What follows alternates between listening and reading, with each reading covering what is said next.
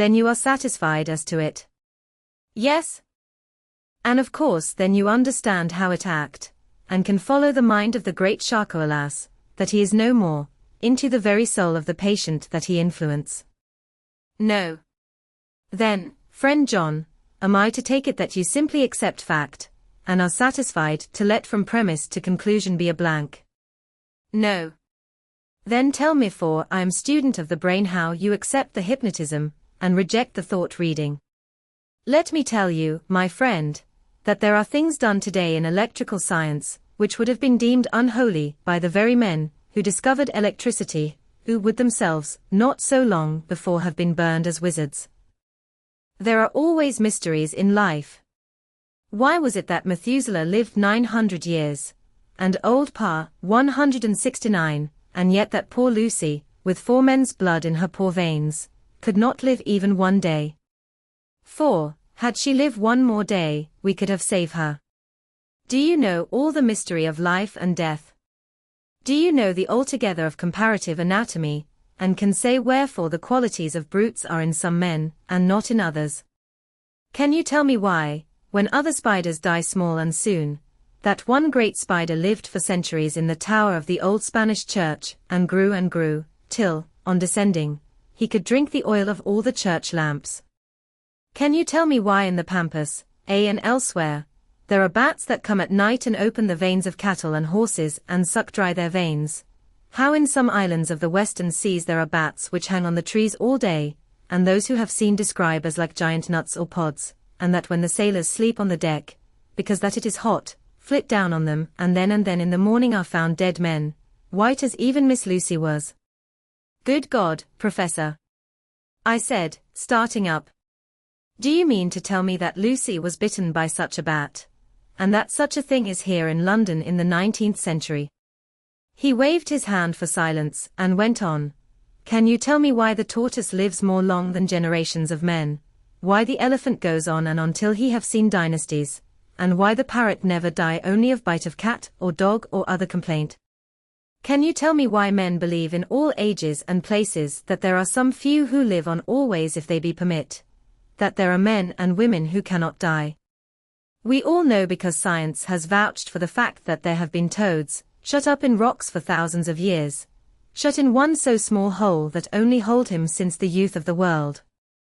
Can you tell me how the Indian Harker can make himself to die and have been buried, and his grave sealed and corn sowed on it, and the corn reaped and be cut and sown and reaped and cut again, and then men come and take away the unbroken seal, and that there lie the Indian Harker, not dead, but that rise up and walk amongst them as before? Here I interrupted him. I was getting bewildered. He so crowded on my mind his list of nature's eccentricities and possible impossibilities that my imagination was getting fired. I had a dim idea that he was teaching me some lesson, as long ago he used to do in his study at Amsterdam, but he used then to tell me the thing, so that I could have the object of thought in mind all the time. But now I was without this help, yet I wanted to follow him, so I said, Professor, let me be your pet student again.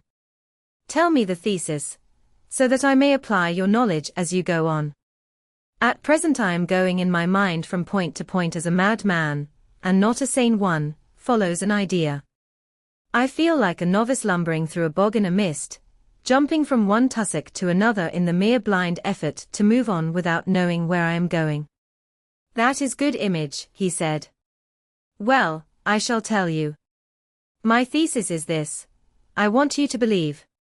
To believe what? To believe in things that you cannot. Let me illustrate. I heard once of an American who so defined faith, that faculty which enables us to believe things which we know to be untrue. For one, I follow that man. He meant that we shall have an open mind, and not let a little bit of truth check the rush of a big truth, like a small rock does a railway truck. We get the small truth first. Good. We keep him, and we value him, but all the same we must not let him think himself all the truth in the universe. Then you want me not to let some previous conviction injure the receptivity of my mind with regard to some strange matter. Do I read your lesson aright? Ah, you are my favorite pupil still. It is worth to teach you. Now that you are willing to understand, you have taken the first step to understand. You think then that those so small holes in the children's throats were made by the same that made the hole in Miss Lucy? I suppose so. He stood up and said solemnly, Then you are wrong. Oh, would it were so. But alas. No. It is worse, far, far worse. In God's name, Professor Van Helsing, what do you mean? I cried. He threw himself with a despairing gesture into a chair, and placed his elbows on the table, covering his face with his hands as he spoke. They were made by Miss Lucy. Chapter 15. Dr. Seward's diary continued. For a while sheer anger mastered me. It was as if he had during her life struck Lucy on the face. I smote the table hard and rose up as I said to him, Dr. Van Helsing, are you mad? He raised his head and looked at me, and somehow the tenderness of his face calmed me at once. Would I were, he said.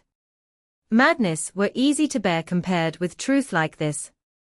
Oh, my friend, why, think you, did I go so far round, why take so long to tell you so simple a thing? Was it because I hate you and have hated you all my life? Was it because I wished to give you pain? Was it that I wanted, now so late, revenge for that time when you saved my life, and from a fearful death? Ah no. Forgive me, said I. He went on, my friend, it was because I wished to be gentle in the breaking to you, for I know you have loved that so sweet lady. But even yet I do not expect you to believe. It is so hard to accept at once any abstract truth, that we may doubt such to be possible when we have always believed the know of it. It is more hard still to accept so sad a concrete truth, and of such a one as Miss Lucy. Tonight I go to prove it. Dare you come with me? This staggered me. A man does not like to prove such a truth, Byron accepted from the category, jealousy. And prove the very truth he most abhorred. He saw my hesitation, and spoke. The logic is simple, no madman's logic this time, jumping from tussock to tussock in a misty bog. If it be not true, then proof will be relief, at worst it will not harm. If it be true. Ah, there is the dread, yet very dread should help my cause, for in it is some need of belief. Come, I tell you what I propose, first, that we go off now and see that child in the hospital. Dr. Vincent, of the North Hospital, where the papers say the child is friend of mine, and I think of yours since you were in class at Amsterdam. He will let 2 scientists see his case, if he will not let 2 friends. We shall tell him nothing, but only that we wish to learn. And then. He took a key from his pocket and held it up. And then we spend the night, you and I, in the churchyard where Lucy lies. This is the key that locked the tomb. I had it from the coffin man to give to Arthur. My heart sank within me, for I felt that there was some fearful ordeal before us. I could do nothing, however, so I plucked up what heart I could and said that we had better hasten, as the afternoon was passing. We found the child awake. It had had a sleep and taken some food, and altogether was going on well. Dr. Vincent took the bandage from its throat, and showed us the punctures. There was no mistaking the similarity to those which had been on Lucy's throat. They were smaller, and the edges looked fresher, that was all. We asked Vincent to what he attributed them, and he replied that it must have been a bite of some animal, perhaps a rat, but, for his own part, he was inclined to think that it was one of the bats which are so numerous on the northern heights of London. Out of so many harmless ones, he said, there may be some wild specimen from the south of a more malignant species. Some sailor may have brought one home, and it managed to escape. Or even from the zoological gardens a young one may have got loose, or one be bred there from a vampire. These things do occur, you know. Only 10 days ago a wolf got out, and was, I believe, traced up in this direction. For a week after, the children were playing nothing but Red Riding Hood on the heath, and in every alley in the place until this Bloofer lady's scare came along, since when it has been quite a gala time with them. Even this poor little mite, when he woke up today, asked the nurse if he might go away. When she asked him why he wanted to go, he said he wanted to play with the Bloofer lady. I hope, said Van Helsing, that when you are sending the child home you will caution its parents to keep strict watch over it. These fancies to stray are most dangerous, and if the child were to remain out another night, it would probably be fatal. But in any case I suppose you will not let it away for some days. Certainly not for a week at least, longer if the wound is not healed. Our visit to the hospital took more time than we had reckoned on, and the sun had dipped before we came out. When Van Helsing saw how dark it was, he said, "There is no hurry. It is more late than I thought. Come, let us seek somewhere that we may eat, and then we shall go on our way." We dined at Jack Straw's castle, along with a little crowd of bicyclists and others who were genially noisy. About 10 o'clock we started from the inn. It was then very dark, and the scattered lamps made the darkness greater when we were once outside their individual radius. The professor had evidently noted the road we were to go, for he went on unhesitatingly, but as for me, I was in quite a mix-up as to locality. As we went further, we met fewer and fewer people, till at last we were somewhat surprised when we met even the patrol of horse police going their usual suburban round. At last we reached the wall of the churchyard, which we climbed over. With some little difficulty, for it was very dark, and the whole place seemed so strange to us. We found the Westenra tomb. The professor took the key, opened the creaky door, and standing back, politely, but quite unconsciously, motioned me to precede him. There was a delicious irony in the offer, in the courtliness of giving preference on such a ghastly occasion. My companion followed me quickly, and cautiously drew the door to, after carefully ascertaining that the lock was a falling, and not a spring, one. In the latter case we should have been in a bad plight. Then he fumbled in his bag, and taking out a matchbox and a piece of candle, proceeded to make a light. The tomb in the daytime, and when wreathed with fresh flowers, had looked grim and gruesome enough, but now, some days afterwards, when the flowers hung lank and dead, their whites turning to rust and their greens to browns, when the spider and the beetle had resumed their accustomed dominance, when time-discolored stone, and dust-encrusted mortar, and rusty, dank iron and tarnished brass, and clouded silver plating gave back the feeble glimmer of a candle, the effect was more miserable and sordid than could have been imagined. It conveyed irresistibly the idea that animal life was not the only thing which could pass away. Van Helsing went about his work systematically, holding his candle so that he could read the coffin plates, and so holding it that the sperm dropped in white patches, which congealed as they touched the metal. He made assurance of Lucy's coffin. Another search in his bag, and he took out a turn screw. "What are you going to do?" I asked. "To open the coffin. You shall yet be convinced." Straightway he began taking out the screws, and finally lifted off the lid, showing the casing of lead beneath. The sight was almost too much for me. It seemed to be as much an affront to the dead, as it would have been to have stripped off her clothing in her sleep whilst living. I actually took hold of his hand to stop him. He only said, "You shall see," and again fumbling in his bag, took out a tiny fretsaw. Striking the turn screw through the lead with a swift downward stab, which made me wince, he made a small hole, which was, however, big enough to admit the point of the saw. I had expected a rush of gas from the weak old corpse. We doctors, who have had to study our dangers, have to become accustomed to such things, and I drew back towards the door. But the professor never stopped for a moment. He sawed down a couple of feet along one side of the lead coffin, and then across, and down the other side. Taking the edge of the loose flange, he bent it back towards the foot of the coffin, and holding up the candle into the aperture, motioned to me to look. I drew near and looked. The coffin was empty. It was certainly a surprise to me, and gave me a considerable shock, but Van Helsing was unmoved. He was now more sure than ever of his ground, and so emboldened to proceed in his task. "Are you satisfied now, friend John?" he asked. I felt all the dogged argumentativeness of my nature wake within me as I answered him. I am satisfied that Lucy's body is not in that coffin, but that only proves one thing.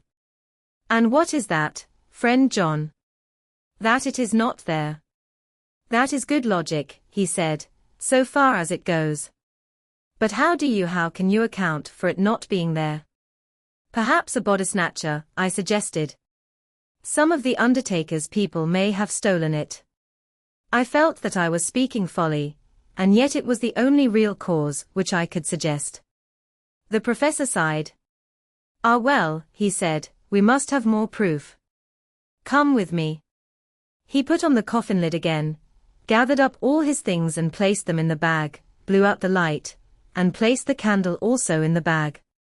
We opened the door, and went out. Behind us he closed the door and locked it. He handed me the key, saying, "Will you keep it? You had better be assured." I laughed. It was not a very cheerful laugh, I am bound to say, as I motioned him to keep it. "A key is nothing," I said. "There may be duplicates, and anyhow it is not difficult to pick a lock of that kind." He said nothing, but put the key in his pocket. Then he told me to watch at one side of the churchyard, whilst he would watch at the other.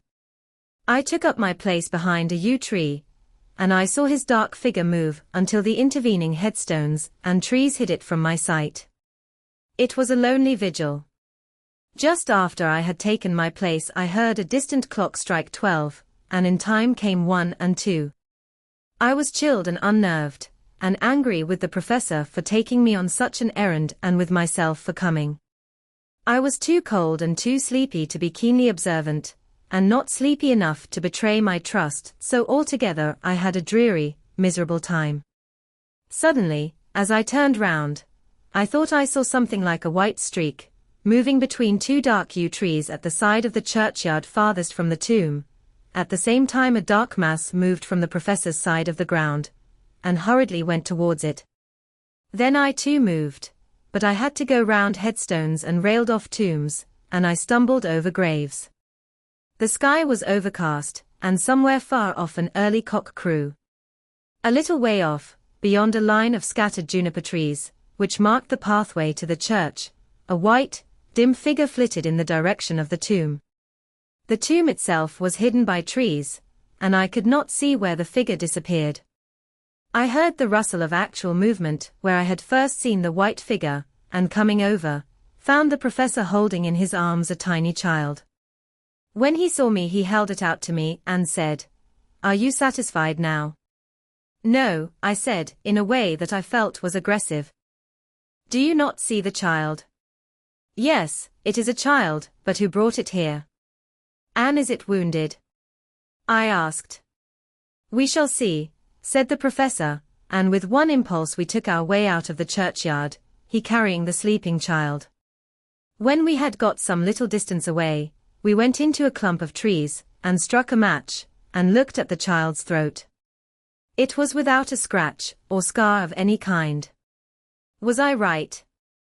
I asked triumphantly. "We were just in time," said the professor thankfully. We had now to decide what we were to do with the child, and so consulted about it. If we were to take it to a police station, we should have to give some account of our movements during the night. At least, we should have had to make some statement as to how we had come to find the child. So finally we decided that we would take it to the heath, and when we heard a policeman coming, would leave it where he could not fail to find it. We would then seek our way home as quickly as we could. All fell out well. At the edge of Hampstead Heath we heard a policeman's heavy tramp, and laying the child on the pathway, we waited and watched until he saw it as he flashed his lantern to and fro. We heard his exclamation of astonishment, and then we went away silently. By good chance we got a cab near the Spaniards, and drove to town. I cannot sleep, so I make this entry. But I must try to get a few hours' sleep, as Van Helsing is to call for me at noon. He insists that I shall go with him on another expedition. ******** 27 September. It was 2 o'clock before we found a suitable opportunity for our attempt. The funeral held at noon was all completed, and the last stragglers of the mourners had taken themselves lazily away, when, looking carefully from behind a clump of alder trees, we saw the sexton lock the gate after him.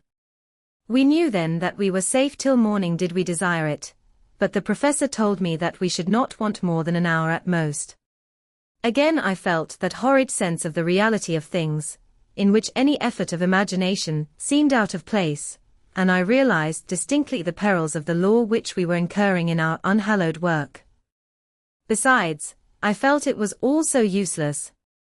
Outrageous as it was to open a leaden coffin, to see if a woman dead nearly a week were really dead, it now seemed the height of folly to open the tomb again, when we knew, from the evidence of our own eyesight, that the coffin was empty. I shrugged my shoulders, however, and rested silent, for Van Helsing had a way of going on his own road, no matter who remonstrated. He took the key, opened the vault, and again courteously motioned me to proceed. The place was not so gruesome as last night, but oh, how unutterably mean-looking when the sunshine streamed in. Van Helsing walked over to Lucy's coffin, and I followed. He bent over and again forced back the leaden flange, and then a shock of surprise and dismay shot through me. There lay Lucy, seemingly just as we had seen her the night before her funeral. She was, if possible, more radiantly beautiful than ever, and I could not believe that she was dead. The lips were red, nay redder than before, and on the cheeks was a delicate bloom. "Is this a juggle?" I said to him. "Are you convinced now?" said the professor in response, and as he spoke he put over his hand, and in a way that made me shudder, pulled back the dead lips and showed the white teeth. "See," he went on, "see, they are even sharper than before. With this, and he touched one of the canine teeth, and that below it, the little children can be bitten. Are you of belief now, friend John?" Once more, argumentative hostility woke within me. I could not accept such an overwhelming idea, as he suggested, so, with an attempt to argue of which I was even at the moment ashamed, I said, "She may have been placed here since last night." "Indeed." "That is so, and by whom?" "I do not know. Someone has done it. And yet she has been dead 1 week. Most peoples in that time would not look so." I had no answer for this, so was silent. Van Helsing did not seem to notice my silence, at any rate, he showed neither chagrin nor triumph. He was looking intently at the face of the dead woman, raising the eyelids and looking at the eyes, and once more opening the lips and examining the teeth. Then he turned to me and said, "Here, there is one thing which is different from all recorded. Here is some dual life that is not as the common. She was bitten by the vampire when she was in a trance, sleepwalking. Oh, you start.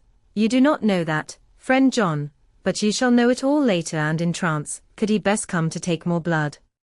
In trance she died, and in trance she is undead, too. So it is that she differ from all other. Usually when the undead sleep at home," as he spoke he made a comprehensive sweep of his arm to designate what to a vampire was home, "their face show what they are. But this so sweet, that was when she not undead, she go back to the nothings of the common dead. There is no malign there, see, and so it make hard that I must kill her in her sleep." This turned my blood cold, and it began to dawn upon me that I was accepting Van Helsing's theories, but if she were really dead, what was there of terror in the idea of killing her? He looked up at me, and evidently saw the change in my face, for he said almost joyously, "Ah, you believe now." I answered, "Do not press me too hard all at once. I am willing to accept." "How will you do this bloody work?" "I shall cut off her head and fill her mouth with garlic, and I shall drive a stake through her body." It made me shudder to think of so mutilating the body of the woman whom I had loved. And yet the feeling was not so strong as I had expected. I was, in fact, beginning to shudder at the presence of this being, this undead, as Van Helsing called it, and to loathe it. Is it possible that love is all subjective, or all objective? I waited a considerable time for Van Helsing to begin, but he stood as if wrapped in thought. Presently he closed the catch of his bag with a snap, and said, "I have been thinking, and have made up my mind as to what is best. If I did simply follow my inclining I would do now, at this moment, what is to be done, but there are other things to follow, and things that are 1,000 times more difficult in that them we do not know. This is simple. She have yet no life taken, though that is of time, and to act now would be to take danger from her forever. But then we may have to want Arthur, and how shall we tell him of this? If you, who saw the wounds on Lucy's throat, and saw the wounds so similar on the child's at the hospital, if you, who saw the coffin empty last night and full today with a woman who have not changed only to be more rose and more beautiful in a whole week, after she die, if you know of this and know of the white figure last night that brought the child to the churchyard, and yet of your own senses you did not believe, how, then, can I expect Arthur, who know none of those things, to believe? He doubted me when I took him from her kiss, when she was dying. I know he has forgiven me, because in some mistaken idea, I have done things that prevent him say goodbye as he ought. And he may think that in some more mistaken idea this woman was buried alive, and that in most mistake of all we have killed her. He will then argue back that it is we, mistaken ones, that have killed her by our ideas, and so he will be much unhappy always. Yet he never can be sure, and that is the worst of all. And he will sometimes think that she he loved was buried alive, and that will paint his dreams with horrors of what she must have suffered, and again, he will think that we may be right, and that his so beloved was, after all, an undead. No. I told him once, and since then I learn much. Now, since I know it is all true, 100,000 times more do I know that he must pass through the bitter waters to reach the sweet. He, poor fellow, must have 1 hour that will make the very face of heaven grow black to him, then we can act for good all round and send him peace. My mind is made up. Let us go. You return home for tonight to your asylum, and see that all be well. As for me, I shall spend the night here in this churchyard in my own way. Tomorrow night you will come to me to the Berkeley Hotel at 10 of the clock. I shall send for Arthur to come too, and also that so fine young man of America that gave his blood. Later we shall all have work to do. I come with you so far as Piccadilly and there dine, for I must be back here before the sun set. So we locked the tomb and came away, and got over the wall of the churchyard, which was not much of a task, and drove back to Piccadilly. Note left by Van Helsing in his portmanteau, Berkeley Hotel directed to John Seward, M.D., not delivered. The 27th of September. Friend John, I write this in case anything should happen. I go alone to watch in that churchyard. It pleases me that the undead, Miss Lucy, shall not leave tonight, that so on the morrow night she may be more eager. Therefore I shall fix some things she like not garlic and a crucifix and so seal up the door of the tomb. She is young as undead, and will heed. Moreover, these are only to prevent her coming out. They may not prevail on her wanting to get in, for then the undead is desperate, and must find the line of least resistance, whatsoever it may be. I shall be at hand all the night from sunset till after the sunrise, and if there be aught that may be learned I shall learn it. For Miss Lucy or from her, I have no fear, but that other to whom is there that she is undead, he have now the power to seek her tomb and find shelter. He is cunning, as I know from Mr. Jonathan, and from the way that all along he have fooled us when he played with us for Miss Lucy's life, and we lost, and in many ways the undead are strong. He have always the strength in his hand of 20 men, even we 4 who gave our strength to Miss Lucy it also is all to him. Besides, he can summon his wolf and I know not what. So if it be that he come thither on this night he shall find me, but none other shall until it be too late. But it may be that he will not attempt the place. There is no reason why he should. His hunting ground is more full of game than the churchyard where the undead woman sleep, and the one old man watch. Therefore I write this in case. Take the papers that are with this, the diaries of Harker and the rest, and read them, and then find this great undead, and cut off his head and burn his heart, or drive a stake through it, so that the world may rest from him. If it be so, farewell. Van Helsing. Dr. Seward's Diary. 28 September. It is wonderful what a good night's sleep will do for one. Yesterday, I was almost willing to accept Van Helsing's monstrous ideas, but now they seem to start out lurid before me as outrages on common sense. I have no doubt that he believes it all. I wonder if his mind can have become in any way unhinged. Surely there must be some rational explanation of all these mysterious things. Is it possible that the professor can have done it himself?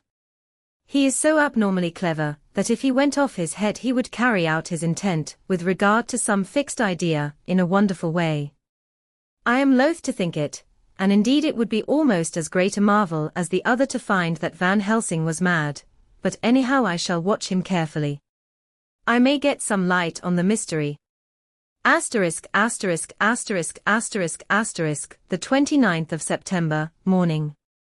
Last night, at a little before 10 o'clock, Arthur and Quincy came into Van Helsing's room. He told us all that he wanted us to do, but especially addressing himself to Arthur, as if all our wills were centered in his. He began by saying that he hoped we would all come with him too, for, he said, there is a grave duty to be done there. You were doubtless surprised at my letter. This query was directly addressed to Lord Godalming. I was. It rather upset me for a bit. There has been so much trouble around my house of late that I could do without any more. I have been curious, too, as to what you mean. Quincy and I talked it over, but the more we talked, the more puzzled we got, till now I can say for myself that I'm about up a tree as to any meaning about anything. Me too, said Quincy Morris laconically. Oh, said the professor, then you are nearer the beginning, both of you, than friend John here, who has to go a long way back before he can even get so far as to begin. It was evident that he recognized my return to my old doubting frame of mind without my saying a word. Then, turning to the other two, he said with intense gravity, I want your permission to do what I think good this night. It is, I know, much to ask, and when you know what it is I propose to do you will know, and only then, how much. Therefore may I ask that you promise me in the dark, so that afterwards, though you may be angry with me for a time I must not disguise from myself the possibility that such may be you shall not blame yourselves for anything. That's frank anyhow, broke in Quincy. I'll answer for the professor. I don't quite see his drift, but I swear he's honest, and that's good enough for me. I thank you, sir, said Van Helsing proudly. I have done myself the honor of counting you one trusting friend, and such endorsement is dear to me. He held out a hand, which Quincy took. Then Arthur spoke out, Dr. Van Helsing, I don't quite like to buy a pig in a poke, as they say in Scotland, and if it be anything in which my honor as a gentleman or my faith as a Christian is concerned, I cannot make such a promise. If you can assure me that what you intend does not violate either of these two, then I give my consent at once, though for the life of me, I cannot understand what you are driving at. I accept your limitation, said Van Helsing, and all I ask of you is that if you feel it necessary to condemn any act of mine, you will first consider it well and be satisfied that it does not violate your reservations. Agreed, said Arthur, that is only fair. And now that the pourparlers are over, may I ask what it is we are to do? I want you to come with me, and to come in secret, to the churchyard at Kingstead.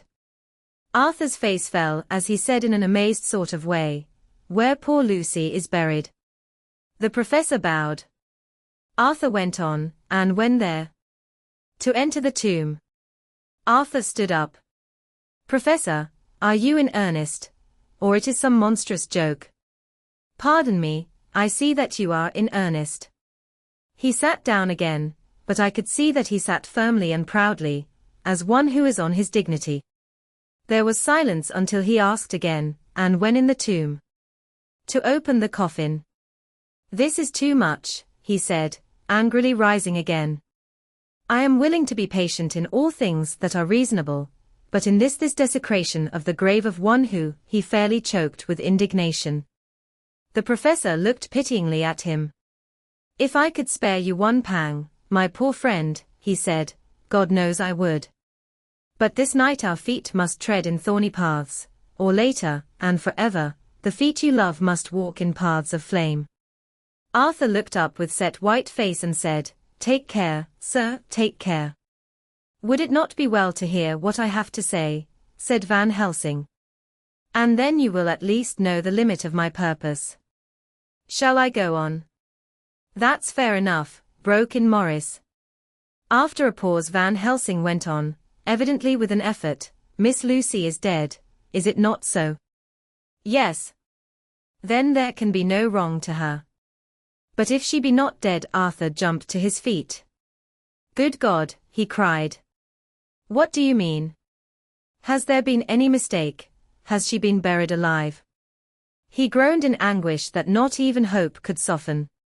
"I did not say she was alive, my child. I did not think it.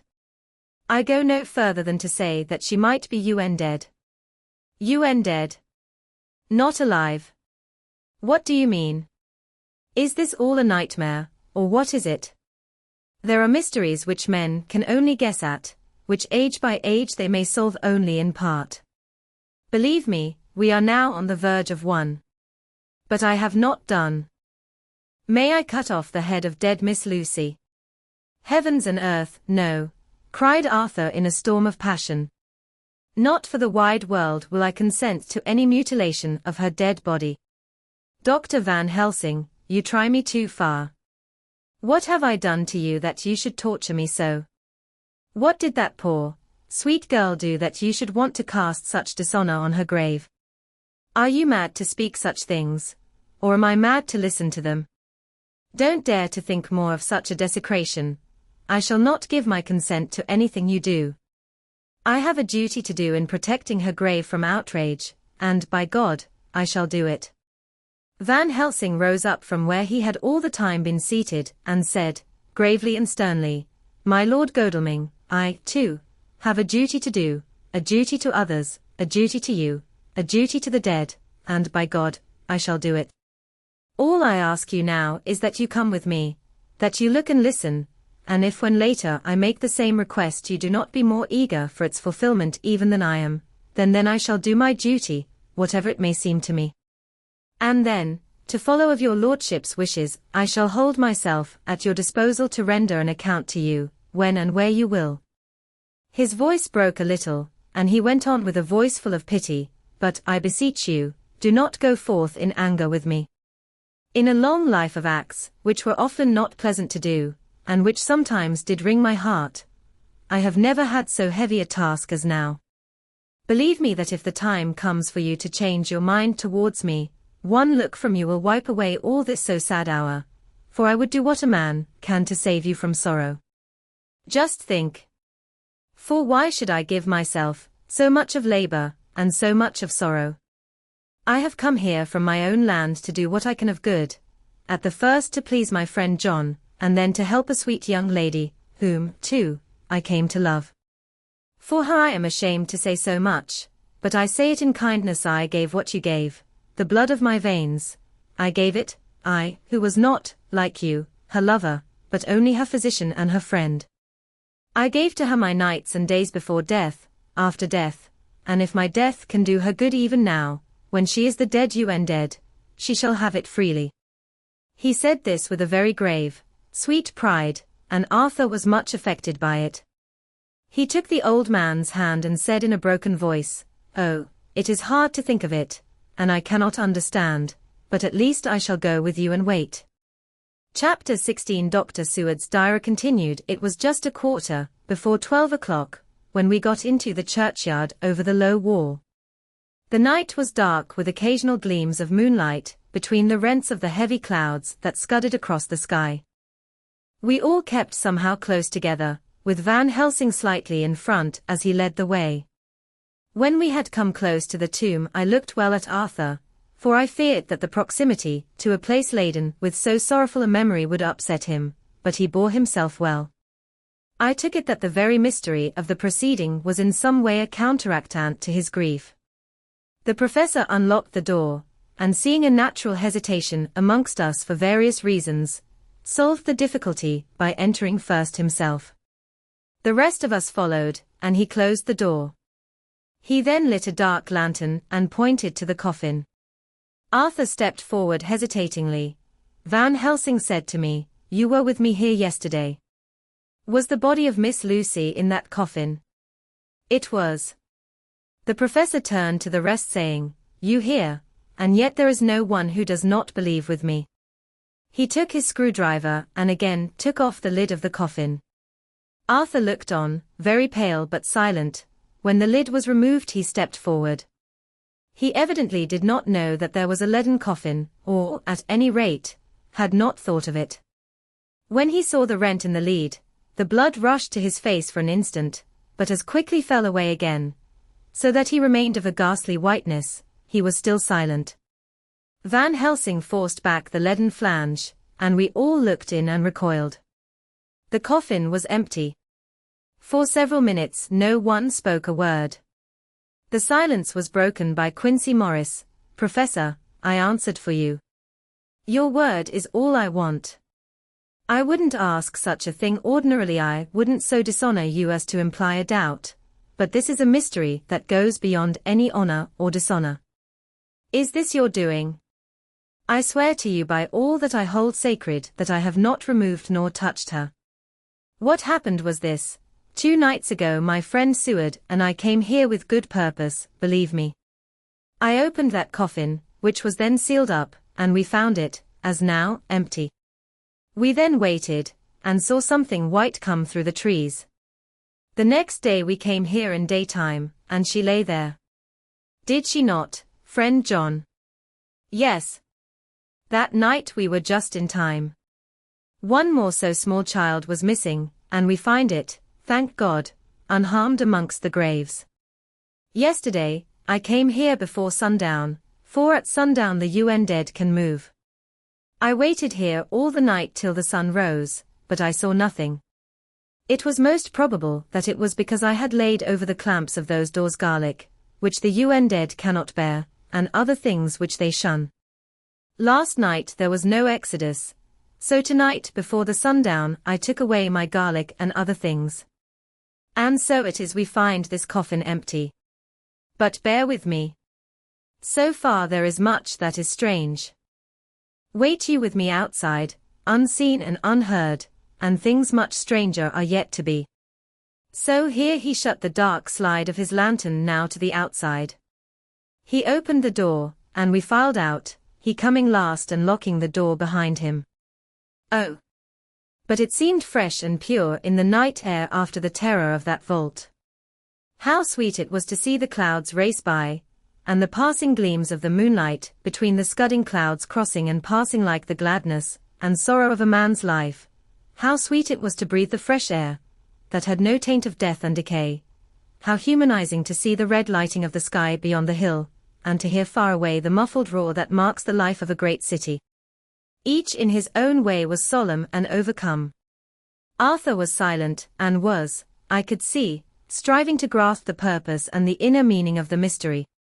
I was myself tolerably patient, and half inclined again to throw aside doubt, and to accept Van Helsing's conclusions.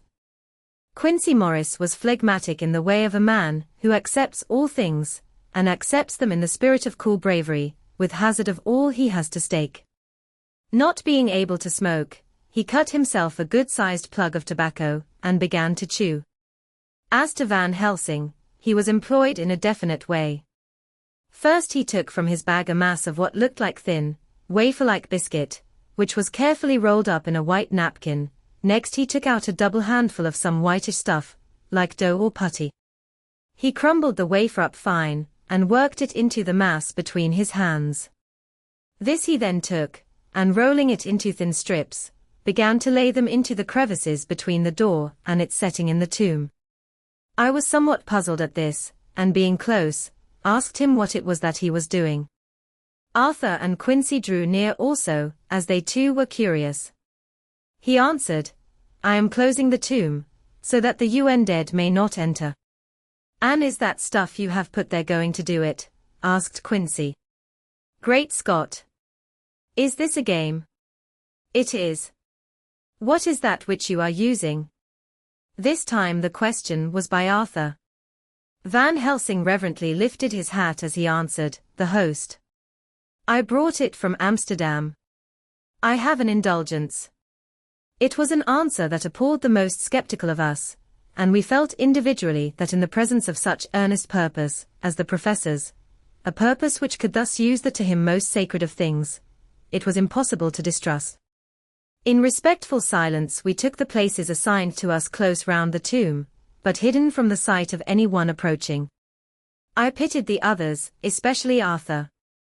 I had myself been apprenticed by my former visits to this watching horror, and yet I, who had up to an hour ago repudiated the proofs, felt my heart sink within me.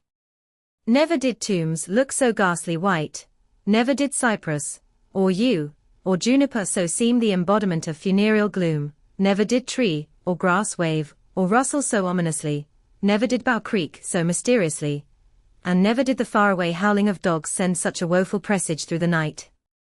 There was a long spell of silence, a big, aching void, and then from the professor a keen SSSS. He pointed, and far down the avenue of yews we saw a white figure advance, a dim white figure, which held something dark at its breast. The figure stopped, and at the moment a ray of moonlight fell upon the masses of driving clouds, and showed in startling prominence a dark-haired woman, dressed in the cerements of the grave. We could not see the face, for it was bent down over what we saw to be a fair-haired child. There was a pause and a sharp little cry, such as a child gives in sleep, or a dog as it lies before the fire and dreams. We were starting forward, but the professor's warning hand, seen by us as he stood behind a yew tree, kept us back, and then as we looked the white figure moved forwards again. It was now near enough for us to see clearly, and the moonlight still held. My own heart grew cold as ice, and I could hear the gasp of Arthur, as we recognized the features of Lucy Westenra. Lucy Westenra, but yet how changed! The sweetness was turned to adamantine, heartless cruelty, and the purity to voluptuous wantonness. Van Helsing stepped out, and obedient to his gesture, we all advanced too, the four of us ranged in a line before the door of the tomb. Van Helsing raised his lantern and drew the slide. By the concentrated light that fell on Lucy's face we could see that the lips were crimson with fresh blood, and that the stream had trickled over her chin, and stained the purity of her lawn deathrobe. We shuddered with horror. I could see by the tremulous light that even Van Helsing's iron nerve had failed. Arthur was next to me, and if I had not seized his arm and held him up, he would have fallen. When Lucy I call the thing that was before us Lucy, because it bore her shape saw us, she drew back with an angry snarl, such as a cat gives when taken unawares, then her eyes ranged over us. Lucy's eyes in form and color, but Lucy's eyes unclean and full of hellfire, instead of the pure, gentle orbs we knew. At that moment the remnant of my love passed into hate and loathing. Had she then to be killed, I could have done it with savage delight.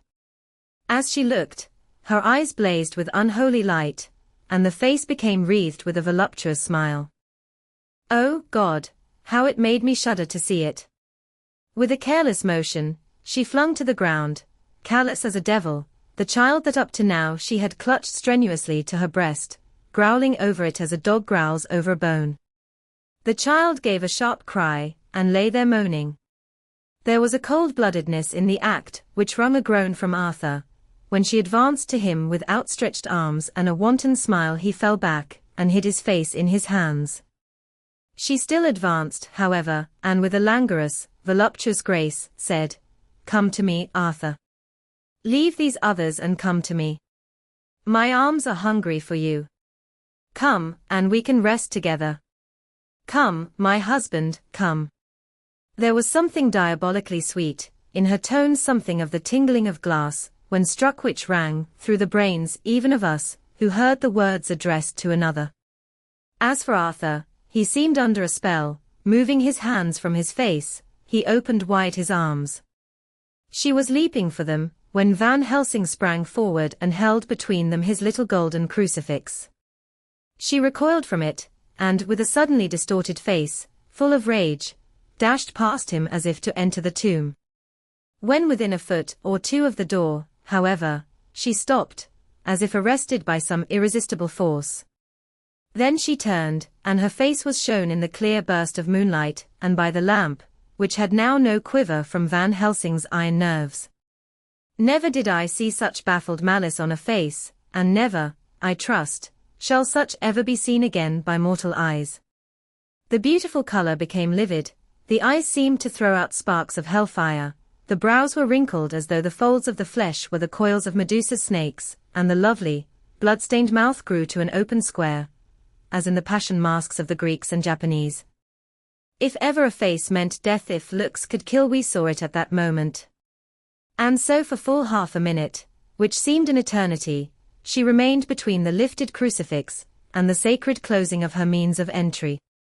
Van Helsing broke the silence by asking Arthur, "Answer me, O my friend. Am I to proceed in my work?" Arthur threw himself on his knees, and hid his face in his hands, as he answered, "Do as you will, friend, do as you will. There can be no horror like this ever any more," and he groaned in spirit. Quincy and I simultaneously moved towards him, and took his arms. We could hear the click of the closing lantern as Van Helsing held it down. Coming close to the tomb, he began to remove from the chinks some of the sacred emblem which he had placed there. We all looked on in horrified amazement as we saw, when he stood back, the woman, with a corporeal body as real at that moment as our own, pass in through the interstice where scarce a knife blade could have gone. We all felt a glad sense of relief, when we saw the professor calmly restoring the strings of putty to the edges of the door. When this was done, he lifted the child and said, "Come now, my friends, we can do no more till tomorrow. There is a funeral at noon, so here we shall all come before long after that. The friends of the dead will all be gone by 2, and when the sexton lock the gate we shall remain. Then there is more to do, but not like this of tonight. As for this little one, he is not much harm, and by tomorrow night he shall be well. We shall leave him where the police will find him, as on the other night, and then to home." Coming close to Arthur, he said, "My friend Arthur, you have had a sore trial, but after, when you look back, you will see how it was necessary. You are now in the bitter waters, my child. By this time tomorrow you will, please God, have passed them, and have drunk of the sweet waters, so do not mourn overmuch. Till then I shall not ask you to forgive me." Arthur and Quincy came home with me, and we tried to cheer each other on the way. We had left the child in safety, and were tired, so we all slept with more or less reality of sleep. *********** The 29th of September, night. A little before 12 o'clock we three, Arthur, Quincy Morris, and myself, called for the professor. It was odd to notice that by common consent we had all put on black clothes. Of course, Arthur wore black, for he was in deep mourning, but the rest of us wore it by instinct. We got to the churchyard by 1:30, and strolled about, keeping out of official observation, so that when the gravediggers had completed their task and the sexton, under the belief that every one had gone, had locked the gate, we had the place all to ourselves. Van Helsing, instead of his little black bag, had with him a long leather one, something like a cricketing bag. It was manifestly of fair weight. When we were alone and had heard the last of the footsteps die out up the road, we silently, and as if by ordered intention, followed the professor to the tomb. He unlocked the door, and we entered, closing it behind us. Then he took from his bag the lantern, which he lit, and also 2 wax candles, which, when lighted, he stuck, by melting their own ends, on other coffins, so that they might give light sufficient to work by. When he again lifted the lid off Lucy's coffin, we all looked, Arthur trembling like an aspen, and saw that the body lay there in all its death beauty. But there was no love in my own heart, nothing but loathing for the foul thing which had taken Lucy's shape without her soul. I could see even Arthur's face grow hard as he looked. Presently he said to Van Helsing, "Is this really Lucy's body, or only a demon in her shape?" "It is her body, and yet not it. But wait a while, and you all see her as she was and is." She seemed like a nightmare of Lucy as she lay there, the pointed teeth, the blood-stained, voluptuous mouth which it made one shudder to see the whole carnal and unspiritual appearance, seeming like a devilish mockery of Lucy's sweet purity. Van Helsing, with his usual methodicalness, began taking the various contents from his bag and placing them ready for use.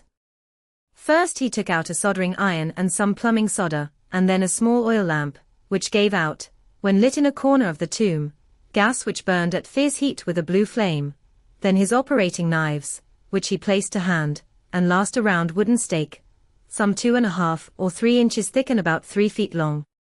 One end of it was hardened by charring in the fire, and was sharpened to a fine point. With this stake came a heavy hammer, such as in households is used in the coal cellar for breaking the lumps. To me, a doctor's preparations for work of any kind are stimulating and bracing, but the effect of these things on both Arthur and Quincy was to cause them a sort of consternation.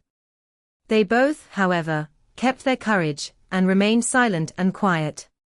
When all was ready, Van Helsing said, "Before we do anything, let me tell you this. It is out of the law and experience of the ancients and of all those who have studied the powers of the undead. When they become such, there comes with the change the curse of immortality. They cannot die, but must go on age after age adding new victims and multiplying the evils of the world, for all that die from the preying of the undead becomes themselves undead, and prey on their kind. And so the circle goes on ever widening, like as the ripples from a stone thrown in the water. Friend Arthur, if you had met that kiss which you know of before poor Lucy died, or again, last night when you open your arms to her, you would in time, when you had died, have become Nosferatu, as they call it in Eastern Europe, and would all time make more of those undeads that so have filled us with horror. The career of this so unhappy dear lady is but just begun. Those children whose blood she suck are not as yet so much the worse, but if she live on, undead, more and more they lose their blood and by her power over them they come to her, and so she draw their blood with that so wicked mouth. But if she die in truth, then all cease, the tiny wounds of the throats disappear, and they go back to their plays unknowing ever of what has been. But of the most blessed of all, when this now undead be made to rest as true dead, then the soul of the poor lady whom we love shall again be free. Instead of working wickedness by night and growing more debased in the assimilating of it by day, she shall take her place with the other angels. So that, my friend, it will be a blessed hand for her that shall strike the blow that sets her free. To this I am willing, but is there none amongst us who has a better right? Will it be no joy to think of hereafter in the silence of the night, when sleep is not? It was my hand that sent her to the stars. It was the hand of him that loved her best, the hand that of all she would herself have chosen, had it been to her to choose. Tell me if there be such a one amongst us." We all looked at Arthur. He saw, too, what we all did, the infinite kindness which suggested that his should be the hand which would restore Lucy to us as a holy, and not an unholy, memory. He stepped forward and said bravely, though his hand trembled, and his face was as pale as snow, "My true friend, from the bottom of my broken heart I thank you. Tell me what I am to do, and I shall not falter." Van Helsing laid a hand on his shoulder and said, "Brave lad. A moment's courage, and it is done. This stake must be driven through her. It will be a fearful ordeal, be not deceived in that, but it will be only a short time, and you will then rejoice more than your pain was great. From this grim tomb you will emerge, as though you tread on air. But you must not falter when once you have begun. Only think that we, your true friends, are round you, and that we pray for you all the time." "Go on," said Arthur hoarsely. "Tell me what I am to do."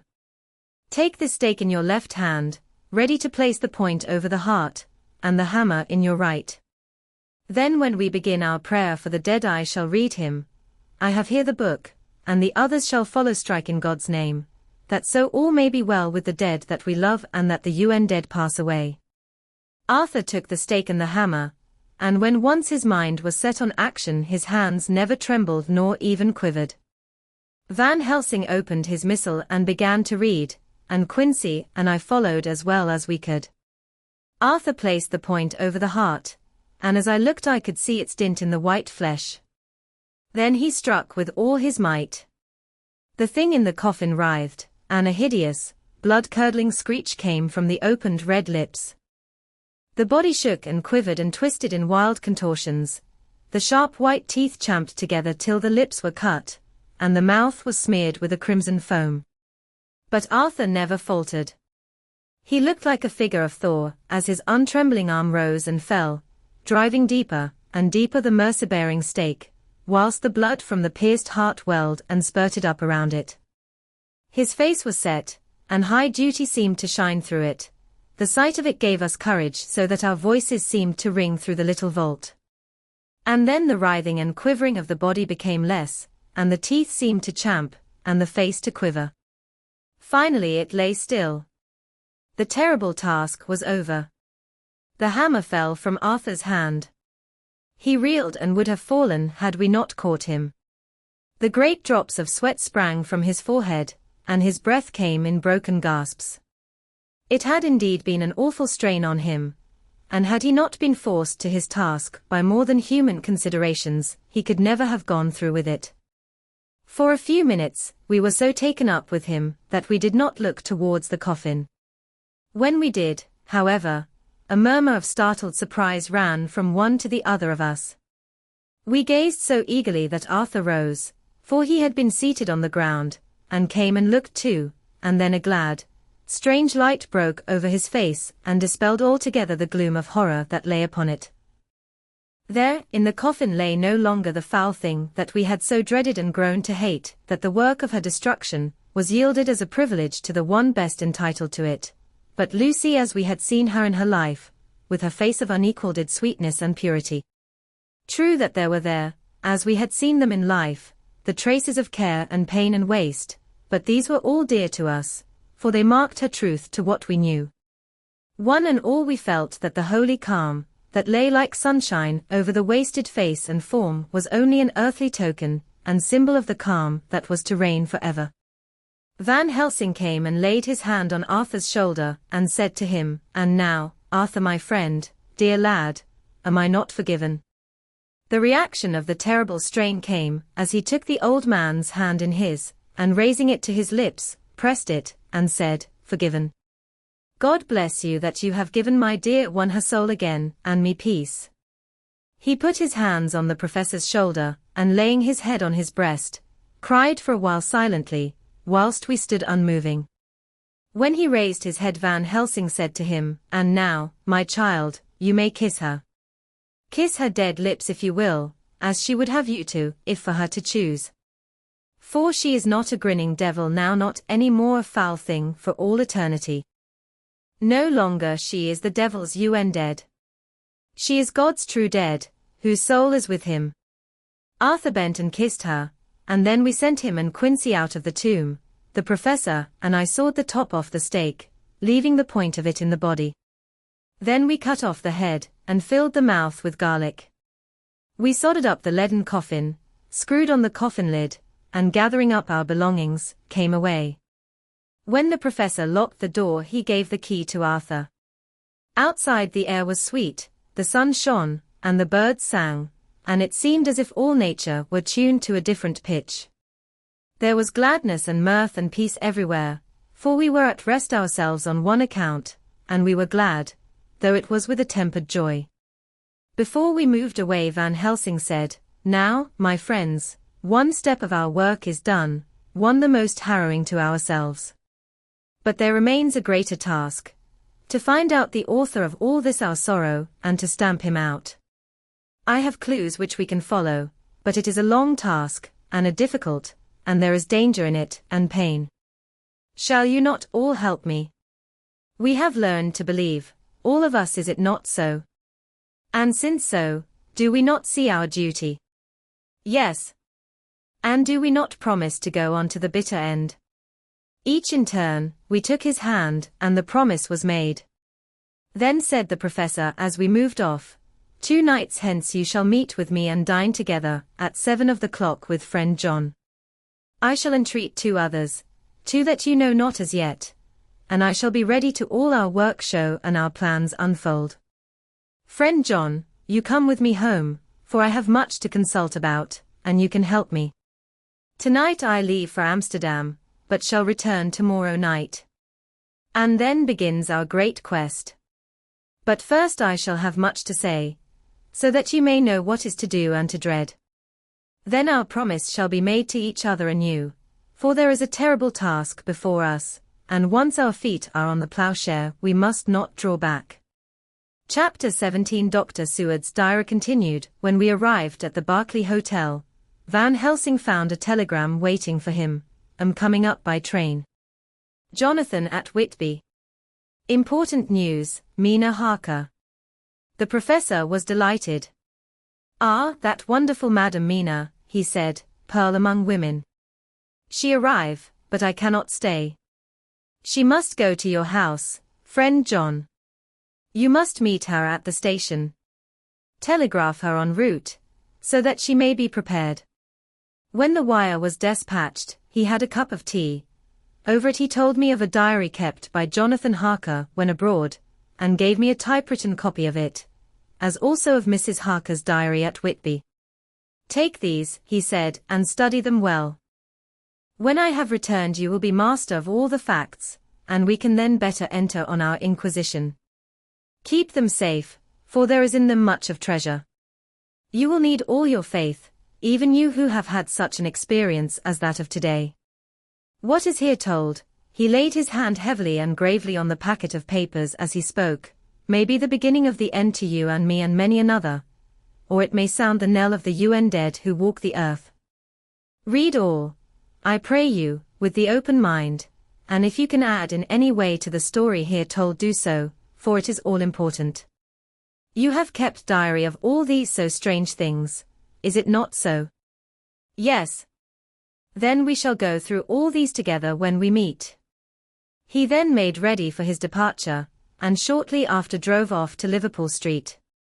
I took my way to Paddington, where I arrived about 15 minutes before the train came in. The crowd melted away, after the bustling fashion common to arrival platforms, and I was beginning to feel uneasy, lest I might miss my guest, when a sweet-faced, dainty-looking girl stepped up to me, and after a quick glance, said, Dr. Seward, is it not? And you are Mrs. Harker. I answered at once, whereupon she held out her hand. I knew you from the description of poor dear Lucy, but she stopped suddenly, and a quick blush overspread her face. The blush that rose to my own cheeks somehow set us both at ease, for it was a tacit answer to her own. I got her luggage, which included a typewriter, and we took the Underground to Fenchurch Street, after I had sent a wire to my housekeeper, to have a sitting room and bedroom prepared at once for Mrs. Harker. In due time we arrived. She knew, of course, that the place was a lunatic asylum, but I could see that she was unable to repress a shudder when we entered.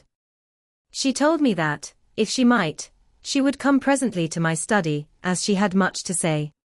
So here I am finishing my entry in my phonograph diary whilst I await her. As yet I have not had the chance of looking at the papers which Van Helsing left with me, though they lie open before me. I must get her interested in something, so that I may have an opportunity of reading them. She does not know how precious time is, or what a task we have in hand. I must be careful not to frighten her. Here she is. Mina Harker's Journal. 29 September. After I had tidied myself, I went down to Dr. Seward's study. At the door I paused a moment, for I thought I heard him talking with someone. As, however, he had pressed me to be quick, I knocked at the door, and on his calling out, "Come in," I entered. To my intense surprise, there was no one with him. He was quite alone, and on the table opposite him was what I knew at once from the description to be a phonograph. I had never seen one, and was much interested. "I hope I did not keep you waiting," I said, "but I stayed at the door as I heard you talking, and thought there was someone with you." "Oh," he replied with a smile, I was only entering my diary. Your diary? I asked him in surprise. Yes, he answered. I keep it in this. As he spoke, he laid his hand on the phonograph. I felt quite excited over it, and blurted out, "Why, this beats even shorthand. May I hear it say something?" "Certainly," he replied with alacrity, and stood up to put it in train for speaking. Then he paused, and a troubled look overspread his face. "The fact is," he began awkwardly, "I only keep my diary in it, and as it is almost entirely about my cases, it may be awkward, that is, I mean." He stopped, and I tried to help him out of his embarrassment. "You helped to attend dear Lucy at the end. Let me hear how she died. For all that I know of her, I shall be very grateful. She was very, very dear to me." To my surprise, he answered, with a horror-struck look in his face, "Tell you of her death? Not for the wide world." "Why not?" I asked, for some grave, terrible feeling was coming over me. Again he paused, and I could see that he was trying to invent an excuse. At length he stammered out, "You see, I do not know how to pick out any particular part of the diary." Even while he was speaking, an idea dawned upon him, and he said with unconscious simplicity, in a different voice, and with the naivete of a child, "That's quite true, upon my honor." Honest Indian. I could not but smile, at which he grimaced. "I gave myself away that time," he said. "But do you know that, although I have kept the diary for months past, it never once struck me how I was going to find any particular part of it in case I wanted to look it up. By this time my mind was made up that the diary of a doctor who attended Lucy might have something to add to the sum of our knowledge of that terrible being, and I said boldly, 'Then, Dr. Seward, you had better let me copy it out for you on my typewriter.' He grew to a positively deathly pallor as he said, 'No. No. No. For all the world, I wouldn't let you know that terrible story.' Then it was terrible, my intuition was right. For a moment I thought, and as my eyes ranged the room, unconsciously looking for something or some opportunity to aid me, they lit on a great batch of typewriting on the table. His eyes caught the look in mine, and, without his thinking, followed their direction. As they saw the parcel, he realized my meaning. "You do not know me," I said. "When you have read those papers, my own diary and my husband's also, which I have typed, you will know me better. I have not faltered in giving every thought of my own heart in this cause, but of course, you do not know me yet, and I must not expect you to trust me so far. He is certainly a man of noble nature, poor dear Lucy was right about him." He stood up and opened a large drawer, in which were arranged in order a number of hollow cylinders of metal covered with dark wax, and said, "You are quite right. I did not trust you, because I did not know you. But I know you now, and let me say that I should have known you long ago. I know that Lucy told you of me, she told me of you too. May I make the only atonement in my power? Take the cylinders and hear them. The first half dozen of them are personal to me, and they will not horrify you, then you will know me better. Dinner will by then be ready. In the meantime, I shall read over some of these documents, and shall be better able to understand certain things." He carried the phonograph himself up to my sitting room and adjusted it for me. "Now I shall learn something pleasant, I am sure, for it will tell me the other side of a true love episode of which I know one side already." Dr. Seward's Diary. 29 September. I was so absorbed in that wonderful diary of Jonathan Harker, and that other of his wife, that I let the time run on without thinking. Mrs. Harker was not down when the maid came to announce dinner, so I said, "She is possibly tired, let dinner wait an hour," and I went on with my work. I had just finished Mrs. Harker's diary, when she came in. She looked sweetly pretty, but very sad, and her eyes were flushed with crying. This somehow moved me much. Of late I have had cause for tears, God knows. But the relief of them was denied me, and now the sight of those sweet eyes, brightened with recent tears, went straight to my heart. So I said as gently as I could. I greatly fear I have distressed you. Oh no, not distressed me, she replied, but I have been more touched than I can say by your grief. That is a wonderful machine, but it is cruelly true. It told me, in its very tones, the anguish of your heart. It was like a soul crying out to Almighty God. No one must hear them spoken ever again. See, I have tried to be useful.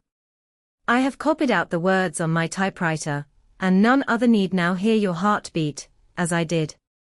No one need ever know, shall ever know, I said in a low voice. She laid her hand on mine and said very gravely, ah, but they must. Must. But why? I asked.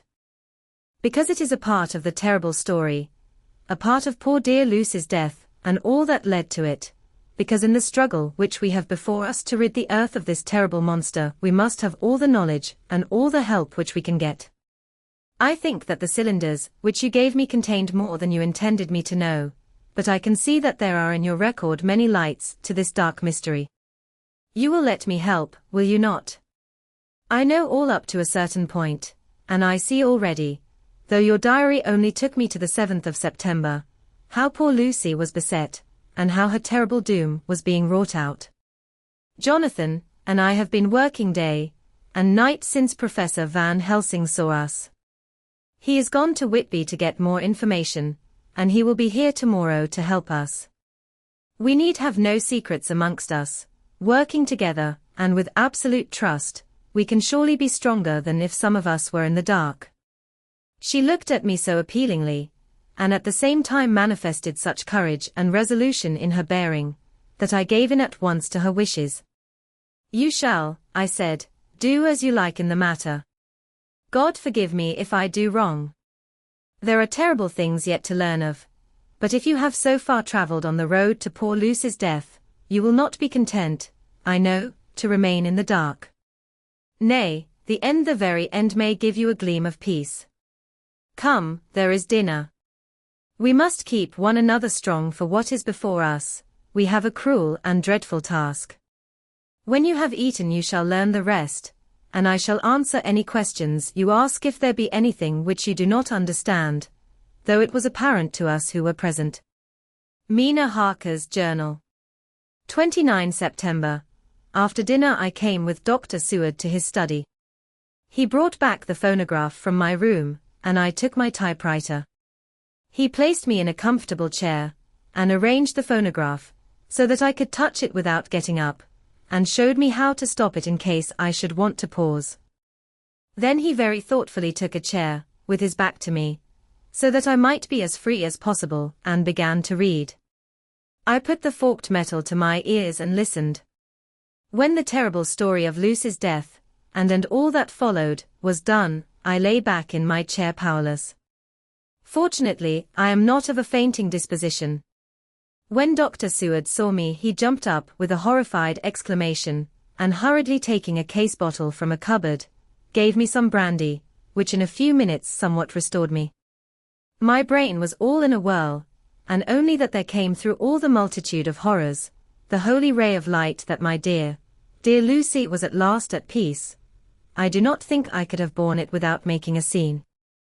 It is all so wild, and mysterious, and strange that if I had not known Jonathan's experience in Transylvania, I could not have believed.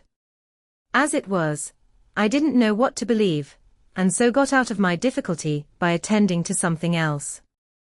I took the cover off my typewriter, and said to Dr. Seward, "Let me write this all out now. We must be ready for Dr. Van Helsing when he comes. I have sent a telegram to Jonathan to come on here when he arrives in London from Whitby. In this matter dates are everything, and I think that if we get all our material ready, and have every item put in chronological order, we shall have done much. You tell me that Lord Godalming and Mr. Morris are coming too. Let us be able to tell him when they come." He accordingly set the phonograph at a slow pace, and I began to typewrite from the beginning of the 7th cylinder. I used manifold, and so took 3 copies of the diary, just as I had done with all the rest. It was late when I got through, but Dr. Seward went about his work of going his round of the patients. When he had finished he came back and sat near me, reading, so that I did not feel too lonely whilst I worked. How good and thoughtful he is. The world seems full of good men even if there are monsters in it. Before I left him I remembered what Jonathan put in his diary of the professor's perturbation at reading something in an evening paper at the station at Exeter. So, seeing that Dr. Seward keeps his newspapers, I borrowed the files of the Westminster Gazette and the Pall Mall Gazette, and took them to my room. I remember how much the Dailygraph and the Whitby Gazette, of which I had made cuttings, helped us to understand the terrible events at Whitby when Count Dracula landed. So I shall look through the evening papers since then, and perhaps I shall get some new light. I am not sleepy, and the work will help to keep me quiet. Dr. Seward's Diary. 30 September, Mr. Harker arrived at 9 o'clock. He had got his wife's wire just before starting. He is uncommonly clever, if one can judge from his face, and full of energy. If this journal be true and, judging by one's own wonderful experiences, it must be he is also a man of great nerve. That going down to the vault a second time was a remarkable piece of daring. After reading his account of it I was prepared to meet a good specimen of manhood, but hardly the quiet, businesslike gentleman who came here today. Later, after lunch Harker and his wife went back to their own room, and as I passed a while ago I heard the click of the typewriter. They are hard at it. Mrs. Harker says that they are knitting together in chronological order every scrap of evidence they have. Harker has got the letters between the consignee of the boxes at Whitby and the carriers in London who took charge of them. He is now reading his wife's typescript of my diary. I wonder what they make out of it. Here it is. Strange that it never struck me that the very next house might be the Count's hiding place. Goodness knows that we had enough clues from the conduct of the patient Renfield. The bundle of letters relating to the purchase of the house were with the typescript. Oh, if we had only had them earlier we might have saved poor Lucy. Stop, that way madness lies. Harker has gone back, and is again collating his material. He says that by dinner time, they will be able to show a whole connected narrative. He thinks that in the meantime I should see Renfield, as hitherto he has been a sort of index to the coming and going of the Count. I hardly see this yet, but when I get at the dates I suppose I shall. What a good thing that Mrs. Harker put my cylinders into type. We never could have found the dates otherwise. I found Renfield sitting placidly in his room with his hands folded, smiling benignly. At the moment he seemed as sane as any one I ever saw. I sat down and talked with him on a lot of subjects, all of which he treated naturally. He then, of his own accord, spoke of going home, a subject he has never mentioned to my knowledge during his sojourn here. In fact, he spoke quite confidently of getting his discharge at once. I believe that, had I not had the chat with Harker, and read the letters and the dates of his outbursts, I should have been prepared to sign for him after a brief time of observation. As it is, I am darkly suspicious. All those outbreaks were in some way linked with the proximity of the Count. What then does this absolute content mean? Can it be that his instinct is satisfied as to the vampire's ultimate triumph?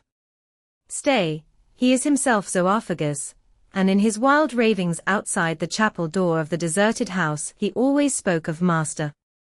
This all seems confirmation of our idea. However, after a while I came away. My friend is just a little too sane at present to make it safe to probe him too deep with questions. He might begin to think, and then. So I came away. I mistrust these quiet moods of his. So I have given the attendant a hint to look closely after him, and to have a strait waistcoat ready in case of need. Jonathan Harker's Journal. The 29th of September, in train to London, when I received Mr. Billington's courteous message that he would give me any information in his power I thought it best to go down to Whitby and make, on the spot, such inquiries as I wanted. It was now my object to trace that horrid cargo of the Count's to its place in London. Later, we may be able to deal with it.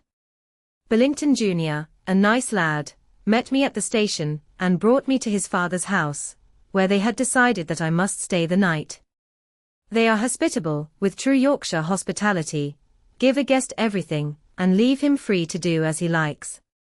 They all knew that I was busy, and that my stay was short, and Mr. Billington had ready in his office all the papers concerning the consignment of boxes. It gave me almost a turn to see again one of the letters, which I had seen on the Count's table before I knew of his diabolical plans. Everything had been carefully thought out, and done systematically and with precision. He seemed to have been prepared for every obstacle which might be placed by accident in the way of his intentions being carried out. To use an Americanism, he had taken no chances, and the absolute accuracy with which his instructions were fulfilled was simply the logical result of his care. I saw the invoice and took note of it, 50 cases of common earth, to be used for experimental purposes. Also the copy of letter to Carter Paterson and their reply. Of both of these I got copies. This was all the information Mr. Billington could give me, so I went down to the port and saw the coastguards, the customs officers and the harbourmaster. They had all something to say of the strange entry of the ship, which is already taking its place in local tradition, but no one could add to the simple description, 50 cases of common earth. I then saw the station master, who kindly put me in communication with the men who had actually received the boxes. Their tally was exact with the list, and they had nothing to add except that the boxes were main and mortal heavy, and that shifting them was dry work. One of them added that it was hard lines, that there wasn't any gentleman, such like as yourself, squire, to show some sort of appreciation of their efforts in a liquid form. Another put in a rider that the thirst then generated was such that even the time which had elapsed had not completely allayed it. Needless to add, I took care before leaving to lift, for ever and adequately, this source of reproach. ********** 30 September. The station master was good enough to give me a line to his old companion the station master at King's Cross, so that when I arrived there in the morning I was able to ask him about the arrival of the boxes. He, too, put me at once in communication with the proper officials, and I saw that their tally was correct with the original invoice. The opportunities of acquiring an abnormal thirst had been here limited. A noble use of them had, however, been made, and again I was compelled to deal with the result in an ex post facto manner. From thence I went on to Carter Paterson's central office, where I met with the utmost courtesy. They looked up the transaction in their daybook and letterbook, and at once telephoned to their King's Cross office for more details. By good fortune, the men who did the teaming were waiting for work, and the official at once sent them over, sending also by one of them the waybill and all the papers connected with the delivery of the boxes at Carfax. Here again I found the tally agreeing exactly.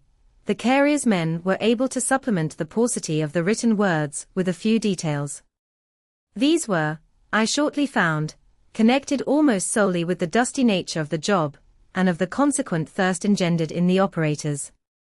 On my affording an opportunity, through the medium of the currency of the realm, of the allaying, at a later period, this beneficial evil, one of the men remarked, "That 'ere 'ouse, governor, is the rummiest I ever was in. Blime. But it ain't been touched since 100 years. There was dust that thick in the place that you might have slept on it without 'urtin' of your bones, and the place was that neglected that you might 'ave smelled ole Jerusalem in it. But the ole chapel that took that seeker, that did. Me and my mate, we thought we wouldn't never git out quick enough. Law, I wouldn't take less nor a quid a moment to stay there arter dark. Having been in the house, I could well believe him, but if he knew what I know, he would, I think, have raised his terms. Of one thing I am now satisfied, that all the boxes, which arrived at Whitby from Varna in the Demeter were safely deposited in the old chapel at Carfax. There should be 50 of them there, unless any have since been removed as from Dr. Seward's diary I fear. I shall try to see the carter, who took away the boxes from Carfax when Renfield attacked them. By following up this clue we may learn a good deal. Later, Mina and I have worked all day, and we have put all the papers into order.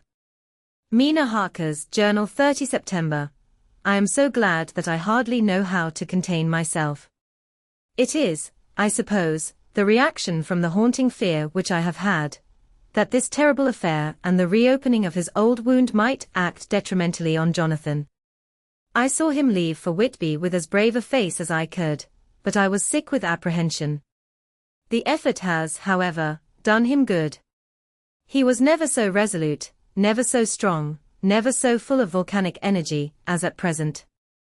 It is just as that dear, good Professor Van Helsing said, he is true grit, and he improves under strain that would kill a weaker nature. He came back full of life and hope and determination. We have got everything in order for tonight. I feel myself quite wild with excitement. I suppose one ought to pity anything so hunted as is the Count. That is just it. This thing is not human, not even beast. To read Dr. Seward's account of poor Lucy's death, and what followed, is enough to dry up the springs of pity in one's heart. Later, Lord Godalming and Mr. Morris arrived earlier than we expected. Dr. Seward was out on business, and had taken Jonathan with him, so I had to see them. It was to me a painful meeting, for it brought back all poor dear Lucy's hopes of only a few months ago. Of course they had heard Lucy speak of me, and it seemed that Dr. Van Helsing, too, has been quite blowing my trumpet, as Mr. Morris expressed it. Poor fellows, neither of them is aware that I know all about the proposals they made to Lucy. They did not quite know what to say or do, as they were ignorant of the amount of my knowledge, so they had to keep on neutral subjects. However, I thought the matter over, and came to the conclusion that the best thing I could do would be to post them in affairs right up to date. I knew from Dr. Seward's diary that they had been at Lucy's death, her real death, and that I need not fear to betray any secret before the time. So I told them, as well as I could, that I had read all the papers and diaries, and that my husband and I, having typewritten them, had just finished putting them in order. I gave them each a copy to read in the library. When Lord Godalming got his and turned it over, it does make a pretty good pile, he said. Did you write all this, Mrs. Harker? I nodded, and he went on. I don't quite see the drift of it, but you people are all so good and kind, and have been working so earnestly and so energetically, that all I can do is to accept your ideas blindfold and try to help you. I have had one lesson already in accepting facts that should make a man humble to the last hour of his life. Besides, I know you loved my poor Lucy. Here he turned away, and covered his face with his hands. I could hear the tears in his voice. Mr. Morris, with instinctive delicacy, just laid a hand for a moment on his shoulder, and then walked quietly out of the room. I suppose there is something in woman's nature that makes a man free to break down before her and express his feelings on the tender, or emotional side, without feeling it derogatory to his manhood. For when Lord Godalming found himself alone with me, he sat down on the sofa and gave way utterly and openly. I sat down beside him and took his hand. I hope he didn't think it forward of me, and that if he ever thinks of it afterwards he never will have such a thought. There I wrong him. I know he never will. He is too true a gentleman. I said to him, for I could see that his heart was breaking, I loved dear Lucy, and I know what she was to you, and what you were to her. She and I were like sisters, and now she is gone. Will you not let me be like a sister to you in your trouble? I know what sorrows you have had, though I cannot measure the depth of them. If sympathy and pity can help in your affliction, won't you let me be of some little service for Lucy's sake? In an instant the poor dear fellow was overwhelmed with grief. It seemed to me that all that he had of late been suffering in silence found a vent at once. He grew quite hysterical, and raising his open hands, beat his palms together in a perfect agony of grief. He stood up and then sat down again, and the tears rained down his cheeks. I felt an infinite pity for him, and opened my arms unthinkingly. With a sob he laid his head on my shoulder and cried like a wearied child, whilst he shook with emotion.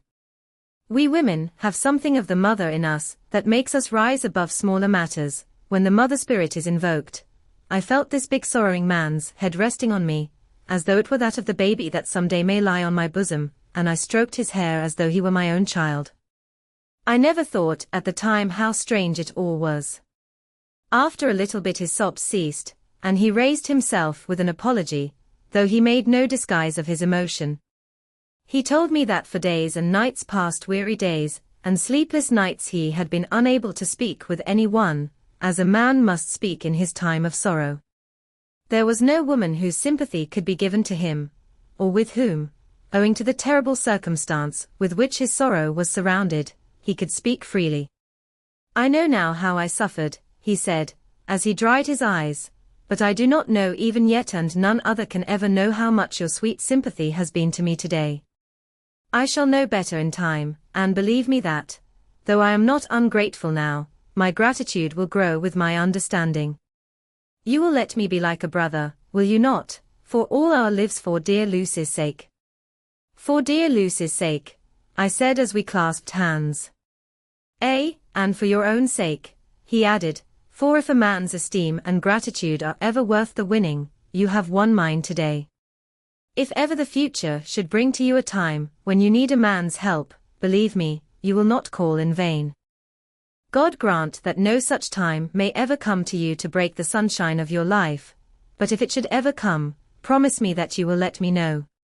He was so earnest, and his sorrow was so fresh, that I felt it would comfort him, so I said, I promise.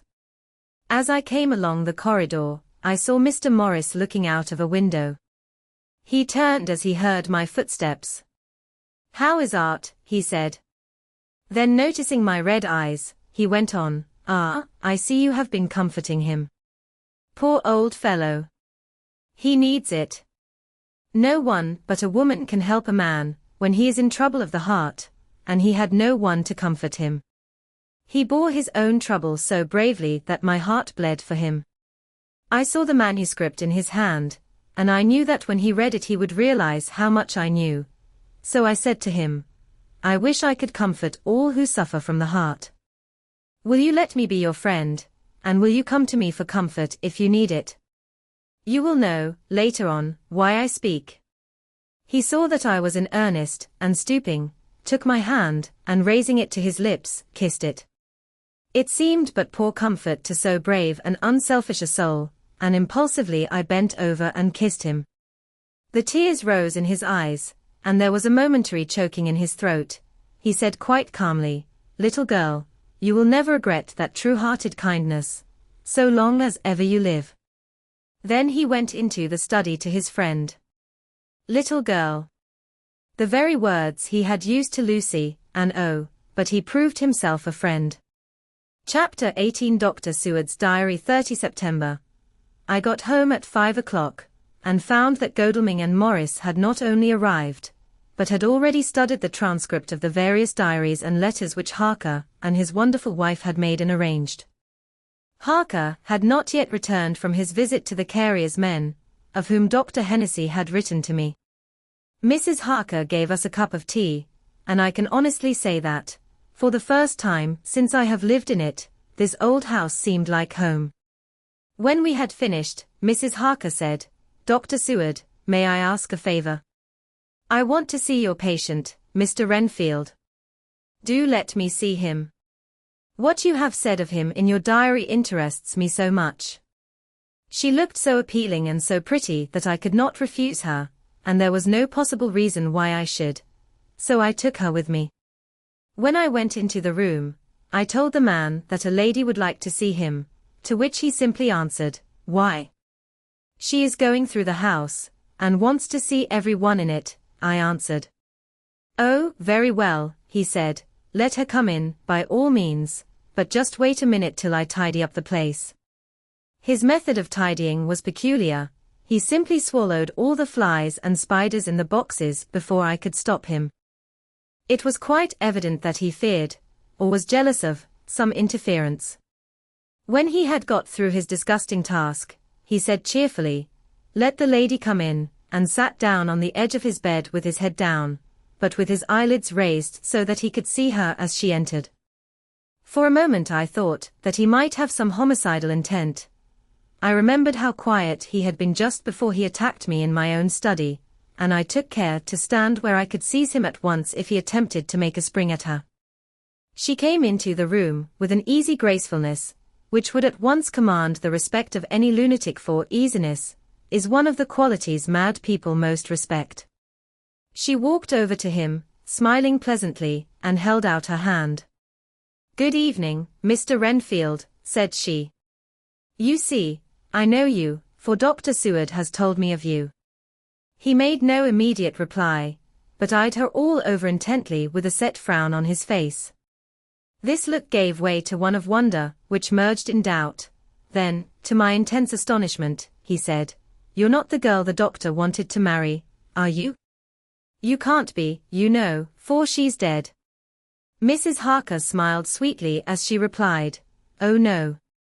I have a husband of my own, to whom I was married before I ever saw Dr. Seward, or he me. I am Mrs. Harker."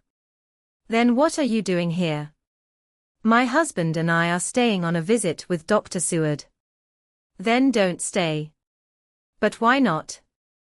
I thought that this style of conversation might not be pleasant to Mrs. Harker, any more than it was to me, so I joined in. "How did you know I wanted to marry anyone?" His reply was simply contemptuous, given in a pause in which he turned his eyes from Mrs. Harker to me, instantly turning them back again. What an asinine question. "I don't see that at all, Mr. Renfield," said Mrs. Harker, at once championing me. He replied to her with as much courtesy and respect as he had shown contempt to me. "You will, of course, understand, Mrs. Harker, that when a man is so loved and honored as our host is, everything regarding him is of interest in our little community. Dr. Seward is loved not only by his household and his friends, but even by his patients, who, being some of them hardly in mental equilibrium, are appointment to distort causes and effects. Since I myself have been an inmate of a lunatic asylum, I cannot but notice that the sophistic tendencies of some of its inmates lean towards the errors of non causa and ignoratio elenchi.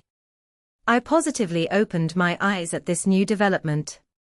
Here was my own pet lunatic, the most pronounced of his type that I had ever met with, talking elemental philosophy, and with the manner of a polished gentleman. I wonder if it was Mrs. Harker's presence which had touched some chord in his memory. If this new phase was spontaneous, or in any way due to her unconscious influence, she must have some rare gift or power. We continued to talk for some time, and seeing that he was seemingly quite reasonable, she ventured, looking at me questioningly as she began, to lead him to his favorite topic. I was again astonished, for he addressed himself to the question with the impartiality of the completest sanity. He even took himself as an example when he mentioned certain things. "Why, I myself am an instance of a man who had a strange belief."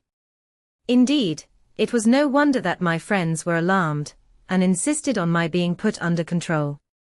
I used to fancy that life was a positive and perpetual entity, and that by consuming a multitude of live things, no matter how low in the scale of creation, one might indefinitely prolong life.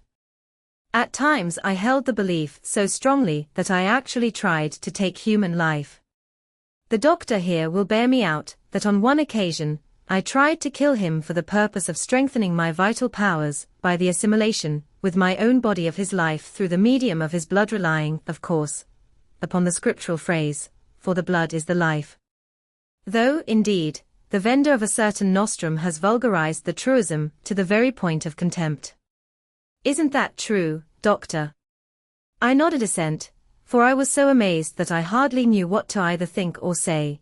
It was hard to imagine that I had seen him eat up his spiders and flies not 5 minutes before.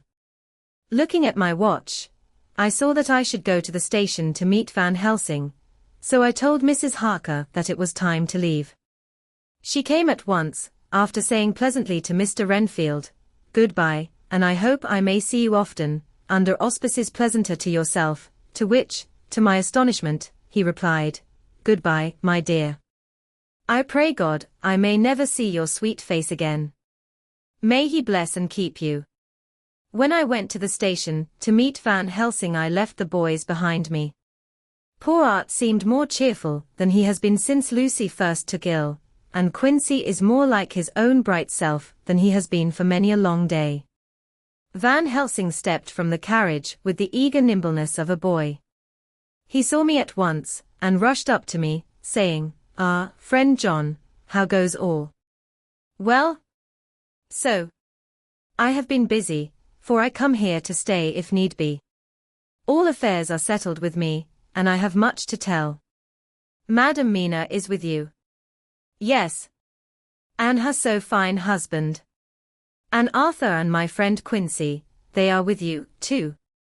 "Good." As I drove to the house, I told him of what had passed, and of how my own diary had come to be of some use through Mrs.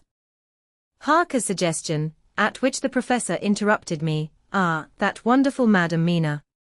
She has man's brain, a brain that a man should have were he much gifted, and a woman's heart.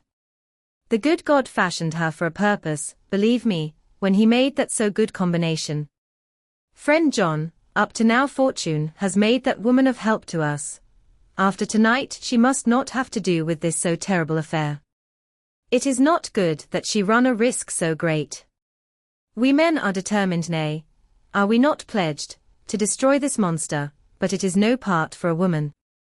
Even if she be not harmed, her heart may fail her in so much and so many horrors, and hereafter she may suffer both in waking, from her nerves, and in sleep, from her dreams.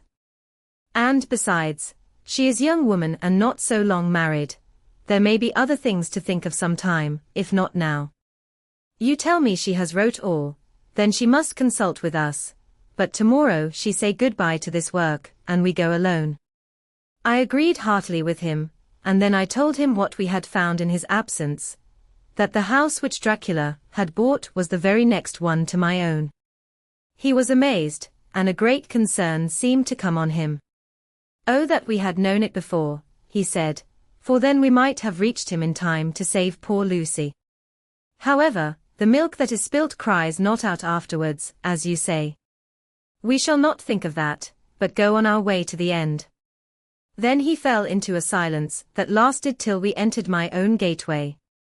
Before we went to prepare for dinner, he said to Mrs. Harker, "I am told, Madam Mina, by my friend John, that you and your husband have put up in exact order all things that have been, up to this moment." "Not up to this moment, Professor," she said impulsively, "but up to this morning." "But why not up to now? We have seen hitherto how good light all the little things have made. We have told our secrets, and yet no one who has told is the worse for it." Mrs. Harker began to blush, and taking a paper from her pockets, she said, "Dr. Van Helsing, will you read this, and tell me if it must go in? It is my record of today. I too have seen the need of putting down at present everything, however trivial, but there is little in this except what is personal. Must it go in?" The professor read it over gravely, and handed it back, saying, "It need not go in if you do not wish it, but I pray that it may. It can but make your husband love you the more, and all us, your friends, more honor you as well as more esteem and love." She took it back with another blush and a bright smile. "And so now, up to this very hour, all the records we have are complete and in order." The professor took away one copy to study after dinner, and before our meeting, which is fixed for 9 o'clock.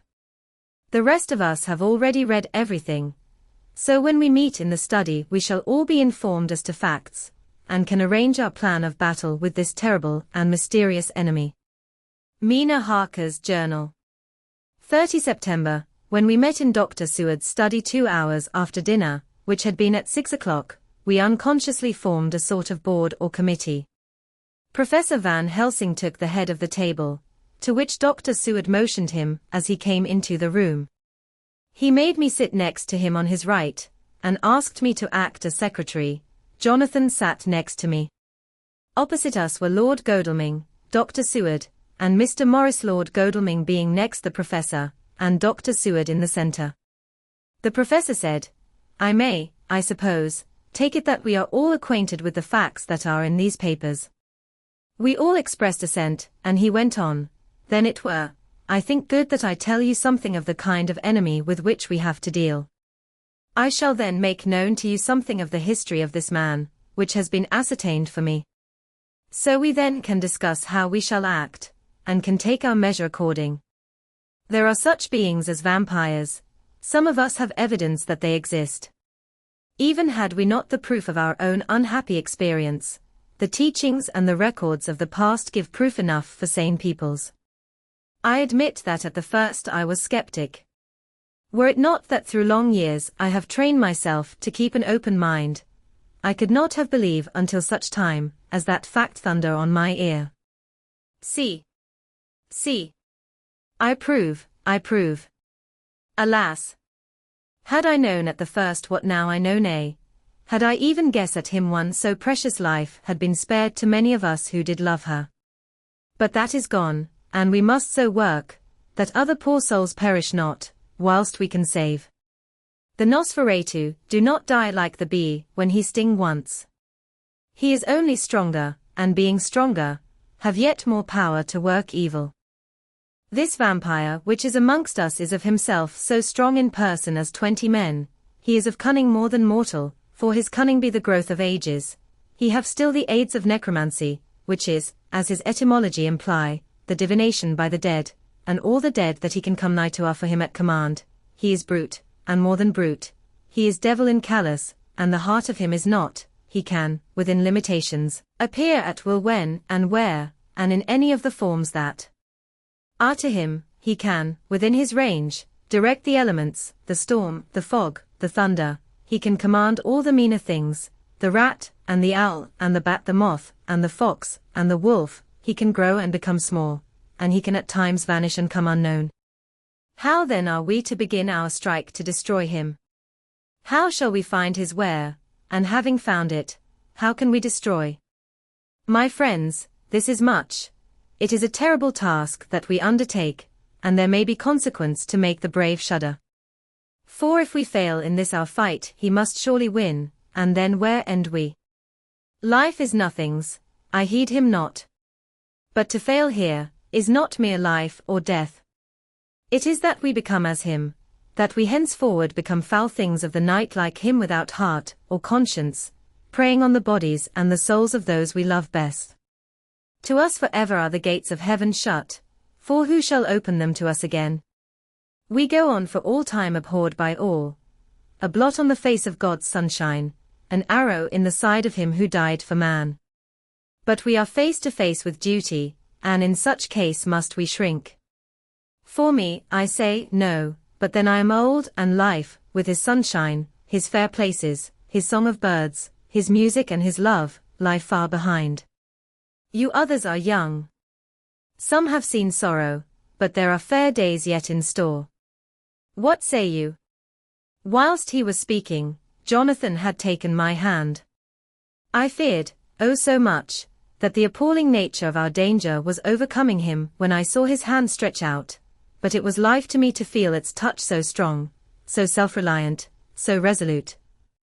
A brave man's hand can speak for itself. It does not even need a woman's love to hear its music. When the professor had done speaking, my husband looked in my eyes, and I in his. There was no need for speaking between us. I answer for Mina and myself, he said. Count me in, Professor, said Mr. Quincy Morris, laconically as usual. I am with you, said Lord Godalming, for Lucy's sake, if for no other reason. Dr. Seward simply nodded. The professor stood up, and after laying his golden crucifix on the table, held out his hand on either side. I took his right hand, and Lord Godalming his left. Jonathan held my right, with his left, and stretched across to Mr. Morris. So as we all took hands, our solemn compact was made. I felt my heart icy cold, but it did not even occur to me to draw back. We resumed our places, and Dr. Van Helsing went on with a sort of cheerfulness, which showed that the serious work had begun. It was to be taken as gravely, and in as businesslike a way, as any other transaction of life, well, you know what we have to contend against, but we, too, are not without strength. We have on our side power of combination, a power denied to the vampire kind. We have sources of science. We are free to act and think, and the hours of the day and the night are ours equally. In fact, so far as our powers extend, they are unfettered, and we are free to use them. We have self-devotion in a cause, and an end to achieve which is not a selfish one. These things are much. Now let us see how far the general powers arrayed against us are restrict, and how the individual cannot. In fine, let us consider the limitations of the vampire in general, and of this one in particular. All we have to go upon are traditions and superstitions. These do not at the first appear much, when the matter is one of life and death, nay, of more than either life or death. Yet must we be satisfied, in the first place, because we have to be no other means is at our control, and secondly, because, after all, these things, tradition and superstition, are everything. Does not the belief in vampires rest for others, though not, alas, for us, on them? A year ago, which of us would have received such a possibility, in the midst of our scientific, skeptical, matter-of-fact 19th century? We even scouted a belief that we saw justified under our very eyes. Take it, then, that the vampire, and the belief in his limitations and his cure, rest for the moment on the same base. For, let me tell you, he is known everywhere that men have been. In old Greece, in old Rome, he flourished in Germany, all over, in France, in India, even in the Chernassees, and in China, so far from us in all ways, there even is he, and the peoples fear him at this day. He have followed the wake of the berserker Icelander, the devil-begotten Hun, the Slav, the Saxon, the Magyar. So far, then, we have all we may act upon, and let me tell you that very much of the beliefs are justified by what we have seen in our own so unhappy experience. The vampire live on, and cannot die by mere passing of the time. He can flourish when that he can fatten on the blood of the living. Even more, we have seen amongst us that he can even grow younger, that his vital faculties grow strenuous, and seem as though they refresh themselves when his special pabulum is plenty. But he cannot flourish without this diet, he eat not as others. Even friend Jonathan, who lived with him for weeks, did never see him to eat, never. He throws no shadow, he make in the mirror no reflect, as again Jonathan observe. He has the strength of many of his hand witness again Jonathan, when he shut the door against the wolves, and when he help him from the diligence too. He can transform himself to wolf, as we gather from the ship arrival in Whitby, when he tear open the dog, he can be as bat, as Madam Mina saw him on the window at Whitby, and as friend John saw him fly from this so near house, and as my friend Quincy saw him at the window of Miss Lucy. He can come in mist which he create, that noble ship's captain proved him of this, but, from what we know, the distance he can make this mist is limited, and it can only be round himself. He come on moonlight rays as elemental dust, as again Jonathan saw those sisters in the castle of Dracula. He becomes so small we ourselves saw Miss Lucy, ere she was at peace, slip through a hairbreadth space at the tomb door. He can, when once he find his way, come out from anything or into anything, no matter how close it be bound, or even fused up with fire solder you call it. He can see in the dark, no small power this, in a world which is one half shut from the light. Ah, but hear me through. He can do all these things, yet he is not free. Nay, he is even more prisoner than the slave of the galley, than the madman in his cell. He cannot go where he lists. He who is not of nature, has yet to obey some of nature's laws, why we know not. He may not enter anywhere at the first, unless there be some one of the household who bid him to come, though afterwards he can come as he please. His power ceases, as does that of all evil things, at the coming of the day.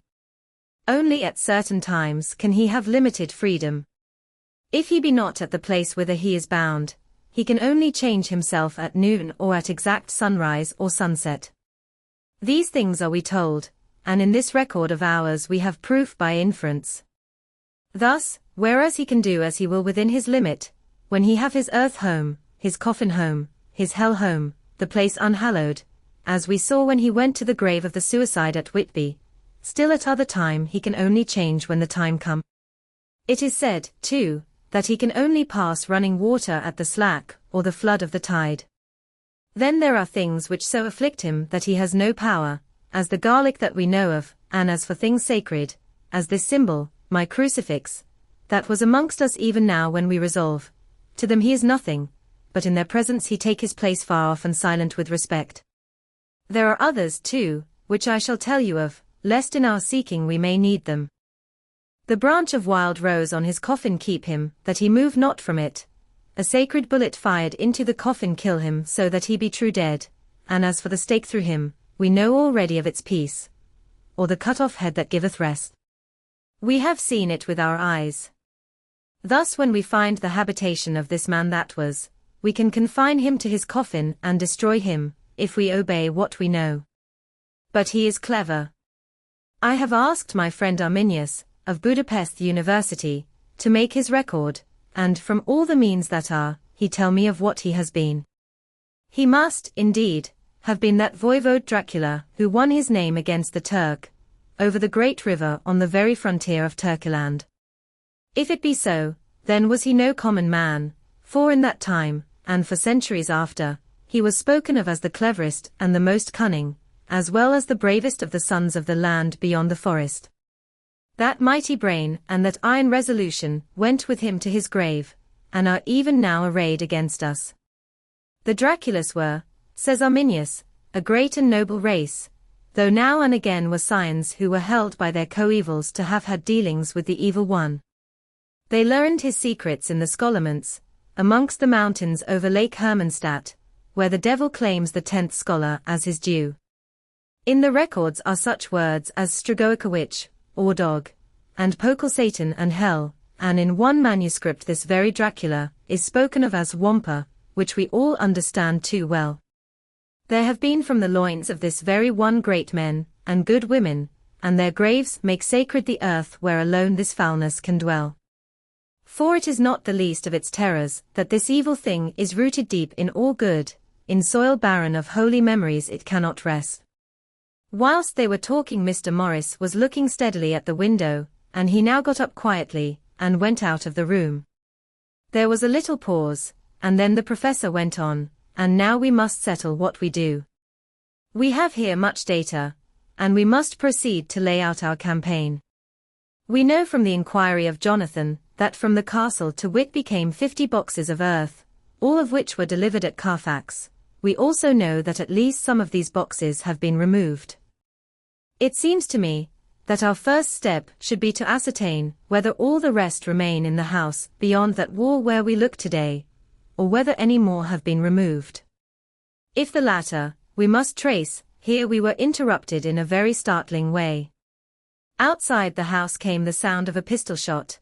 The glass of the window was shattered with a bullet, which, ricocheting from the top of the embrasure, struck the far wall of the room. I am afraid I am at heart a coward, for I shrieked out. The men all jumped to their feet. Lord Godalming flew over to the window and threw up the sash. As he did so we heard Mr. Morris's voice without, "Sorry. I fear I have alarmed you. I shall come in and tell you about it." A minute later he came in and said, "It was an idiotic thing of me to do, and I ask your pardon, Mrs. Harker, most sincerely. I fear I must have frightened you terribly. But the fact is that whilst the professor was talking there came a big bat and sat on the window-sill. I have got such a horror of the damned brutes from recent events that I cannot stand them, and I went out to have a shot, as I have been doing of late of evenings, whenever I have seen one." "You used to laugh at me for it then, Art." "Did you hit it?" asked Dr. Van Helsing. "I don't know. I fancy not, for it flew away into the wood." Without saying any more he took his seat, and the professor began to resume his statement. "We must trace each of these boxes, and when we are ready, we must either capture, or kill this monster in his lair. Or we must, so to speak, sterilize the earth, so that no more he can seek safety in it. Thus in the end we may find him in his form of man, between the hours of noon and sunset, and so engage with him when he is at his most weak. And now for you, Madam Mina, this night is the end until all be well. You are too precious to us to have such risk. When we part tonight, you no more must question. We shall tell you all in good time. We are men and are able to bear, but you must be our star and our hope, and we shall act all the more free that you are not in the danger, such as we are. All the men, even Jonathan, seemed relieved, but it did not seem to me good that they should brave danger, and, perhaps, lessen their safety, strength being the best safety through care of me, but their minds were made up, and though it was a bitter pill for me to swallow, I could say nothing, save to accept their chivalrous care of me. Mr. Morris resumed the discussion. As there is no time to lose, I vote we have a look at his house right now. Time is everything with him, and swift action on our part may save another victim. I own that my heart began to fail me when the time for action came so close, but I did not say anything, for I had a greater fear that if I appeared as a drag or a hindrance to their work, they might even leave me out of their counsels altogether. They have now gone off to Carfax, with means to get into the house. Manlike, they had told me to go to bed and sleep, as if a woman can sleep when those she loves are in danger. I shall lie down and pretend to sleep, lest Jonathan have added anxiety about me when he returns. Dr. Seward's Diary. The 1st of October, 4 a.m. Just as we were about to leave the house, an urgent message was brought to me from Renfield to know if I would see him at once, as he had something of the utmost importance to say to me. I told the messenger to say that I would attend to his wishes in the morning. I was busy just at the moment. The attendant added, "He seems very importunate, sir. I have never seen him so eager.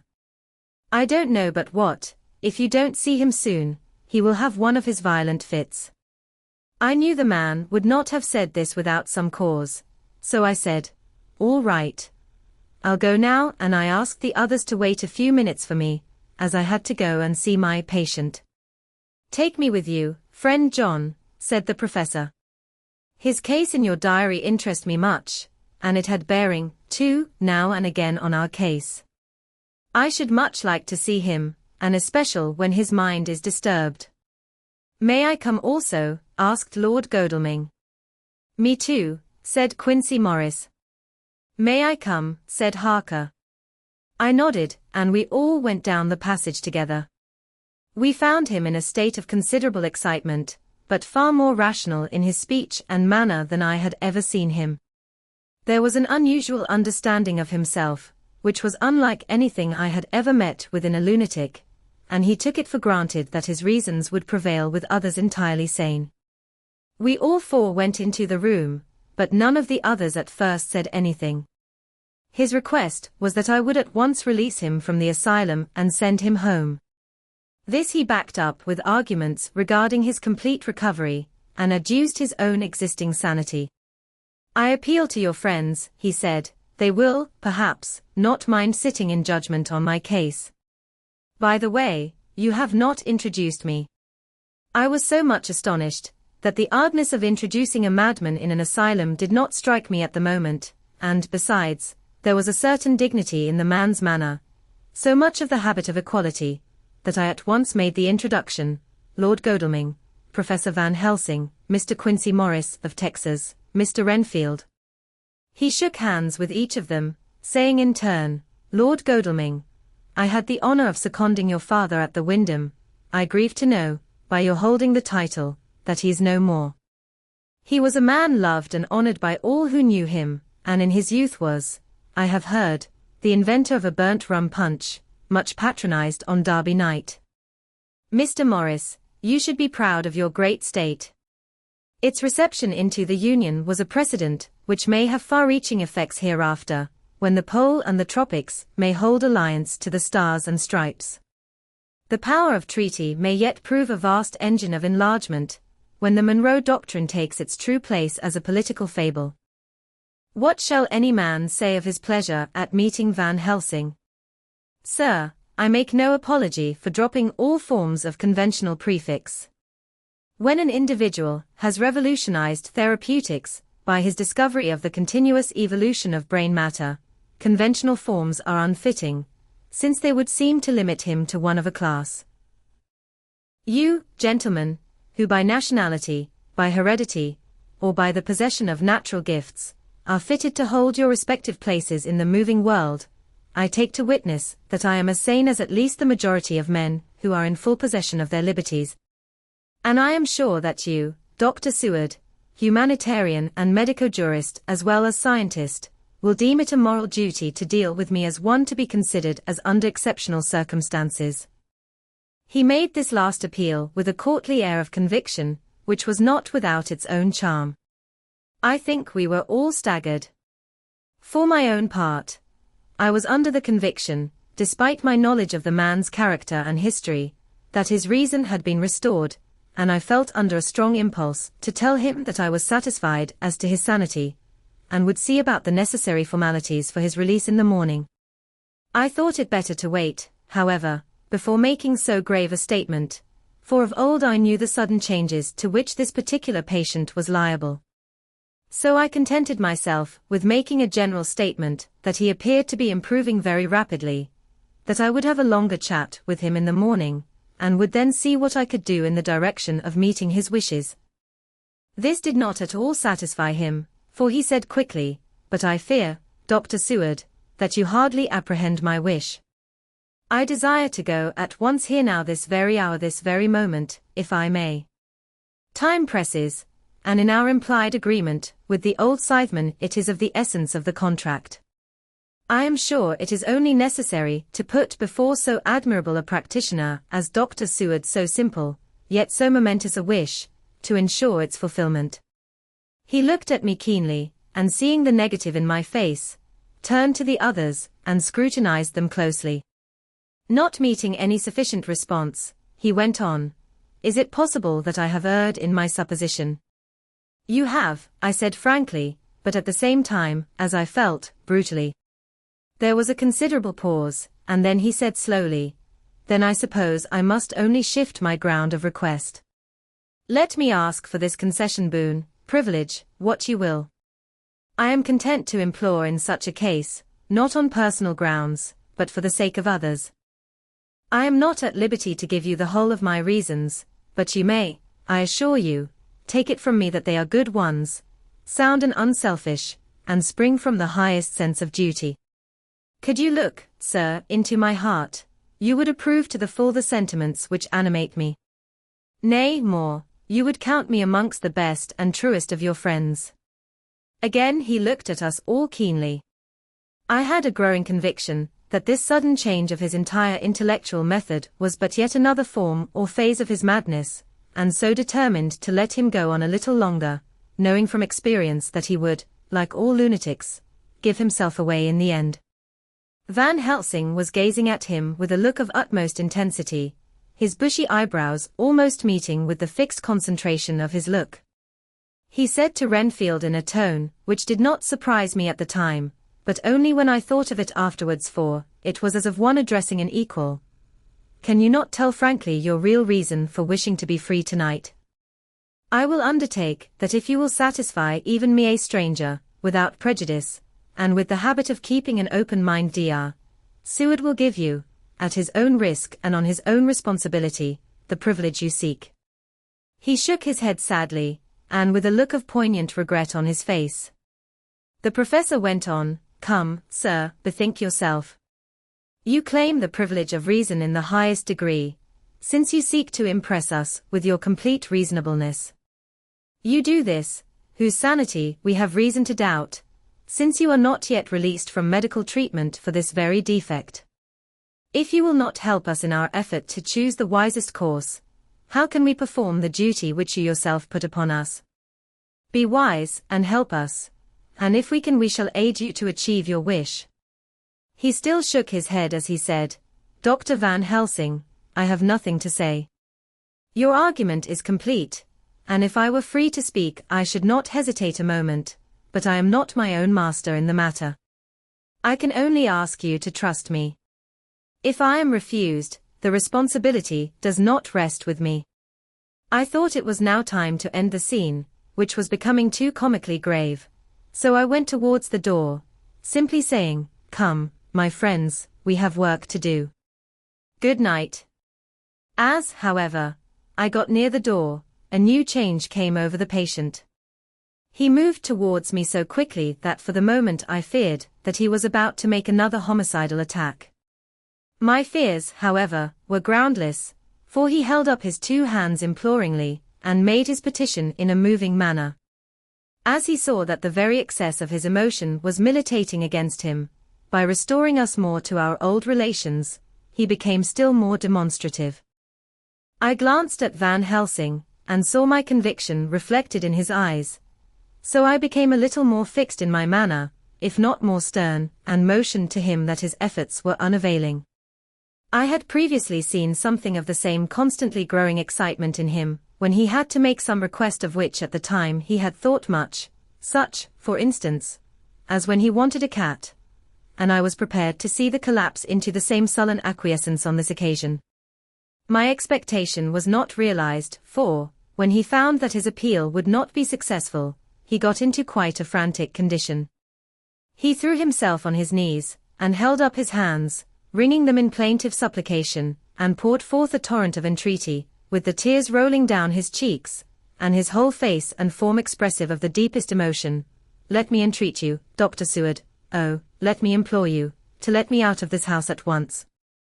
Send me away how you will and where you will. Send keepers with me with whips and chains. Let them take me in a strait waistcoat, manacled and leg-ironed, even to a gale, but let me go out of this. You don't know what you do by keeping me here. I am speaking from the depths of my heart, of my very soul. You don't know whom you wrong, or how, and I may not tell. Woe is me! I may not tell. By all you hold sacred, by all you hold dear, by your love that is lost, by your hope that lives for the sake of the Almighty, take me out of this, and save my soul from guilt. Can't you hear me, man? Can't you understand? Will you never learn? Don't you know that I am sane and earnest now, that I am no lunatic in a mad fit, but a sane man fighting for his soul? Oh, hear me.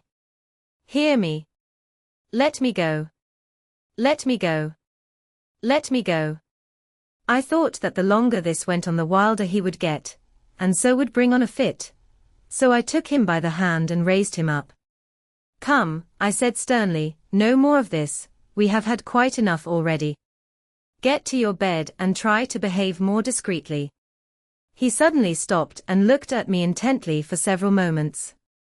Then, without a word, he rose and moving over, sat down on the side of the bed. The collapse had come, as on former occasion, just as I had expected. When I was leaving the room, last of our party, he said to me in a quiet, well-bred voice, "You will, I trust, Dr. Seward, do me the justice to bear in mind, later on, that I did what I could to convince you tonight." Chapter 19. Jonathan Harker's Journal, the 1st of October, 5 a.m. I went with the party to the search with an easy mind, for I think I never saw Mina so absolutely strong and well. I am so glad that she consented to hold back, and let us men do the work. Somehow, it was a dread to me that she was in this fearful business at all, but now that her work is done, and that it is due to her energy and brains and foresight that the whole story is put together in such a way that every point tells, she may well feel that her part is finished, and that she can henceforth leave the rest to us. We were, I think, all a little upset by the scene with Mr. Renfield. When we came away from his room, we were silent till we got back to the study. Then Mr. Morris said to Dr. Seward, "Say, Jack, if that man wasn't attempting a bluff, he is about the sanest lunatic I ever saw. I'm not sure, but I believe that he had some serious purpose, and if he had, it was pretty rough on him not to get a chance." Lord Godalming and I were silent, but Dr. Van Helsing added, "Friend John, you know more of lunatics than I do, and I'm glad of it, for I fear that if it had been to me to decide, I would before that last hysterical outburst have given him free. But we live and learn, and in our present task we must take no chance, as my friend Quincy would say. All is best as they are. Dr. Seward seemed to answer them both in a dreamy kind of way. I don't know, but that I agree with you. If that man had been an ordinary lunatic, I would have taken my chance of trusting him, but he seems so mixed up with the Count in an indexy kind of way that I am afraid of doing anything wrong by helping his fads. I can't forget how he prayed with almost equal fervor for a cat, and then tried to tear my throat out with his teeth. Besides, he called the Count Lord and Master, and he may want to get out to help him in some diabolical way.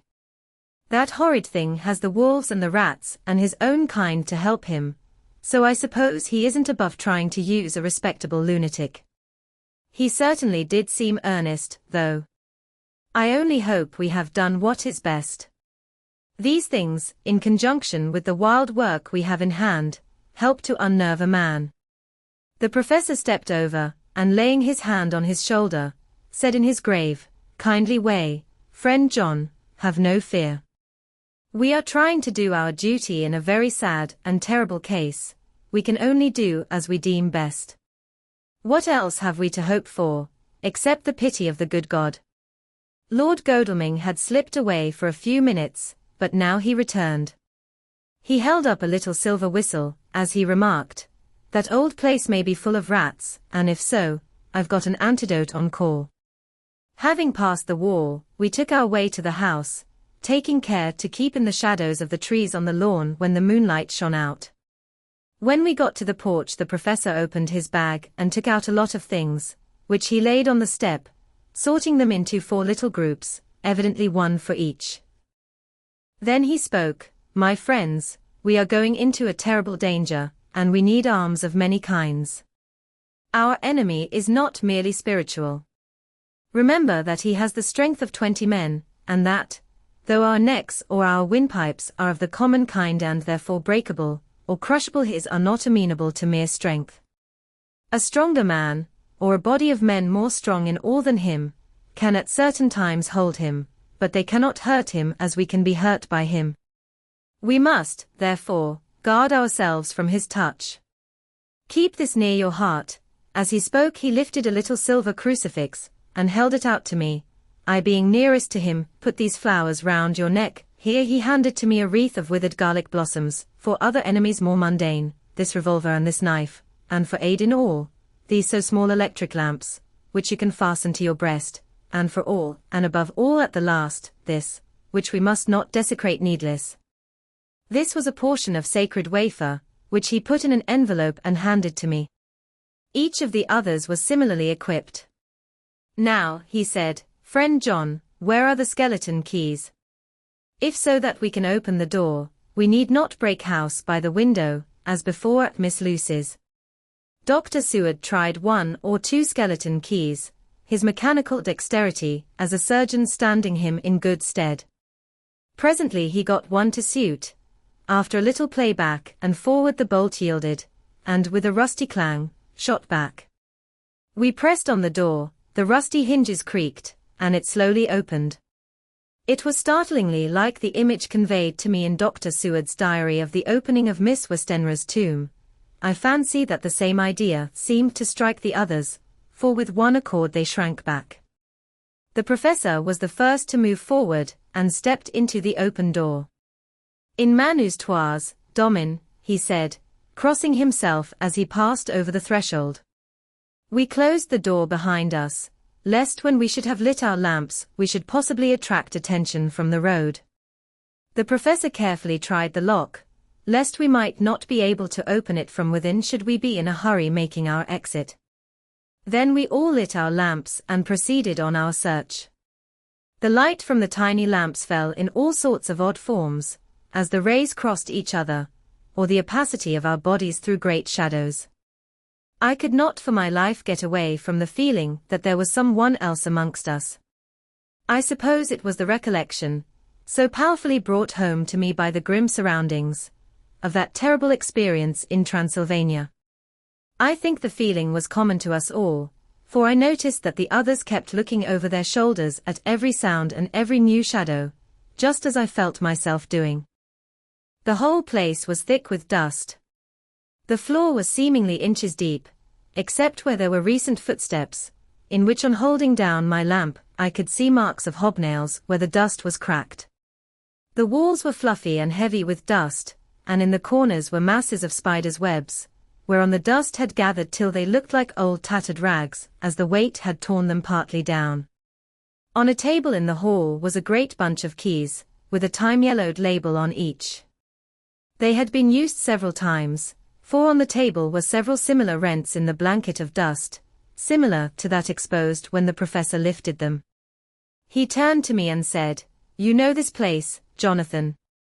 You have copied maps of it, and you know it at least more than we do. Which is the way to the chapel?" I had an idea of its direction, though on my former visit I had not been able to get admission to it. So I led the way, and after a few wrong turnings found myself opposite a low, arched oaken door, ribbed with iron bands. "This is the spot," said the professor as he turned his lamp on a small map of the house, copied from the file of my original correspondence regarding the purchase. With a little trouble we found the key on the bunch and opened the door. We were prepared for some unpleasantness, for as we were opening the door a faint, malodorous air seemed to exhale through the gaps, but none of us ever expected such an odor as we encountered.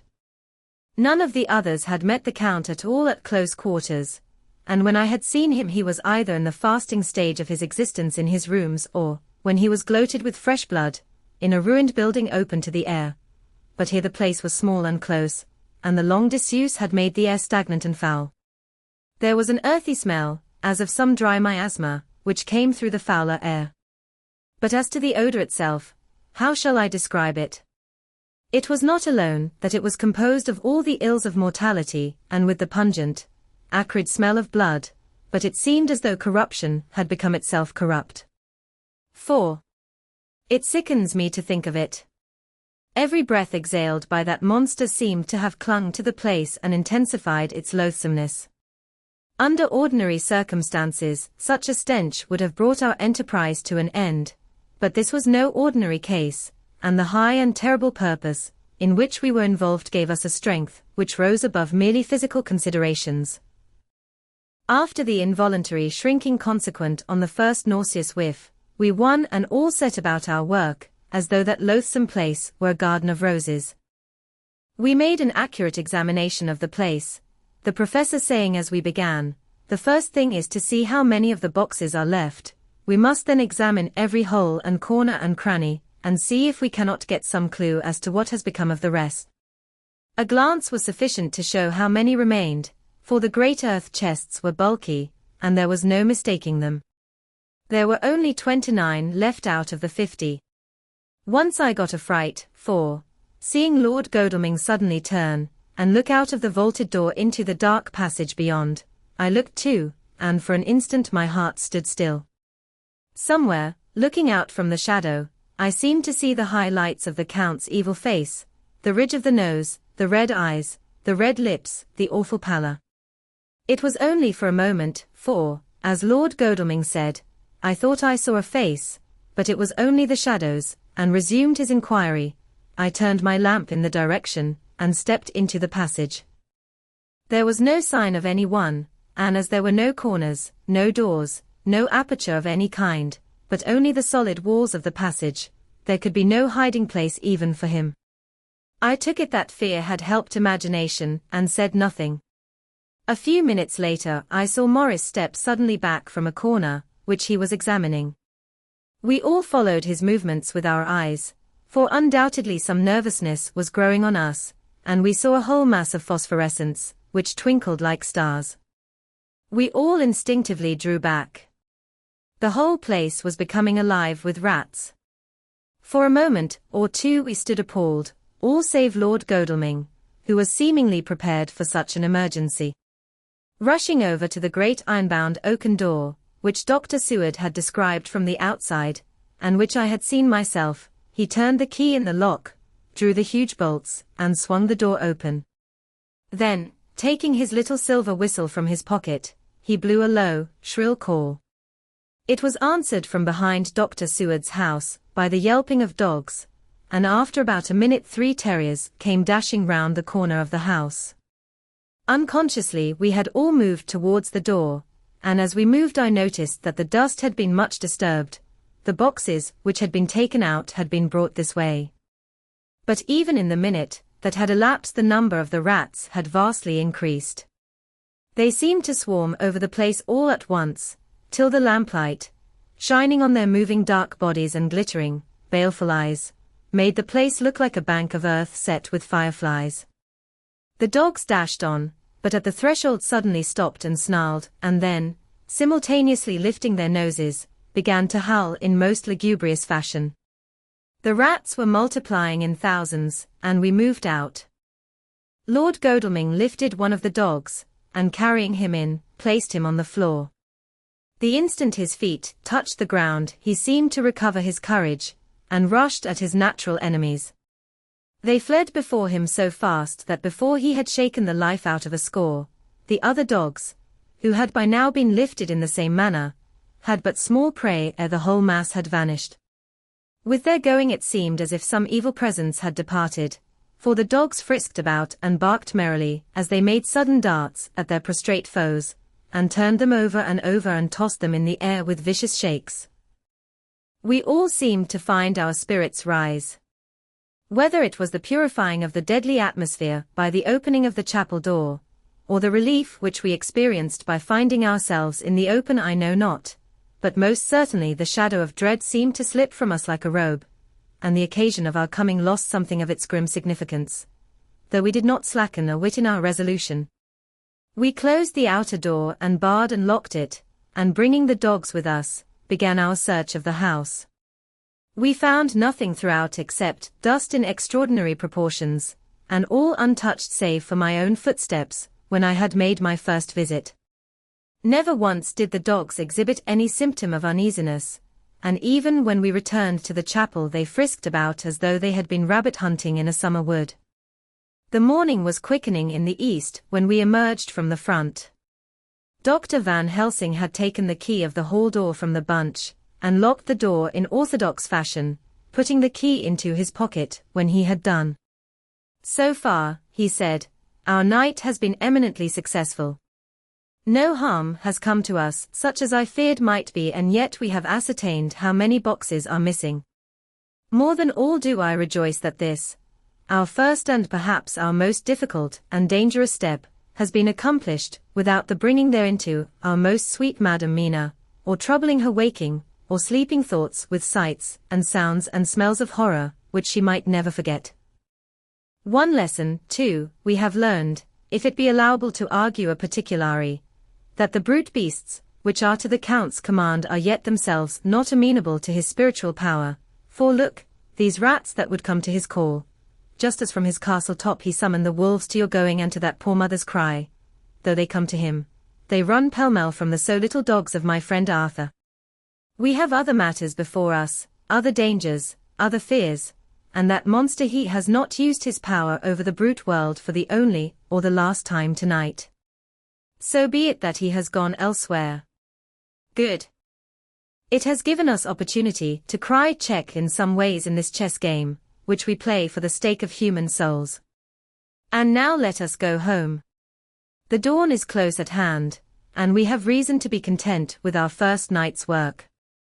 It may be ordained that we have many nights and days to follow, if full of peril, but we must go on, and from no danger shall we shrink. The house was silent when we got back, save for some poor creature, who was screaming away in one of the distant wards, and a low, moaning sound from Renfield's room. The poor wretch was doubtless torturing himself, after the manner of the insane, with needless thoughts of pain. I came tiptoe into our own room, and found Mina asleep, breathing so softly that I had to put my ear down to hear it. She looks paler than usual. I hope the meeting tonight has not upset her. I am truly thankful that she is to be left out of our future work, and even of our deliberations. It is too great a strain for a woman to bear. I did not think so at first, but I know better now. Therefore I am glad that it is settled. There may be things which would frighten her to hear, and yet to conceal them from her might be worse than to tell her if once she suspected that there was any concealment.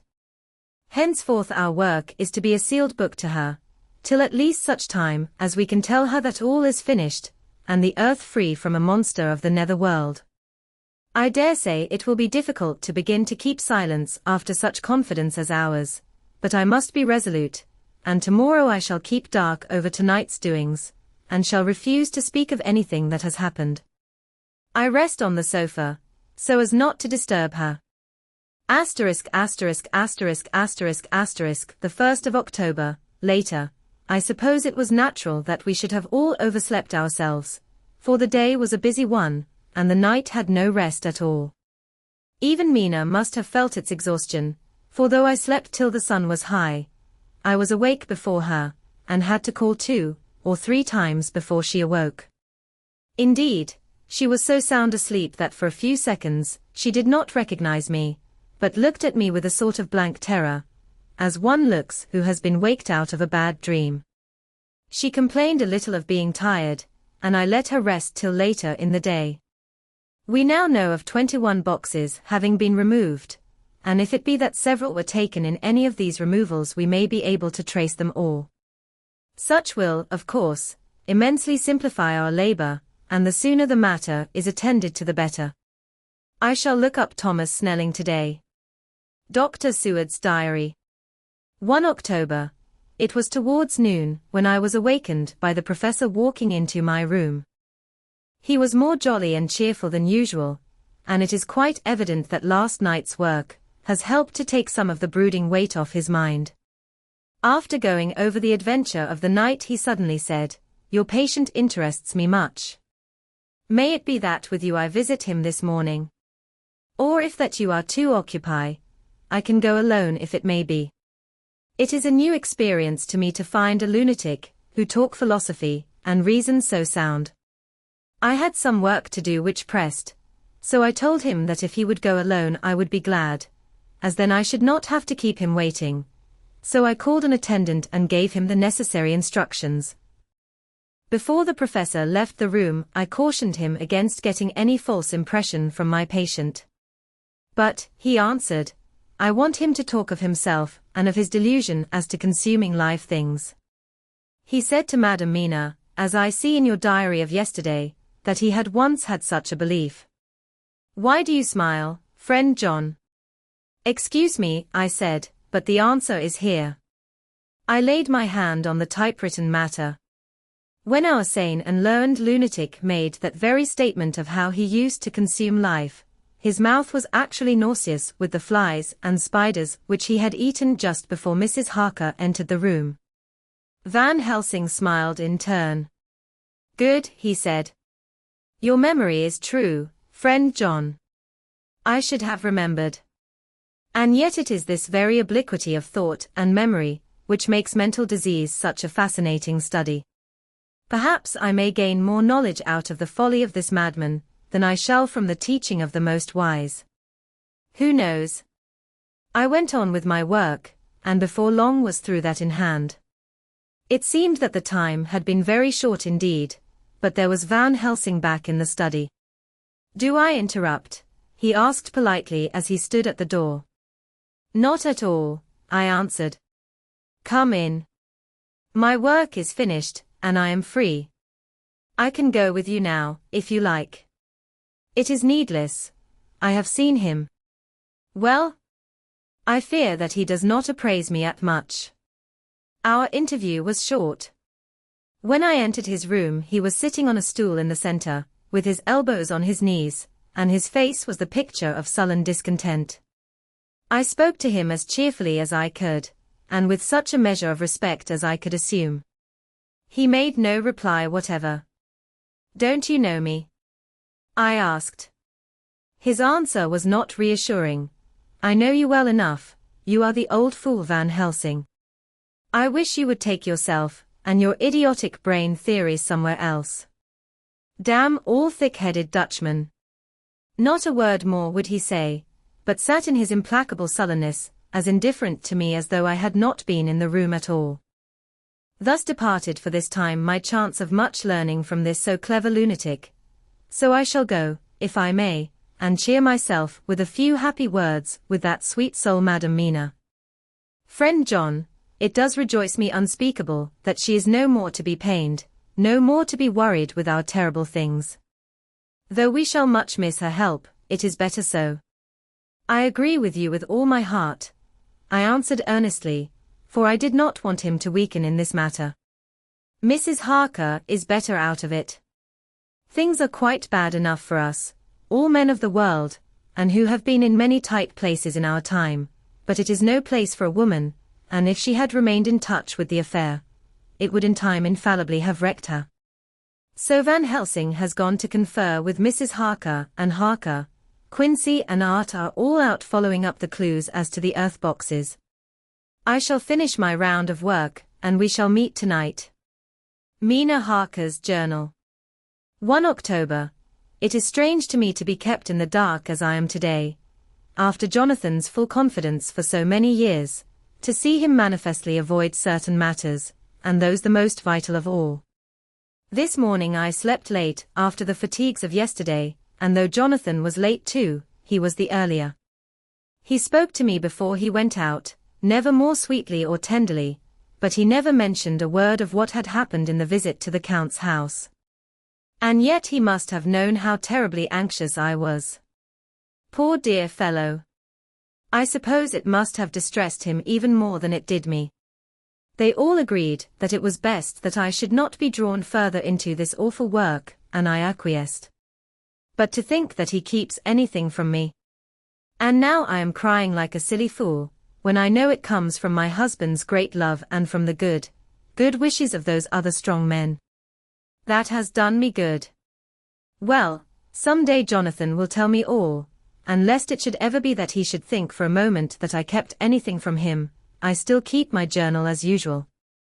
Then if he has feared of my trust, one shall show it to him, with every thought of my heart put down for his dear eyes to read.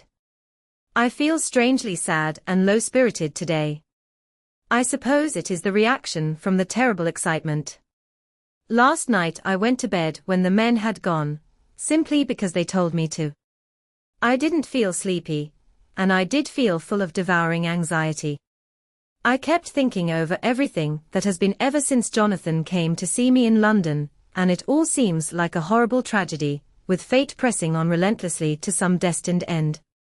Everything that one does seems, no matter how right it may be, to bring on the very thing which is most to be deplored. If I hadn't gone to Whitby, perhaps poor dear Lucy would be with us now. She hadn't taken to visiting the churchyard till I came, and if she hadn't come there in the daytime, with me she wouldn't have walked there in her sleep, and if she hadn't gone there at night and asleep, that monster couldn't have destroyed her as he did. Oh, why did I ever go to Whitby? There now, crying again. I wonder what has come over me today. I must hide it from Jonathan, for if he knew that I had been crying twice in one morning, I, who never cried on my own account, and whom he has never caused to shed a tear, the dear fellow would fret his heart out. I shall put a bold face on, and if I do feel weepy, he shall never see it. I suppose it is one of the lessons that we poor women have to learn. I can't quite remember how I fell asleep last night. I remember hearing the sudden barking of the dogs and a lot of queer sounds, like praying on a very tumultuous scale, from Mr. Renfield's room, which is somewhere under this. And then there was silence over everything, silence so profound that it startled me, and I got up and looked out of the window. All was dark and silent, the black shadows thrown by the moonlight seeming full of a silent mystery of their own. Not a thing seemed to be stirring, but all to be grim and fixed as death or fate, so that a thin streak of white mist, that crept with almost imperceptible slowness across the grass towards the house, seemed to have a sentience and a vitality of its own. I think that the digression of my thoughts must have done me good, for when I got back to bed I found a lethargy creeping over me. I lay a while, but could not quite sleep, so I got out and looked out of the window again. The mist was spreading, and was now close up to the house, so that I could see it lying thick against the wall, as though it were stealing up to the windows. The poor man was more loud than ever, and though I could not distinguish a word he said, I could in some way recognize in his tones some passionate entreaty on his part. Then there was the sound of a struggle, and I knew that the attendants were dealing with him. I was so frightened that I crept into bed, and pulled the clothes over my head, putting my fingers in my ears. I was not then a bit sleepy, at least so I thought, but I must have fallen asleep, for, except dreams, I do not remember anything until the morning, when Jonathan woke me. I think that it took me an effort and a little time to realize where I was, and that it was Jonathan who was bending over me. My dream was very peculiar, and was almost typical of the way that waking thoughts become merged in, or continued in, dreams. I thought that I was asleep, and waiting for Jonathan to come back. I was very anxious about him, and I was powerless to act. My feet, and my hands, and my brain were weighted, so that nothing could proceed at the usual pace. And so I slept uneasily and thought. Then it began to dawn upon me that the air was heavy, and dank, and cold. I put back the clothes from my face and found, to my surprise, that all was dim around. The gaslight, which I had left lit for Jonathan, but turned down, came only like a tiny red spark through the fog, which had evidently grown thicker, and poured into the room. Then it occurred to me that I had shut the window before I had come to bed. I would have got out to make certain on the point, but some leaden lethargy seemed to chain my limbs and even my will. I lay still and endured, that was all.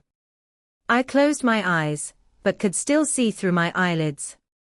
It is wonderful what tricks our dreams play us, and how conveniently we can imagine. The mist grew thicker, and I could see now how it came in, for I could see it like smoke or with the white energy of boiling water pouring in, not through the window, but through the joinings of the door. It got thicker and thicker, till it seemed as if it became concentrated into a sort of pillar of cloud in the room, through the top of which I could see the light of the gas shining like a red eye. Things began to whirl through my brain just as the cloudy column was now whirling in the room, and through it all came the scriptural words, a pillar of cloud by day and of fire by night. Was it indeed some such spiritual guidance that was coming to me in my sleep? But the pillar was composed of both the day and the night guiding, for the fire was in the red eye, which at the thought got a new fascination for me, till, as I looked, the fire divided, and seemed to shine on me through the fog like two red eyes, such as Lucy told me of in her momentary mental wandering when, on the cliff, the dying sunlight struck the windows of St. Mary's Church. Suddenly the horror burst upon me that it was thus that Jonathan had seen those awful women growing into reality, through the whirling mist in the moonlight, and in my dream I must have fainted, for all became black darkness. The last conscious effort, which imagination made, was to show me a livid white face bending over me out of the mist. I must be careful of such dreams, for they would unseat one's reason if there were too much of them. I would get Dr. Van Helsing or Dr. Seward to prescribe something for me which would make me sleep, only that I fear to alarm them. Such a dream at the present time would become woven into their fears for me. Tonight I shall strive hard to sleep naturally. If I do not, I shall tomorrow night get them to give me a dose of chloral. That cannot hurt me for once, and it will give me a good night's sleep. Last night tired me more than if I had not slept at all. Asterisk asterisk asterisk asterisk asterisk the 2nd of October the 10th p.m. Last night I slept, but did not dream. I must have slept soundly, for I was not waked by Jonathan coming to bed, but the sleep has not refreshed me, for today I feel terribly weak and spiritless. I spent all yesterday trying to read, or lying down dozing. In the afternoon Mr. Renfield asked if he might see me. Poor man, he was very gentle, and when I came away he kissed my hand and bade God bless me. Some way it affected me much. I am crying when I think of him. This is a new weakness, of which I must be careful. Jonathan would be miserable if he knew I had been crying. He and the others were out till dinner time, and they all came in tired. I did what I could to brighten them up, and I suppose that the effort did me good, for I forgot how tired I was. After dinner they sent me to bed, and all went off to smoke together, as they said, but I knew that they wanted to tell each other of what had occurred to each during the day. I could see from Jonathan's manner that he had something important to communicate. I was not so sleepy as I should have been. So before they went I asked Dr. Seward to give me a little opiate of some kind, as I had not slept well the night before. He very kindly made me up a sleeping draught, which he gave to me, telling me that it would do me no harm, as it was very mild. I have taken it, and am waiting for sleep, which still keeps aloof. I hope I have not done wrong, for as sleep begins to flirt with me, a new fear comes, that I may have been foolish in thus depriving myself of the power of waking. I might want it. Here comes sleep. Good night. Chapter 20 Jonathan Harker's Journal. The 1st of October, evening. I found Thomas Snelling in his house at Bethnal Green, but unhappily he was not in a condition to remember anything. The very prospect of beer which my expected coming had opened to him had proved too much, and he had begun too early on his expected debauch. I learned, however, from his wife, who seemed a decent, poor soul, that he was only the assistant to Smollett, who of the two mates was the responsible person. So off I drove to Walworth, and found Mr. Joseph Smollett at home, and in his shirt sleeves, taking a late tea out of a saucer. He is a decent, intelligent fellow, distinctly a good, reliable type of workman, and with a headpiece of his own. He remembered all about the incident of the boxes, and from a wonderful dog's-eared notebook, which he produced from some mysterious receptacle about the seat of his trousers, and which had hieroglyphical entries in thick, half-obliterated pencil, he gave me the destinations of the boxes. There were, he said, 6 in the cartload which he took from Carfax and left at 197 Chicksand Street, Mile End New Town, and another 6, which he deposited at Jamaica Lane, Bermondsey. If then the Count meant to scatter these ghastly refuges of his over London, these places were chosen as the first of delivery, so that later he might distribute more fully. The systematic manner in which this was done made me think that he could not mean to confine himself to 2 sides of London. He was now fixed on the far east of the northern shore, on the east of the southern shore, and on the south. The north and west were surely never meant to be left out of his diabolical scheme, let alone the city itself, and the very heart of fashionable London in the southwest and west. I went back to Smollett, and asked him if he could tell us if any other boxes had been taken from Carfax. He replied, "Well, governor, you've treated me wery handsome. I had given him half a sovereign, and I'll tell you all I know. I heard a man by the name of Bloxham say 4 nights ago in the Iron Ounds, in Pincher's Alley, as he and his mate 'ad a rare dusty job in a old 'ouse at Perfect.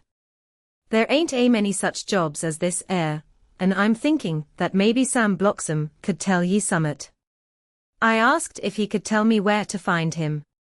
I told him that if he could get me the address, it would be worth another half-sovereign to him.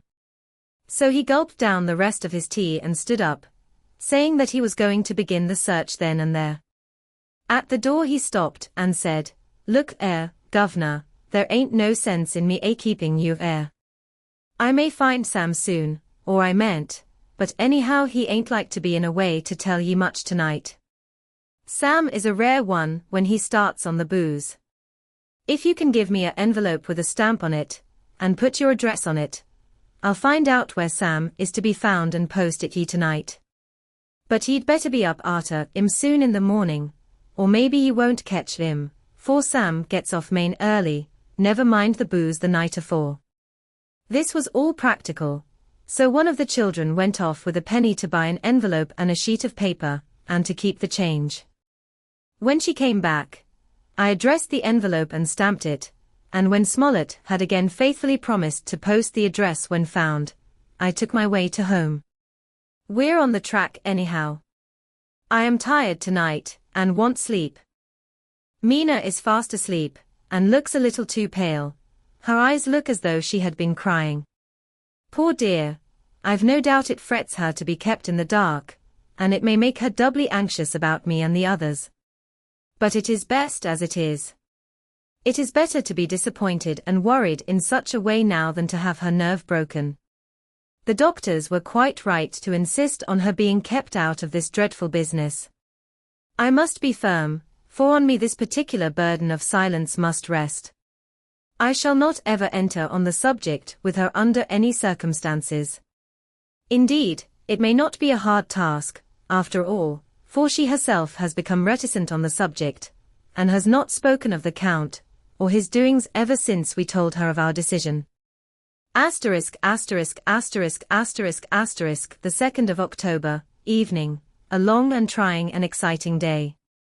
By the first post I got my directed envelope with a dirty scrap of paper enclosed, on which was written with a carpenter's pencil in a sprawling hand, Sam Bloxham, Corcrans, 4, Potter's Court, Bartle Street, Walworth.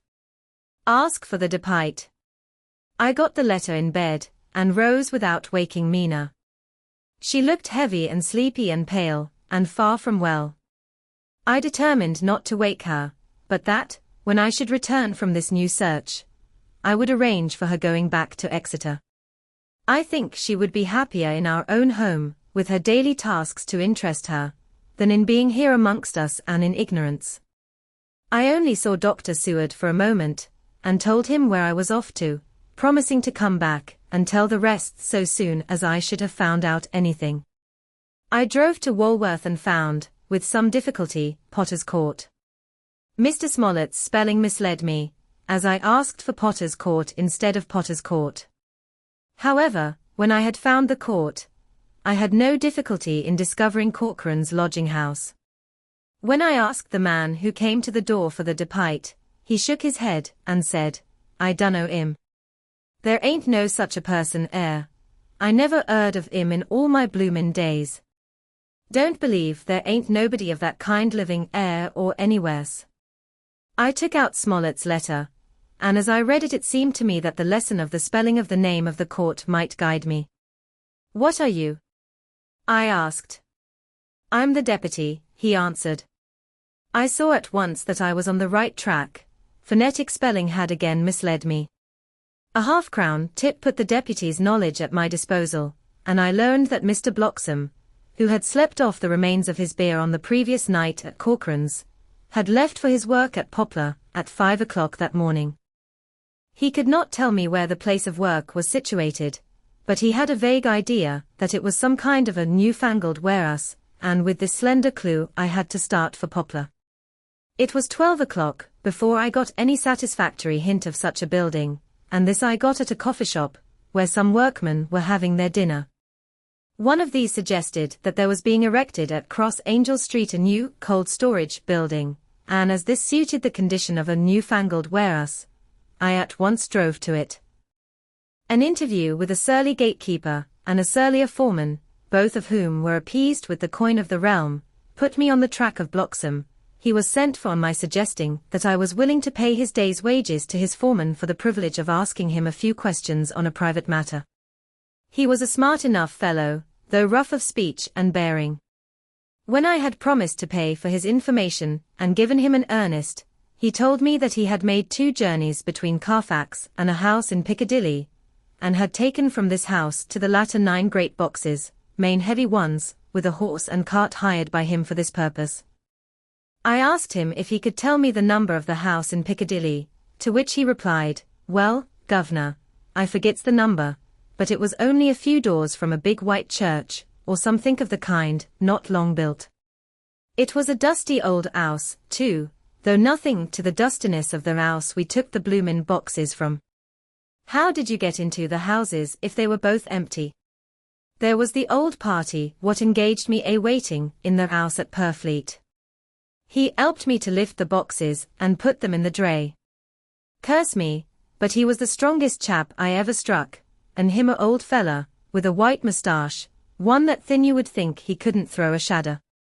How this phrase thrilled through me. Why, he took up his end o' the boxes like they was pounds of tea, and me puffin' and blowin' afore I could upend mine anyhow, and I'm no chicken, neither. "How did you get into the house in Piccadilly?" I asked.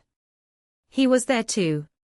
He must have started off and got there afore me, for when I rung of the bell he came and opened the door hisself and helped me to carry the boxes into the hall. The whole 9? I asked. Use. There was 5 in the first load and 4 in the second. It was main dry work, and I don't so well remember. Oh, I got 'ome. I interrupted him. Were the boxes left in the hall? Use. It was a big all, and there was nothing else in it. I made one more attempt to further matters. You didn't have any key? Never used no key nor nothink. The old gent, he opened the door hisself and shut it again when I druv off. I don't remember the last time, but that was the beer. And you can't remember the number of the house? No, sir. But ye needn't have no difficulty about that. It's a IUN with a stone front with a bow on it, and I steps up to the door. I know them steps, even 'ad to carry the boxes up with 3 loafers what come round to earn a copper. The old gent give them shillings, and they seeing they got so much, they wanted more, but he took one of them by the shoulder and was like to throw him down the steps, till the lot of them went away cussin'.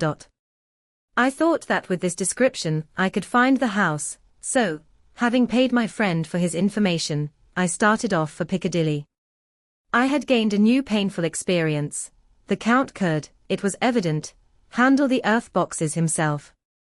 If so, time was precious, for, now that he had achieved a certain amount of distribution, he could, by choosing his own time, complete the task unobserved. At Piccadilly Circus I discharged my cab, and walked westward. Beyond the Junior Constitutional I came across the house described, and was satisfied that this was the next of the lairs arranged by Dracula. The house looked as though it had been long untenanted. The windows were encrusted with dust, and the shutters were up. All the framework was black with time, and from the iron the paint had mostly scaled away. It was evident that up to lately there had been a large notice board in front of the balcony. It had, however, been roughly torn away, the uprights which had supported it still remaining. Behind the rails of the balcony I saw there were some loose boards, whose raw edges looked white. I would have given a good deal to have been able to see the notice board intact, as it would, perhaps, have given some clue to the ownership of the house. I remembered my experience of the investigation and purchase of Carfax, and I could not but feel that if I could find the former owner there might be some means discovered of gaining access to the house. There was at present nothing to be learned from the Piccadilly side, and nothing could be done, so I went round to the back to see if anything could be gathered from this quarter. The mews were active, the Piccadilly houses being mostly in occupation. I asked 1 or 2 of the grooms and helpers whom I saw around if they could tell me anything about the empty house. One of them said that he heard it had lately been taken, but he couldn't say from whom. He told me, however, that up to very lately there had been a notice board of for sale up, and that perhaps Mitchell, Sons, and Candy, the house agents, could tell me something, as he thought he remembered seeing the name of that firm on the board. I did not wish to seem too eager, or to let my informant know or guess too much, so, thanking him in the usual manner, I strolled away. It was now growing dusk, and the autumn night was closing in, so I did not lose any time. Having learned the address of Mitchell, Sons, and Candy from a directory at the Berkeley, I was soon at their office in Sackville Street. The gentleman who saw me was particularly suave in manner, but uncommunicative in equal proportion. Having once told me that the Piccadilly house which throughout our interview he called a mansion, was sold, he considered my business as concluded. When I asked who had purchased it, he opened his eyes a thought wider, and paused a few seconds before replying, "It is sold, sir." "Pardon me," I said, with equal politeness, "but I have a special reason for wishing to know who purchased it." Again he paused longer, and raised his eyebrows still more. "It is sold, sir," was again his laconic reply. "Surely," I said, "you do not mind letting me know so much?" "But I do mind," he answered. "The affairs of their clients are absolutely safe in the hands of Mitchell, Sons, and Candy." This was manifestly a prig of the first water, and there was no use arguing with him. I thought I had best meet him on his own ground, so I said, "Your clients, sir, are happy in having so resolute a guardian of their confidence. I am myself a professional man. Here I handed him my card. In this instance I am not prompted by curiosity.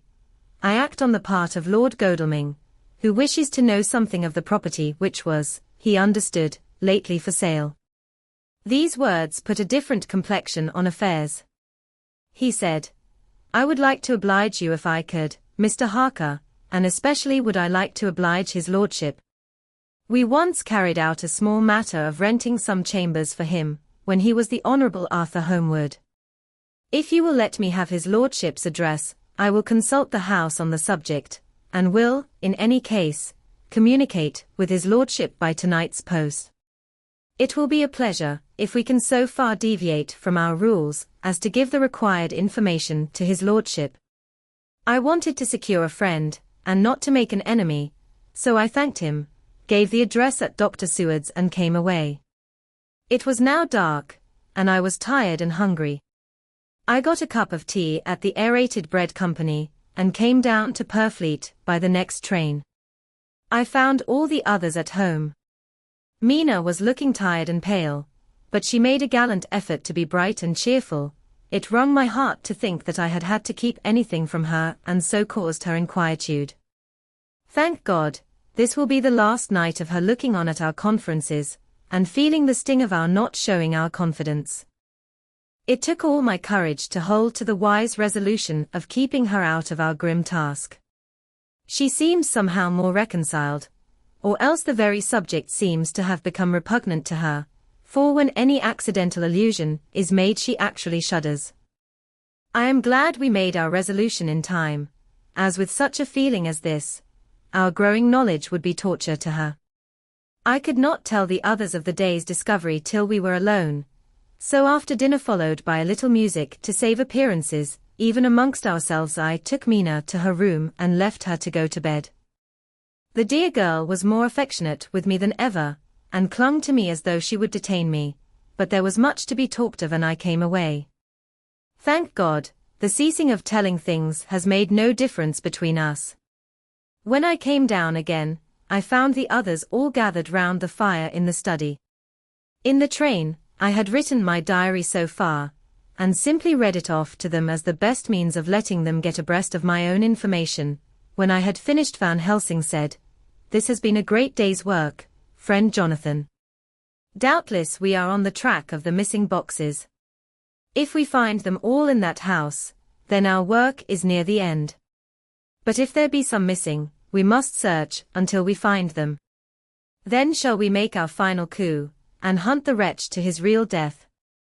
We all sat silent a while, and all at once Mr. Morris spoke. "Say, how are we going to get into that house?" "We got into the other," answered Lord Godalming quickly. "But, Art, this is different. We broke house at Carfax, but we had night and a walled park to protect us. It will be a mighty different thing to commit burglary in Piccadilly, either by day or night. I confess I don't see how we are going to get in unless that agency duck can find us a key of some sort. Perhaps we shall know when you get his letter in the morning." Lord Godalming's brows contracted, and he stood up and walked about the room. By and by he stopped and said, turning from one to another of us, "Quince's head is level. This burglary business is getting serious. We got off once all right, but we have now a rare job on hand unless we can find the Count's key basket. As nothing could well be done before morning, and as it would be at least advisable to wait till Lord Godalming should hear from Mitchell's, we decided not to take any active step before breakfast time. For a good while we sat and smoked, discussing the matter in its various lights and bearings. I took the opportunity of bringing this diary right up to the moment. I am very sleepy and shall go to bed. Just a line. Mina sleeps soundly and her breathing is regular. Her forehead is puckered up into little wrinkles, as though she thinks even in her sleep. She is still too pale, but does not look so haggard as she did this morning. Tomorrow will, I hope, mend all this. She will be herself at home in Exeter. Oh, but I am sleepy. Dr. Seward's Diary. 1 October. I am puzzled afresh about Renfield. His moods change so rapidly that I find it difficult to keep touch of them, and as they always mean something more than his own well-being, they form a more than interesting study. This morning, when I went to see him after his repulse of Van Helsing, his manner was that of a man commanding destiny. He was, in fact, commanding destiny subjectively. He did not really care for any of the things of mere earth. He was in the clouds and looked down on all the weaknesses and wants of us poor mortals. I thought I would improve the occasion and learn something, so I asked him, "What about the flies these times?" He smiled on me in quite a superior sort of way, such a smile as would have become the face of Malvolio as he answered me, "The fly, my dear sir, has one striking feature. Its wings are typical of the aerial powers of the psychic faculties. The ancients did well when they typified the soul as a butterfly." I thought I would push his analogy to its utmost logically, so I said quickly, "Oh, it is a soul you are after now, is it?" His madness foiled his reason, and a puzzled look spread over his face as, shaking his head with a decision which I had but seldom seen in him, he said, "Oh no, oh no. I want no souls. Life is all I want." Here he brightened up. "I am pretty indifferent about it at present. Life is all right. I have all I want. You must get a new patient, doctor, if you wish to study zoophagy." This puzzled me a little, so I drew him on. "Then you command life, you are a god, I suppose." He smiled with an ineffably benign superiority. "Oh no. Far be it from me to arrogate to myself the attributes of the deity. I am not even concerned in his especially spiritual doings. If I may state my intellectual position, I am, so far as concerns things purely terrestrial, somewhat in the position which Enoch occupied spiritually." This was a poser to me. I could not at the moment recall Enoch's appositeness, so I had to ask a simple question, though I felt that by so doing I was lowering myself in the eyes of the lunatic. "And why with Enoch?" "Because he walked with God." I could not see the analogy, but did not like to admit it, so I harked back to what he had denied. "So you don't care about life and you don't want souls?" "Why not?" I put my question quickly and somewhat sternly, on purpose to disconcert him. The effort succeeded. For an instant he unconsciously relapsed into his old servile manner, bent low before me, and actually fawned upon me as he replied, "I don't want any souls, indeed, indeed. I don't. I couldn't use them if I had them, they would be no manner of use to me. I couldn't eat them or—" He suddenly stopped and the old cunning look spread over his face, like a wind sweep on the surface of the water. "And doctor, as to life, what is it after all? When you've got all you require, and you know that you will never want, that is all. I have friends, good friends like you, Dr. Seward." This was said with a leer of inexpressible cunning. "I know that I shall never lack the means of life." I think that through the cloudiness of his insanity, he saw some antagonism in me, for he at once fell back on the last refuge of such as he, a dogged silence. After a short time, I saw that for the present it was useless to speak to him. He was sulky, and so I came away. Later in the day he sent for me. Ordinarily, I would not have come without special reason, but just at present I am so interested in him that I would gladly make an effort. Besides, I am glad to have anything to help to pass the time. Harker is out, following up clues, and so are Lord Godalming and Quincy. Van Helsing sits in my study poring over the record prepared by the Harkers. He seems to think that by accurate knowledge of all details he will light upon some clue. He does not wish to be disturbed in the work without cause. I would have taken him with me to see the patient, only I thought that after his last repulse he might not care to go again. There was also another reason. Renfield might not speak so freely before a third person as when he and I were alone. I found him sitting out in the middle of the floor on his stool, a pose which is generally indicative of some mental energy on his part. When I came in, he said at once, as though the question had been waiting on his lips, "What about souls?" It was evident then that my surmise had been correct. Unconscious cerebration was doing its work, even with the lunatic. I determined to have the matter out. "What about them yourself?" I asked.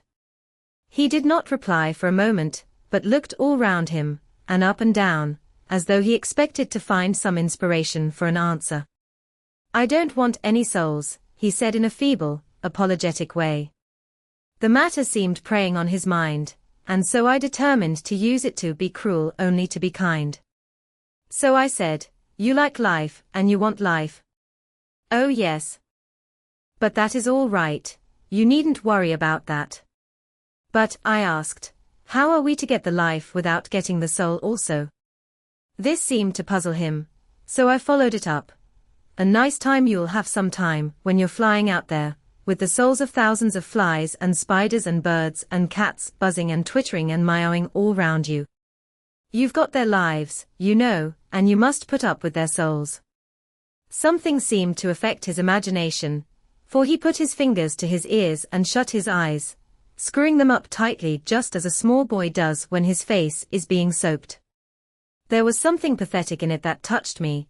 It also gave me a lesson, for it seemed that before me was a child, only a child, though the features were worn, and the stubble on the jaws was white. It was evident that he was undergoing some process of mental disturbance, and knowing how his past moods had interpreted things seemingly foreign to himself, I thought I would enter into his mind as well as I could and go with him. The first step was to restore confidence, so I asked him, speaking pretty loud, so that he would hear me through his closed ears, "Would you like some sugar to get your flies round again?" He seemed to wake up all at once, and shook his head. With a laugh he replied, "Not much. Flies are poor things, after all." After a pause he added, "But I don't want their souls buzzing round me, all the same." "Or spiders?" I went on. "Blow spiders. What's the use of spiders? There isn't anything in them to eat." Or he stopped suddenly, as though reminded of a forbidden topic. So. I thought to myself, this is the second time he has suddenly stopped at the word drink. What does it mean?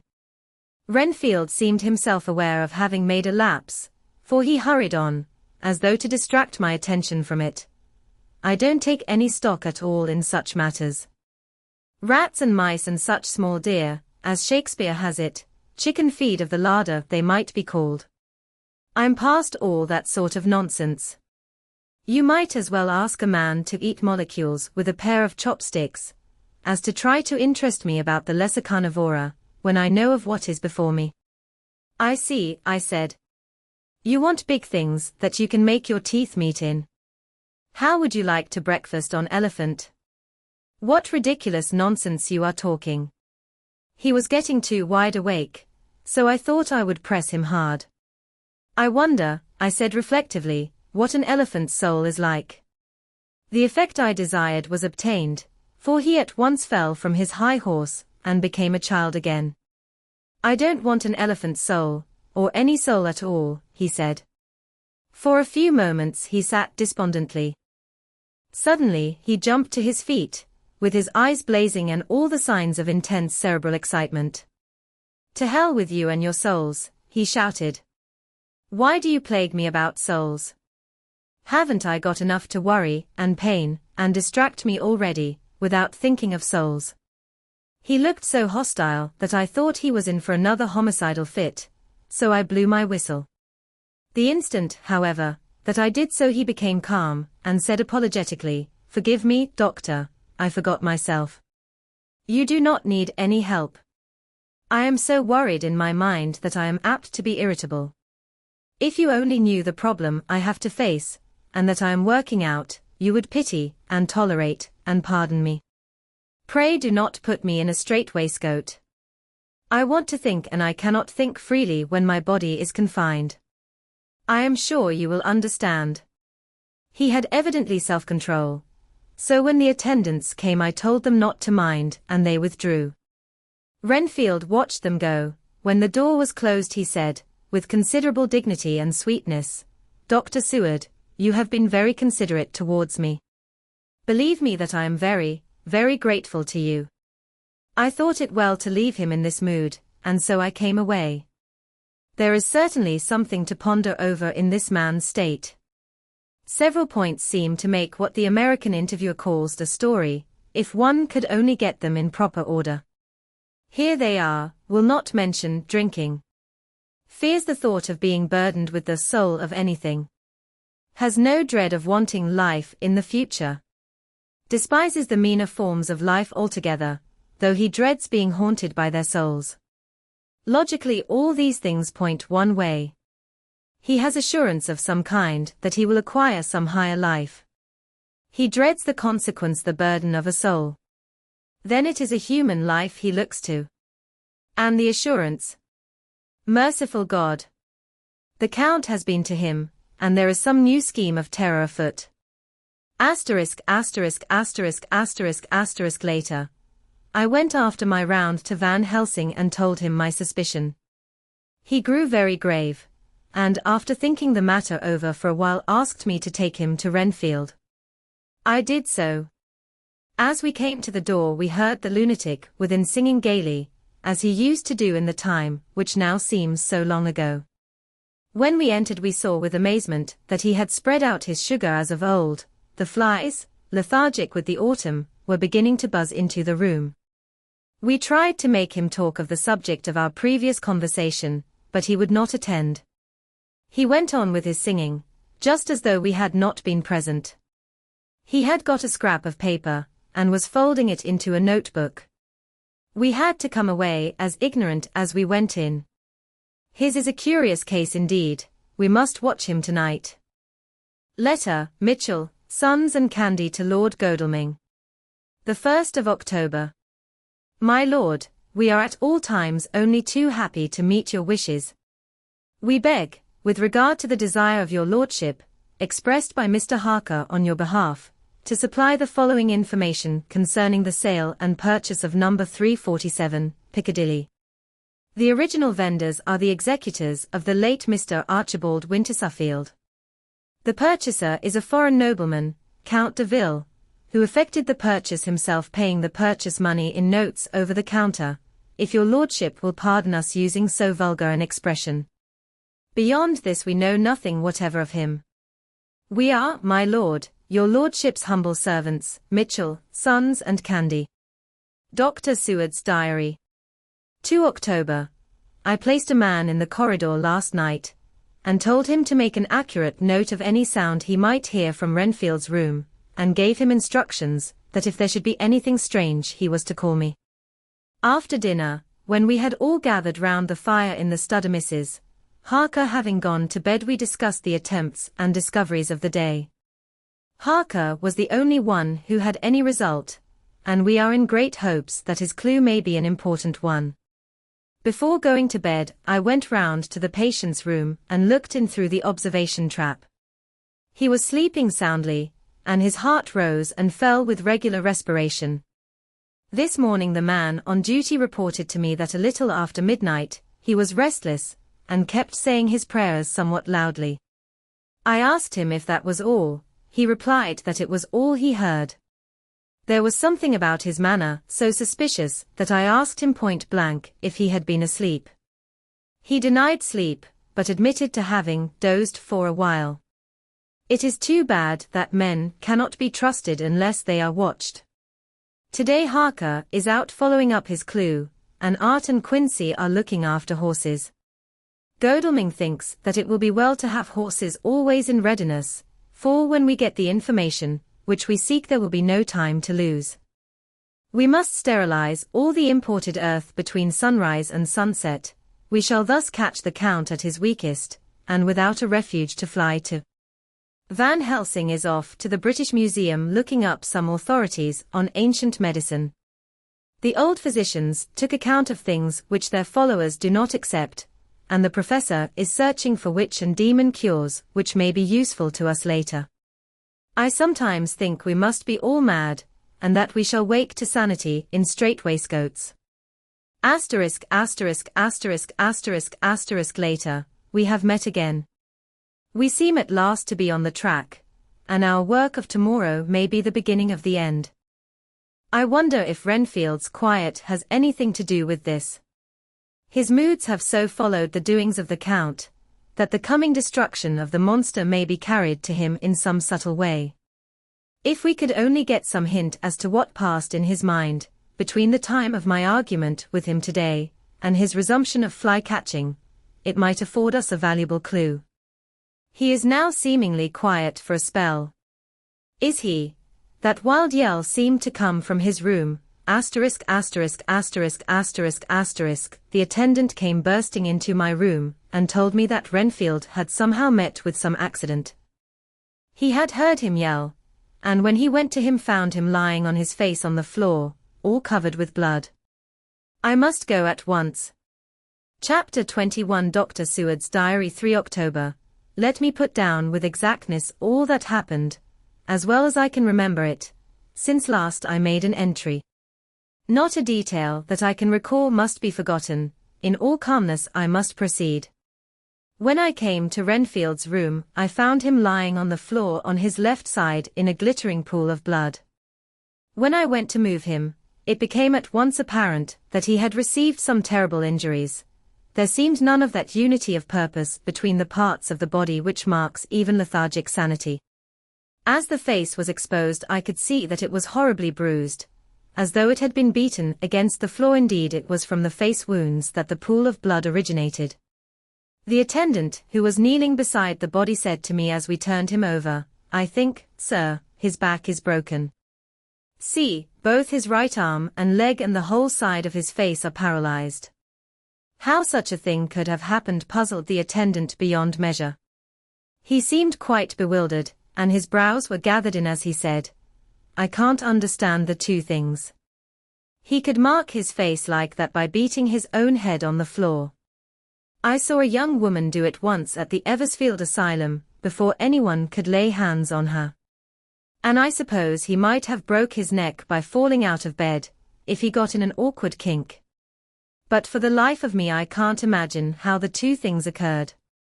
If his back was broke, he couldn't beat his head, and if his face was like that before the fall out of bed, there would be marks of it.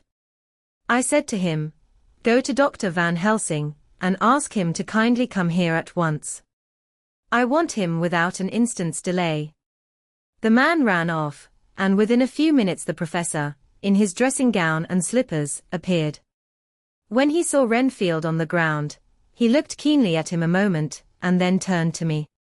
I think he recognized my thought in my eyes, for he said very quietly, manifestly for the ears of the attendant, "Ah, a sad accident. He will need very careful watching, and much attention. I shall stay with you myself, but I shall first dress myself. If you will remain, I shall in a few minutes join you." The patient was now breathing stertorously, and it was easy to see that he had suffered some terrible injury. Van Helsing returned with extraordinary celerity, bearing with him a surgical case.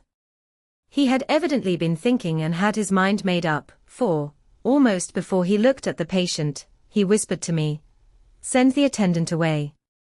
We must be alone with him when he becomes conscious, after the operation." So I said, "I think that will do now, Simmons. We have done all that we can at present. You had better go your round, and Dr. Van Helsing will operate. Let me know instantly if there be anything unusual anywhere."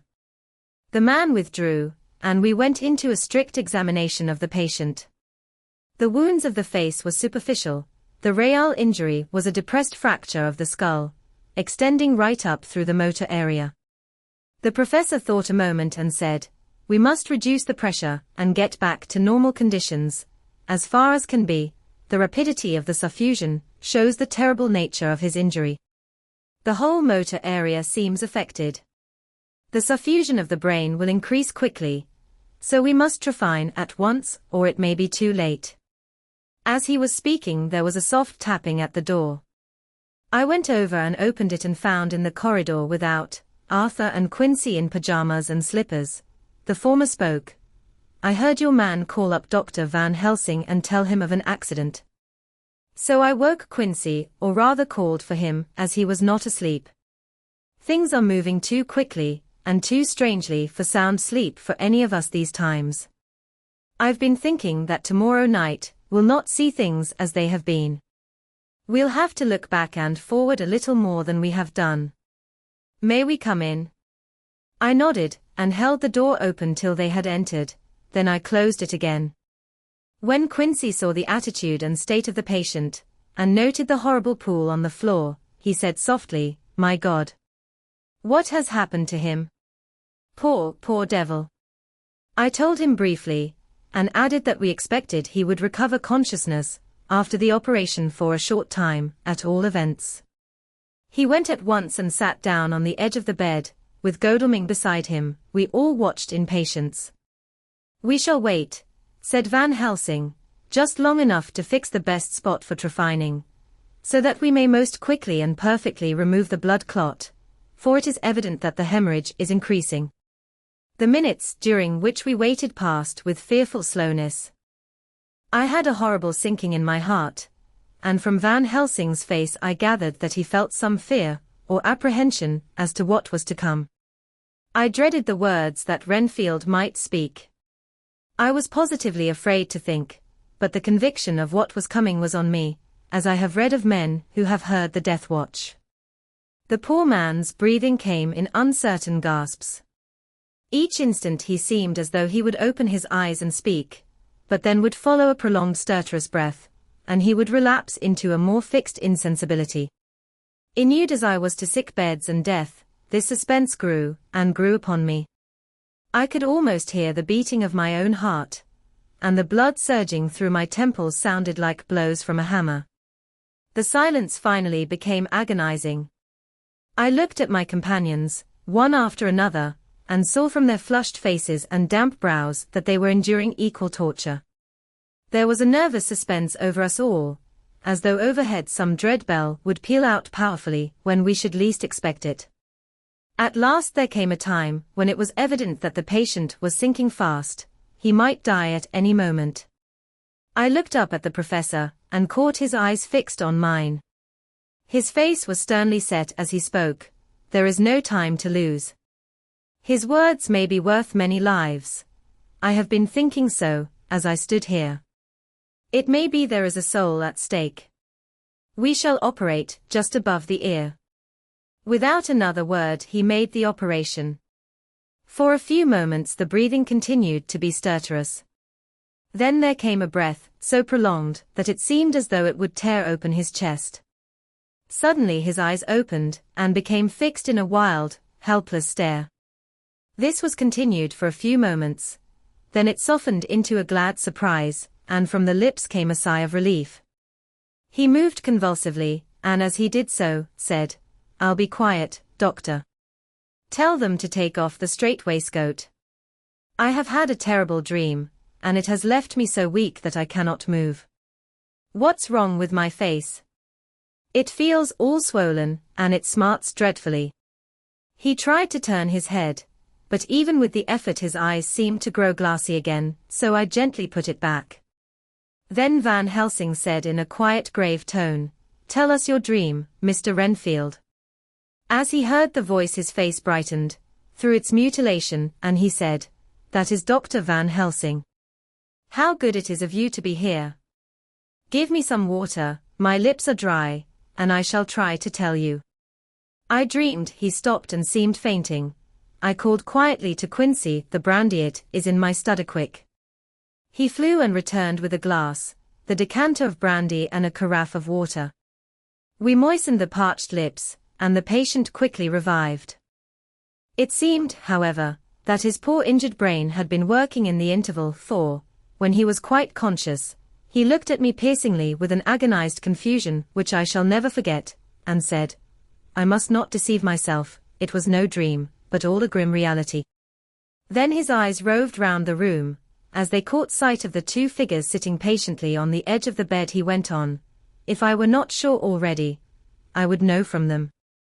For an instant his eyes closed, not with pain or sleep, but voluntarily, as though he were bringing all his faculties to bear. When he opened them he said, hurriedly, and with more energy than he had yet displayed, "Quick, doctor, quick.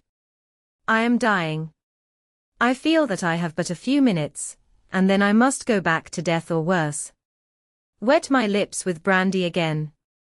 I have something that I must say before I die, or before my poor crushed brain dies anyhow. Thank you. It was that night after you left me, when I implored you to let me go away. I couldn't speak then, for I felt my tongue was tied, but I was as sane then, except in that way, as I am now. I was in an agony of despair for a long time after you left me, it seemed hours. Then there came a sudden peace to me. My brain seemed to become cool again, and I realized where I was. I heard the dogs bark behind our house, but not where he was. As he spoke, Van Helsing's eyes never blinked, but his hand came out and met mine and gripped it hard. He did not, however, betray himself. He nodded slightly and said, "Go on," in a low voice. Renfield proceeded. He came up to the window in the mist, as I had seen him often before, but he was solid then, not a ghost, and his eyes were fierce like a man's when angry. He was laughing with his red mouth. The sharp white teeth glinted in the moonlight, when he turned to look back over the belt of trees, to where the dogs were barking. I wouldn't ask him to come in at first, though I knew he wanted to, just as he had wanted all along. Then he began promising me things not in words, but by doing them. He was interrupted by a word from the professor. How? By making them happen, just as he used to send in the flies when the sun was shining. Great big fat ones with steel and sapphire on their wings, and big moths, in the night, with skull and crossbones on their backs. Van Helsing nodded to him as he whispered to me unconsciously, "The Acherontia a tetrapose of the Sphinges, what you call the death's head moth." The patient went on without stopping. Then he began to whisper, "Rats, rats, rats. Hundreds, thousands, millions of them, and every one alive, and dogs to eat them, and cats too. All lives. All red blood, with years of life in it, and not merely buzzing flies." I laughed at him, for I wanted to see what he could do. Then the dogs howled, away beyond the dark trees in his house. He beckoned me to the window. I got up and looked out, and he raised his hands, and seemed to call out without using any words. A dark mass spread over the grass, coming on like the shape of a flame of fire, and then he moved the mist to the right and left, and I could see that there were thousands of rats, with their eyes blazing red like his, only smaller. He held up his hand, and they all stopped, and I thought he seemed to be saying, "All these lives will I give you, and many more and greater, through countless ages, if you will fall down and worship me." And then a red cloud, like the color of blood, seemed to close over my eyes, and before I knew what I was doing, I found myself opening the sash and saying to him, "Come in, Lord and Master." The rats were all gone, but he slid into the room through the sash, though it was only open an inch wide, just as the moon herself has often come in through the tiniest crack, and has stood before me in all her size and splendor. His voice was weaker, so I moistened his lips with the brandy again, and he continued, but it seemed as though his memory had gone on working in the interval, for his story was further advanced. I was about to call him back to the point, but Van Helsing whispered to me, "Let him go on. Do not interrupt him, he cannot go back, and maybe could not proceed at all if once he lost the thread of his thought." He proceeded. All day I waited to hear from him, but he did not send me anything, not even a blowfly, and when the moon got up I was pretty angry with him. When he slid in through the window, though it was shut, and did not even knock, I got mad with him. He sneered at me, and his white face looked out of the mist with his red eyes gleaming, and he went on as though he owned the whole place, and I was no one. He didn't even smell the same as he went by me. I couldn't hold him. I thought that, somehow, Mrs. Harker had come into the room. The two men sitting on the bed stood up and came over, standing behind him so that he could not see them, but where they could hear better. They were both silent, but the professor started and quivered. His face, however, grew grimmer and sterner still. Renfield went on without noticing. "When Mrs. Harker came in to see me this afternoon, she wasn't the same. it was like tea after the teapot had been watered.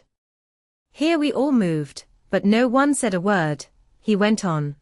I didn't know that she was here till she spoke, and she didn't look the same. I don't care for the pale people. I like them with lots of blood in them, and hers had all seemed to have run out. I didn't think of it at the time, but when she went away I began to think, and it made me mad to know that he had been taking the life out of her. I could feel that the rest quivered, as I did, but we remained otherwise still. So when he came tonight, I was ready for him. I saw the mist stealing in, and I grabbed it tight. I had heard that madmen have unnatural strength, and as I knew I was a madman at times anyhow I resolved to use my power. And he felt it too, for he had to come out of the mist to struggle with me. I held tight, and I thought I was going to win, for I didn't mean him to take any more of her life, till I saw his eyes. They burned into me, and my strength became like water. He slipped through it, and when I tried to cling to him, he raised me up and flung me down. There was a red cloud before me, and a noise like thunder, and the mist seemed to steal away under the door. His voice was becoming fainter and his breath more stertorous. Van Helsing stood up instinctively. We know the worst now, he said. He is here, and we know his purpose. It may not be too late. Let us be armed the same as we were the other night, but lose no time. There is not an instant to spare. There was no need to put our fear, nay our conviction, into words. We shared them in common. We all hurried and took from our rooms the same things that we had when we entered the Count's house. The professor had his ready, and as we met in the corridor he pointed to them significantly as he said, They never leave me, and they shall not till this unhappy business is over. Be wise also, my friends. It is no common enemy that we deal with. Alas! Alas! That dear Madam Mina should suffer. He stopped, his voice was breaking, and I do not know if rage or terror predominated in my own heart. Outside the Harker's door we paused. Art and Quincy held back, and the latter said, Should we disturb her? We must, said Van Helsing grimly. If the door be locked, I shall break it in. May it not frighten her terribly. It is unusual to break into a lady's room. Van Helsing said solemnly, You are always right, but this is life and death. All chambers are alike to the doctor, and even were they not they are all as one to me tonight. Friend John, when I turn the handle, if the door does not open, do you put your shoulder down and shove, and you too, my friends. Now. He turned the handle as he spoke, but the door did not yield. We threw ourselves against it. With a crash it burst open, and we almost fell headlong into the room. The professor did actually fall, and I saw across him as he gathered himself up from hands and knees. What I saw appalled me. I felt my hair rise like bristles on the back of my neck, and my heart seemed to stand still. The moonlight was so bright that through the thick yellow blind the room was light enough to see. On the bed beside the window lay Jonathan Harker, his face flushed and breathing heavily as though in a stupor. Kneeling on the near edge of the bed facing outwards was the white-clad figure of his wife. By her side stood a tall, thin man, clad in black. His face was turned from us, but the instant we saw we all recognized the Count in every way, even to the scar on his forehead. With his left hand he held both Mrs. Harker's hands, keeping them away with her arms at full tension. His right hand gripped her by the back of the neck, forcing her face down on his bosom.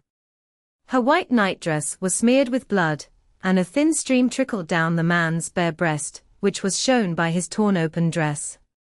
The attitude of the two had a terrible resemblance to a child forcing a kitten's nose into a saucer of milk to compel it to drink. As we burst into the room, the Count turned his face, and the hellish look that I had heard described seemed to leap into it.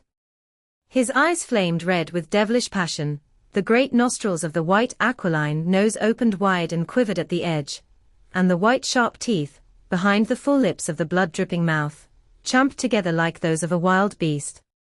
With a wrench, which threw his victim back upon the bed as though hurled from a height. He turned and sprang at us. But by this time the professor had gained his feet, and was holding towards him the envelope which contained the sacred wafer. The Count suddenly stopped, just as poor Lucy had done outside the tomb, and cowered back. Further and further back he cowered, as we, lifting our crucifixes, advanced. The moonlight suddenly failed, as a great black cloud sailed across the sky, and when the gaslight sprang up under Quince's match, we saw nothing but a faint vapor. This, as we looked, trailed under the door, which with the recoil from its bursting open, had swung back to its old position. Van Helsing, Art, and I moved forward to Mrs. Harker, who by this time had drawn her breath, and with it had given a scream so wild, so ear-piercing, so despairing that it seems to me now that it will ring in my ears till my dying day. For a few seconds, she lay in her helpless attitude and disarray. Her face was ghastly, with a pallor which was accentuated by the blood which smeared her lips and cheeks and chin. From her throat trickled a thin stream of blood. Her eyes were mad with terror. Then she put before her face her poor crushed hands, which bore on their whiteness the red mark of the Count's terrible grip, and from behind them came a low desolate wail, which made the terrible scream seem only the quick expression of an endless grief. Van Helsing stepped forward and drew the coverlet gently over her body, whilst Art, after looking at her face for an instant despairingly, ran out of the room. Van Helsing whispered to me, "Jonathan is in a stupor such as we know the vampire can produce. We can do nothing with poor Madam Mina for a few moments till she recovers herself. I must wake him." He dipped the end of a towel in cold water and with it began to flick him on the face, his wife all the while holding her face between her hands and sobbing in a way that was heartbreaking to hear. I raised the blind and looked out of the window. There was much moonshine, and as I looked I could see Quincey Morris run across the lawn and hide himself in the shadow of a great yew tree. It puzzled me to think why he was doing this, but at the instant I heard Harker's quick exclamation, as he woke to partial consciousness and turned to the bed. On his face, as there might well be, was a look of wild amazement. He seemed dazed for a few seconds, and then full consciousness seemed to burst upon him all at once, and he started up. His wife was aroused by the quick movement, and turned to him with her arms stretched out, as though to embrace him. Instantly, however, she drew them in again, and putting her elbows together, held her hands before her face, and shuddered till the bed beneath her shook. "In God's name, what does this mean?" Harker cried out. "Dr. Seward, Dr. Van Helsing, what is it? What has happened? What is wrong? Mina, dear, what is it? What does that blood mean? My God, my God! Has it come to this?" And, raising himself to his knees, he beat his hands wildly together. "Good God, help us! Help her! Oh, help her!" With a quick movement he jumped from bed, and began to pull on his clothes, all the man in him awake at the need for instant exertion. "What has happened? Tell me all about it," he cried without pausing. "Dr. Van Helsing, you love Mina, I know. Oh, do something to save her. It cannot have gone too far yet. Guard her while I look for him." His wife, through her terror and horror and distress, saw some sure danger to him. Instantly forgetting her own grief, she seized hold of him and cried out, "No. No. Jonathan, you must not leave me. I have suffered enough tonight, God knows, without the dread of his harming you. You must stay with me. Stay with these friends, who will watch over you." Her expression became frantic as she spoke, and, he yielding to her, she pulled him down sitting on the bedside, and clung to him fiercely. Van Helsing and I tried to calm them both. The professor held up his little golden crucifix, and said with wonderful calmness, "Do not fear, my dear. We are here, and whilst this is close to you no foul thing can approach. You are safe for tonight, and we must be calm and take counsel together." She shuddered and was silent, holding down her head on her husband's breast. When she raised it, His white nightrobe was stained with blood where her lips had touched, and where the thin open wound in her neck had sent forth drops. The instant she saw it she drew back, with a low wail, and whispered, amidst choking sobs, "Unclean, unclean. I must touch him or kiss him no more. Oh, that it should be that it is I who am now his worst enemy, and whom he may have most cause to fear." To this he spoke out resolutely, "Nonsense, Mina. It is a shame to me to hear such a word. I would not hear it of you, and I shall not hear it from you. May God judge me by my deserts, and punish me with more bitter suffering than even this hour, if by any act, or will of mine anything ever come between us." He put out his arms and folded her to his breast, and for a while she lay there sobbing. He looked at us over her bowed head, with eyes that blinked damply above his quivering nostrils. His mouth was set as steel. After a while her sobs became less frequent and more faint, and then he said to me, speaking with a studied calmness, which I felt tried his nervous power to the utmost, "And now, Dr. Seward, tell me all about it. Too well I know the broad fact. Tell me all that has been." I told him exactly what had happened, and he listened with seeming impassiveness, but his nostrils twitched and his eyes blazed as I told how the ruthless hands of the Count had held his wife in that terrible and horrid position, with her mouth to the open wound in his breast. It interested me, even at that moment, to see that, whilst the face of white-set passion worked convulsively over the bowed head, the hands tenderly and lovingly stroked the ruffled hair. Just as I had finished, Quincy and Godalming knocked at the door. They entered in obedience to our summons. Van Helsing looked at me questioningly. I understood him to mean if we were to take advantage of their coming to divert if possible the thoughts of the unhappy husband and wife from each other, and from themselves. So on nodding acquiescence to him he asked them what they had seen or done. To which Lord Godalming answered, "I could not see him anywhere in the passage, or in any of our rooms. I looked in the study, but, though he had been there, he had gone. He had, however," he stopped suddenly, looking at the poor drooping figure on the bed. Van Helsing said gravely, "Go on, friend Arthur. We want here no more concealments. Our hope now is in knowing all. Tell freely." So Art went on. He had been there, and though it could only have been for a few seconds, he made rare hay of the place. All the manuscript had been burned, and the blue flames were flickering amongst the white ashes. The cylinders of your phonograph too were thrown on the fire, and the wax had helped the flames. Here I interrupted. "Thank God there is the other copy in the safe." His face lit for a moment, but fell again as he went on. I ran downstairs then, but could see no sign of him. I looked into Renfield's room, but there was no trace there except. Again he paused. "Go on," said Harker hoarsely. So he bowed his head and moistening his lips with his tongue, added, "Except that the poor fellow is dead." Mrs. Harker raised her head. Looking from one to the other of us she said solemnly, "God's will be done." I could not but feel that Art was keeping back something, but as I took it that it was with a purpose, I said nothing. Van Helsing turned to Morris and asked, "And you, friend Quincy, have you any to tell?"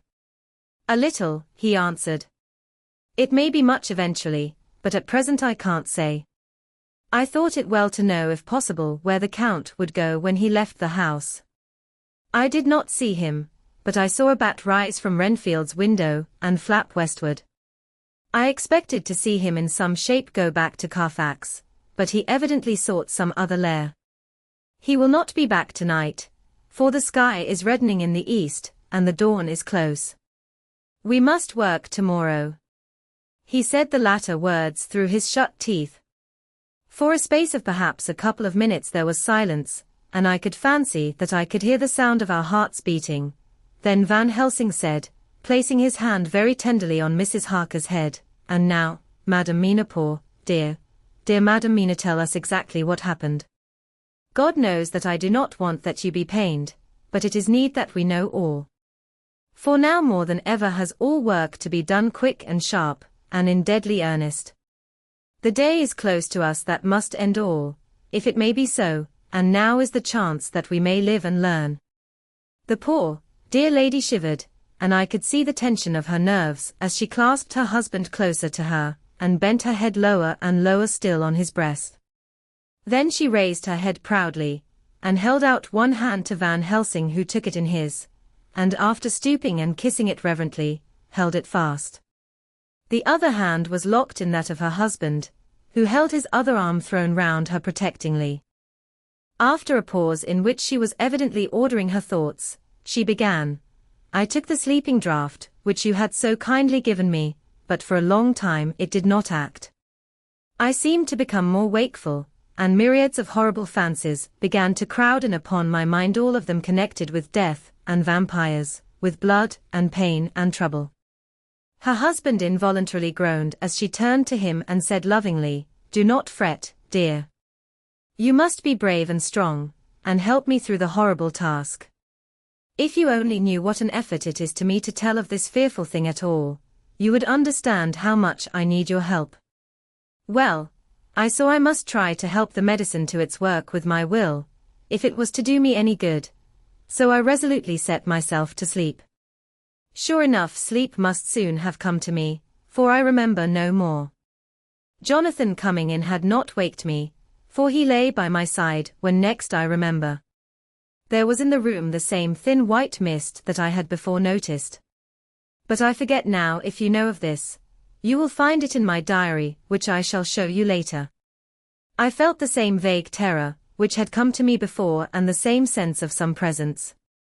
I turned to wake Jonathan, but found that he slept so soundly that it seemed as if it was he who had taken the sleeping draught, and not I. I tried, but I could not wake him.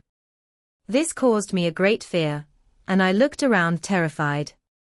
Then indeed, my heart sank within me, beside the bed, as if he had stepped out of the mist, or rather as if the mist had turned into his figure, for it had entirely disappeared. Stood a tall, thin man, all in black. I knew him at once from the description of the others. The waxen face, the high aquiline nose, on which the light fell in a thin white line, the parted red lips, with the sharp white teeth showing between, and the red eyes that I had seemed to see in the sunset on the windows of St. Mary's Church at Whitby. I knew, too, the red scar on his forehead where Jonathan had struck him.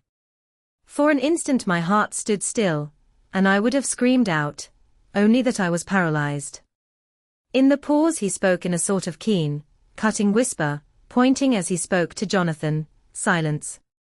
If you make a sound I shall take him and dash his brains out before your very eyes." I was appalled and was too bewildered to do or say anything. With a mocking smile, he placed one hand upon my shoulder, and holding me tight, bared my throat with the other, saying as he did so, "First, a little refreshment to reward my exertions. You may as well be quiet. It is not the first time, or the second, that your veins have appeased my thirst."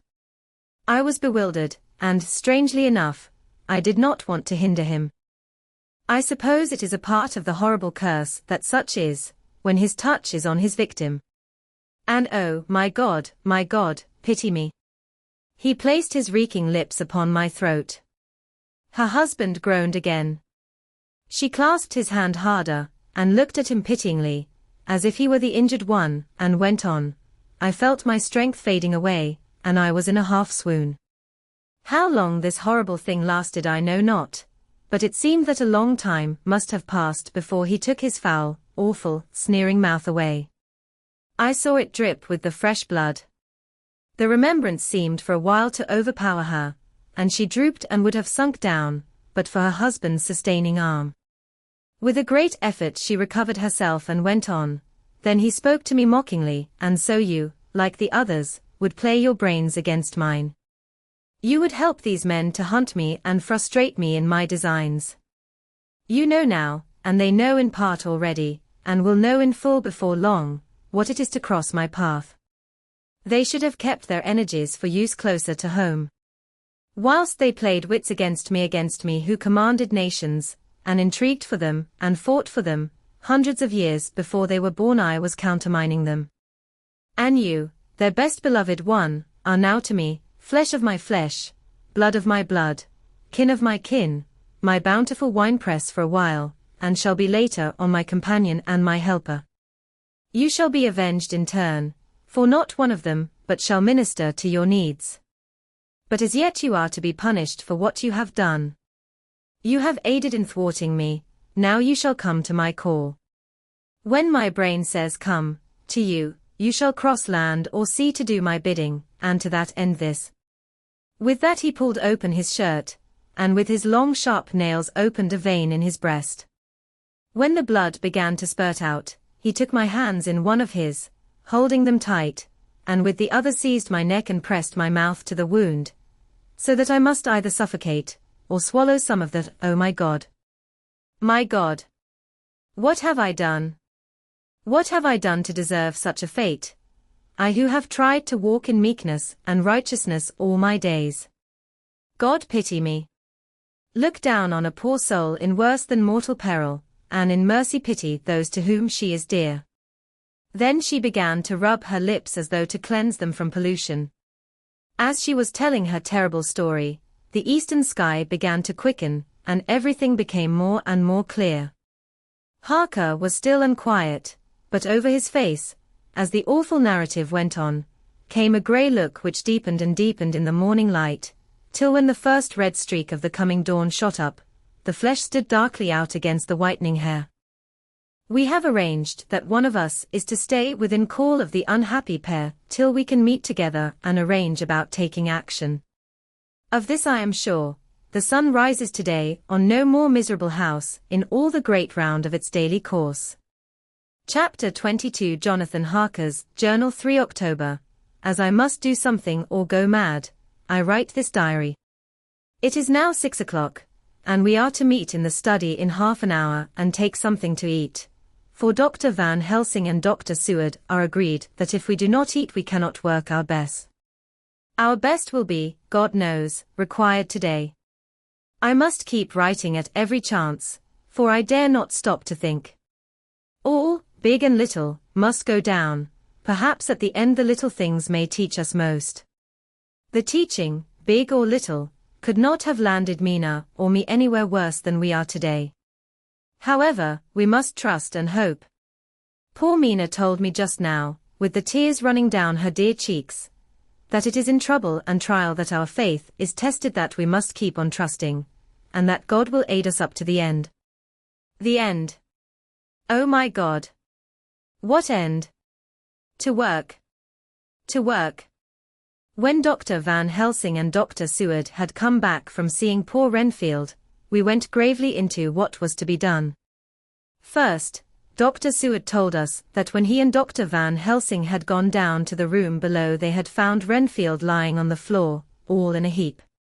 His face was all bruised and crushed in, and the bones of the neck were broken. Dr. Seward asked the attendant, who was on duty in the passage, if he had heard anything.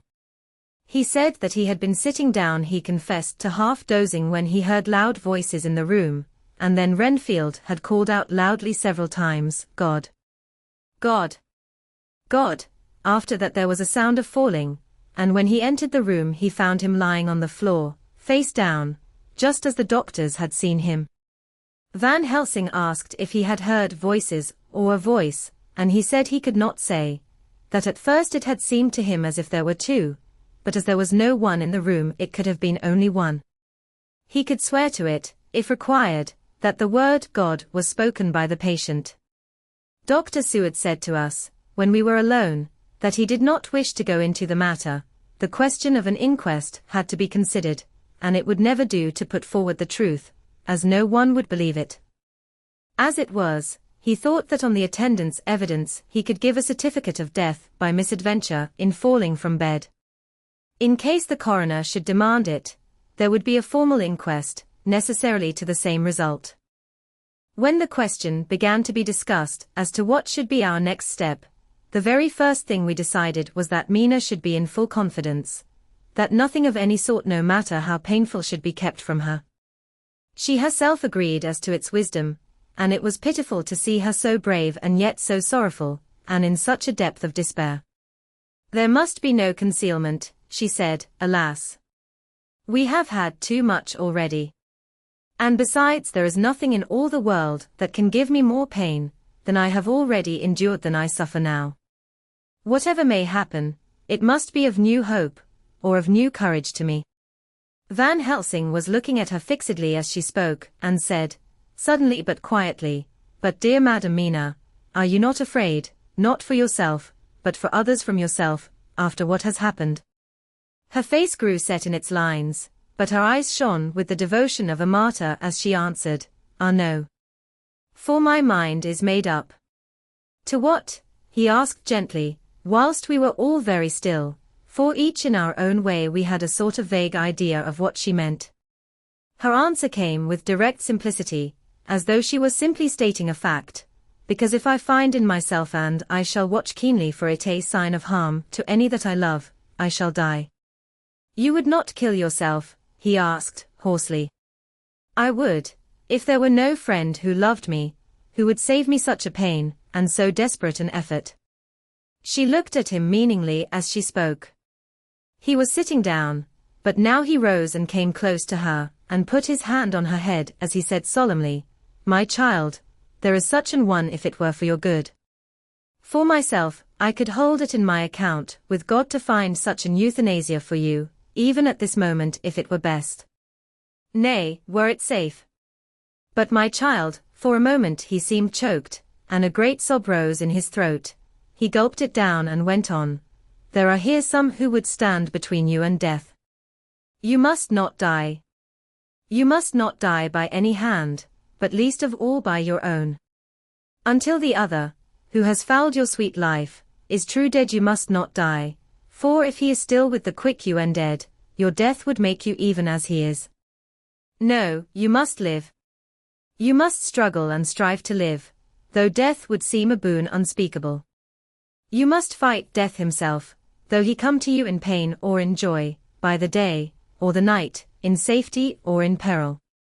On your living soul I charge you that you do not die, nay, nor think of death till this great evil be past." The poor dear grew white as death, and shook and shivered, as I have seen a quicksand shake and shiver at the incoming of the tide. We were all silent, we could do nothing. At length she grew more calm and turning to him said, sweetly, but oh, so sorrowfully, as she held out her hand, "I promise you, my dear friend, that if God will let me live, I shall strive to do so, till, if it may be in his good time, this horror may have passed away from me." She was so good and brave that we all felt that our hearts were strengthened to work and endure for her, and we began to discuss what we were to do. I told her that she was to have all the papers in the safe, and all the papers, or diaries and phonographs we might hereafter use, and was to keep the record as she had done before. She was pleased with the prospect of anything to do, if pleased, could be used in connection with so grim an interest. As usual, Van Helsing had thought ahead of everyone else, and was prepared with an exact ordering of our work. "It is perhaps well," he said, "that at our meeting after our visit to Carfax we decided not to do anything with the earth boxes that lay there. Had we done so, the Count must have guessed our purpose, and would doubtless have taken measures in advance to frustrate such an effort with regard to the others, but now he does not know our intentions. Nay, more, in all probability, he does not know that such a power exists to us as can sterilize his lairs, so that he cannot use them as of old. We are now so much further advanced in our knowledge as to their disposition that, when we have examined the house in Piccadilly, we may track the very last of them. Today, then, is ours, and in it rests our hope. The sun that rose on our sorrow this morning guards us in its course. Until it sets tonight, that monster must retain whatever form he now has. He is confined within the limitations of his earthly envelope. He cannot melt into thin air nor disappear through cracks, or chinks or crannies. If he go through a doorway, he must open the door like a mortal. And so we have this day to hunt out all his lairs and sterilize them. So we shall, if we have not yet catch him and destroy him, drive him to bay in some place where the catching and the destroying shall be, in time, sure. Here I started up, for I could not contain myself at the thought that the minutes and seconds so preciously laden with Mina's life and happiness were flying from us, since whilst we talked action was impossible. But Van Helsing held up his hand warningly. "Nay, friend Jonathan," he said, "in this, the quickest way home is the longest way, so your proverbs say. We shall all act and act with desperate quick, when the time has come. But think, in all probable the key of the situation is in that house in Piccadilly. The Count may have many houses which he has bought. Of them he will have deeds of purchase, keys and other things. He will have paper that he write on, he will have his book of checks. There are many belongings that he must have somewhere, why not in this place so central, so quiet, where he come and go by the front, or the back at all hour, when in the very vast of the traffic there is none to notice. We shall go there and search that house, and when we learn what it holds, then we do what our friend Arthur call, in his phrases of hunt stop the earths, and so we run down our old fox so. Is it not? Then let us come at once," I cried, "we are wasting the precious, precious time." The professor did not move, but simply said, "And how are we to get into that house in Piccadilly?" "Any way," I cried. "We shall break in if need be." "And your police, where will they be, and what will they say?" I was staggered, but I knew that if he wished to delay he had a good reason for it. So I said, as quietly as I could, "Don't wait more than need be, you know, I am sure, what torture I am in." "Ah, my child, that I do, and indeed there is no wish of me to add to your anguish. But just think, what can we do, until all the world be at movement? Then will come our time. I have thought and thought, and it seems to me that the simplest way is the best of all. Now we wish to get into the house, but we have no key, is it not so?" I nodded.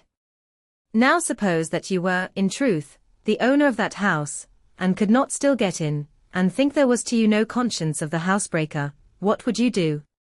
"I should get a respectable locksmith, and set him to work to pick the lock for me." "And your police, they would interfere, would they not?" "Oh, no. Not if they knew the man was properly employed." Then, he looked at me as keenly as he spoke, "All that is in doubt is the conscience of the employer, and the belief of your policeman as to whether or no that employer has a good conscience, or a bad one. Your police must indeed be zealous men and clever, oh, so clever, in reading the heart, that they trouble themselves in such matter.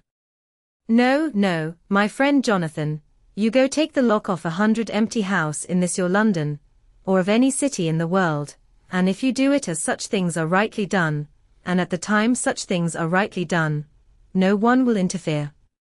I have read of a gentleman who owned a so fine house in London, and when he went for months of summer to Switzerland and lock up his house, some burglar came and broke window at back and got in. Then he went and made open the shutters in front and walk out, and in through the door, before the very eyes of the police. Then he have an auction in that house, and advertise it, and put up big notice, and when the day come he sell off by a great auctioneer all the goods of that other man who own them. Then he go to a builder, and he sell him that house, making an agreement that he pull it down and take all away within a certain time. And your police and other authority help him all they can. And when that owner come back from his holiday, in Switzerland, he find only an empty hole where his house had been. This was all done en règle, and in our work we shall be en règle too. We shall not go so early that the policemen, who have then little to think of, shall deem it strange, but we shall go after 10 o'clock, when there are many about, and such things would be done were we indeed owners of the house." I could not but see how right he was, and the terrible despair of Mina's face became relaxed a thought. There was hope in such good counsel. Van Helsing went on, "When once within that house we may find more clues. At any rate some of us can remain there whilst the rest find the other places, where there be more earth boxes at Bermondsey and Mile End." Lord Godalming stood up. "I can be of some use here," he said. "I shall wire to my people to have horses and carriages, where they will be most convenient." "Look here, old fellow," said Morris, it is a capital idea to have all ready in case we want to go horsebacking, but don't you think that one of your snappy carriages, with its heraldic adornments in a byway of Walworth or Mile End would attract too much attention for our purposes? It seems to me that we ought to take cabs, when we go south or east, and even leave them somewhere near the neighborhood we are going to. Friend Quincy is right, said the professor. His head is what you call in plane with the horizon. It is a difficult thing that we go to do, and we do not want no peoples to watch us if so it may. Mina took a growing interest in everything, and I was rejoiced to see that the exigency of affairs was helping her to forget for a time the terrible experience of the night. She was very, very pale, almost ghastly, and so thin that her lips were drawn away, showing her teeth in somewhat of prominence. I did not mention this last, lest it should give her needless pain, but it made my blood run cold in my veins to think of what had occurred with poor Lucy when the Count had sucked her blood. As yet there was no sign of the teeth growing sharper, but the time as yet was short, and there was time for fear. When we came to the discussion of the sequence of our efforts, and of the disposition of our forces, there were new sources of doubt. It was finally agreed that before starting for Piccadilly we should destroy the Count's lair close at hand. In case he should find it out too soon, we should thus be still ahead of him in our work of destruction, and his presence in his purely material shape, and at his weakest, might give us some new clue.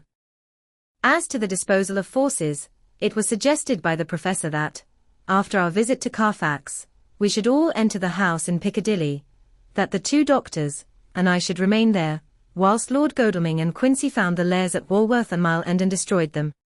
It was possible, if not likely, the professor urged, that the Count might appear in Piccadilly during the day, and that if so we might be able to cope with him then and there.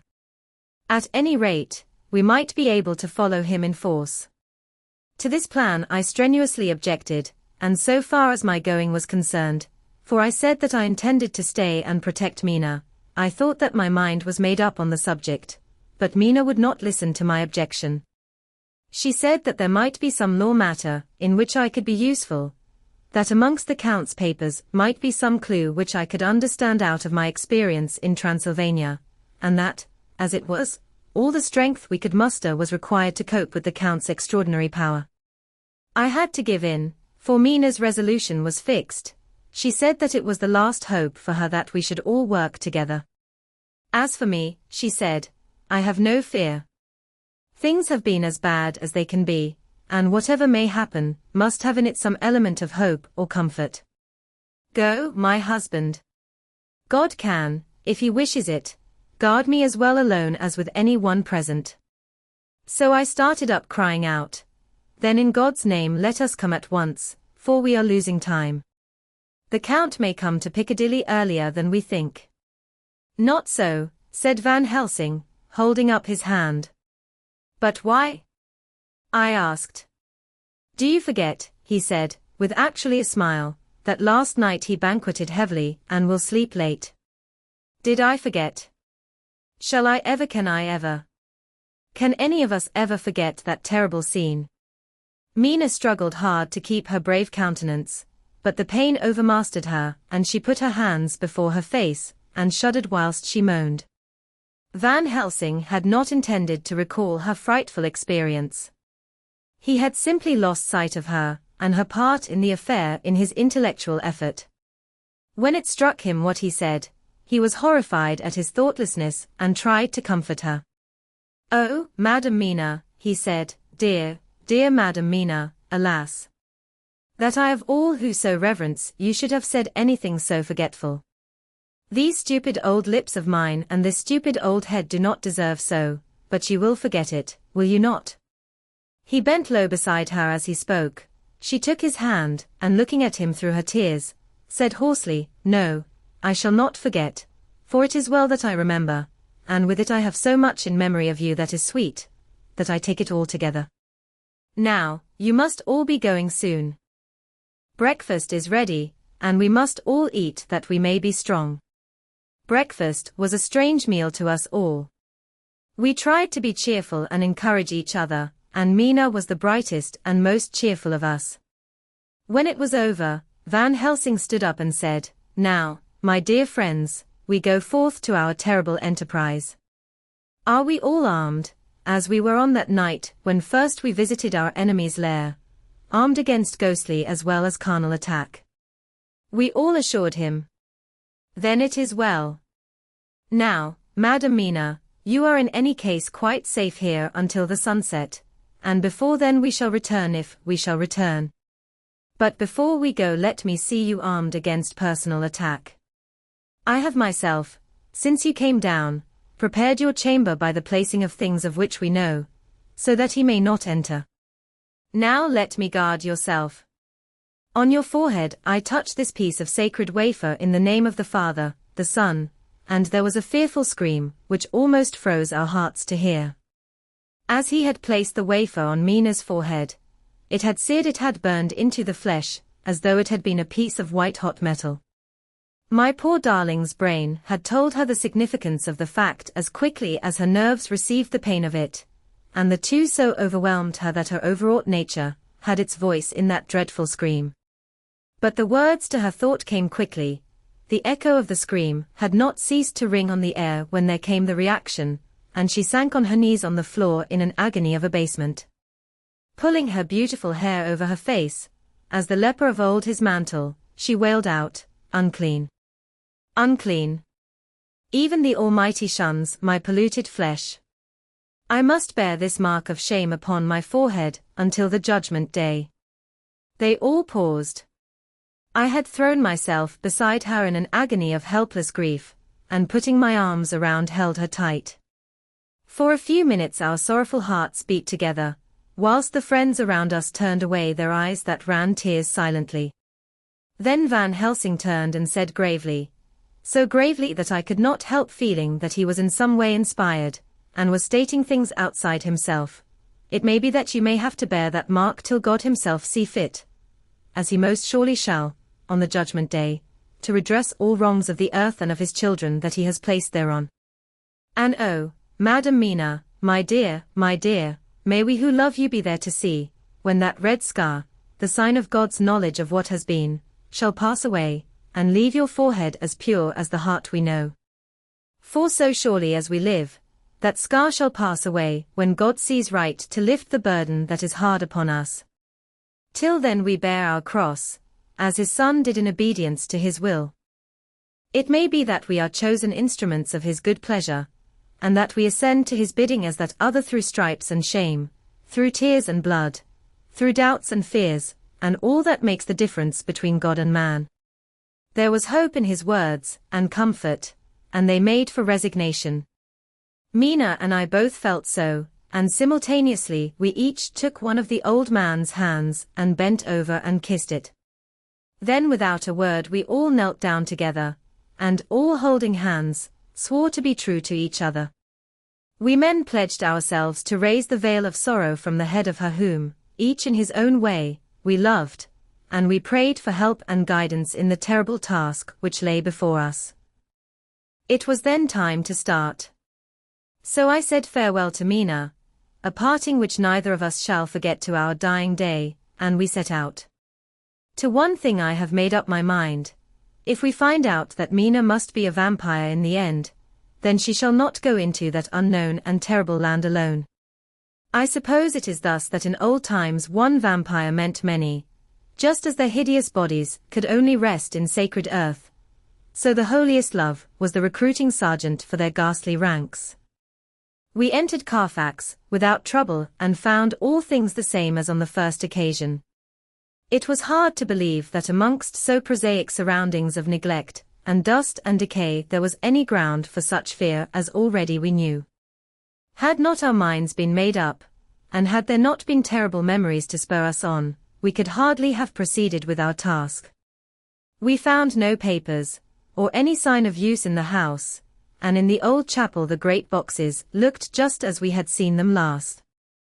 Dr. Van Helsing said to us solemnly as we stood before them, "And now, my friends, we have a duty here to do. We must sterilize this earth, so sacred of holy memories, that he has brought from a far distant land for such fell use. He has chosen this earth, because it has been holy. Thus we defeat him with his own weapon, for we make it more holy still. It was sanctified to such use of man, now we sanctify it to God. As he spoke he took from his bag a screwdriver and a wrench, and very soon the top of one of the cases was thrown open. The earth smelled musty and close, but we did not somehow seem to mind, for our attention was concentrated on the professor. Taking from his box a piece of the sacred wafer he laid it reverently on the earth, and then shutting down the lid began to screw it home, we aiding him as he worked. One by one we treated in the same way each of the great boxes, and left them as we had found them to all appearance, but in each was a portion of the host. When we closed the door behind us, the professor said solemnly, "So much is already done. If it may be that with all the others we can be so successful, then the sunset of this evening may shine on Madam Mina's forehead all white as ivory and with no stain." As we passed across the lawn on our way to the station, to catch our train, we could see the front of the asylum. I looked eagerly, and in the window of my own room saw Mina. I waved my hand to her, and nodded to tell that our work there was successfully accomplished. She nodded in reply to show that she understood. The last I saw, she was waving her hand in farewell. It was with a heavy heart that we sought the station, and just caught the train, which was steaming in as we reached the platform. I have written this in the train. ********* Piccadilly, 12:30 o'clock. Just before we reached Fenchurch Street Lord Godalming said to me, "Quincy, and I will find a locksmith. You had better not come with us in case there should be any difficulty, for under the circumstances, it wouldn't seem so bad for us to break into an empty house. But you are a solicitor, and the Incorporated Law Society might tell you that you should have known better."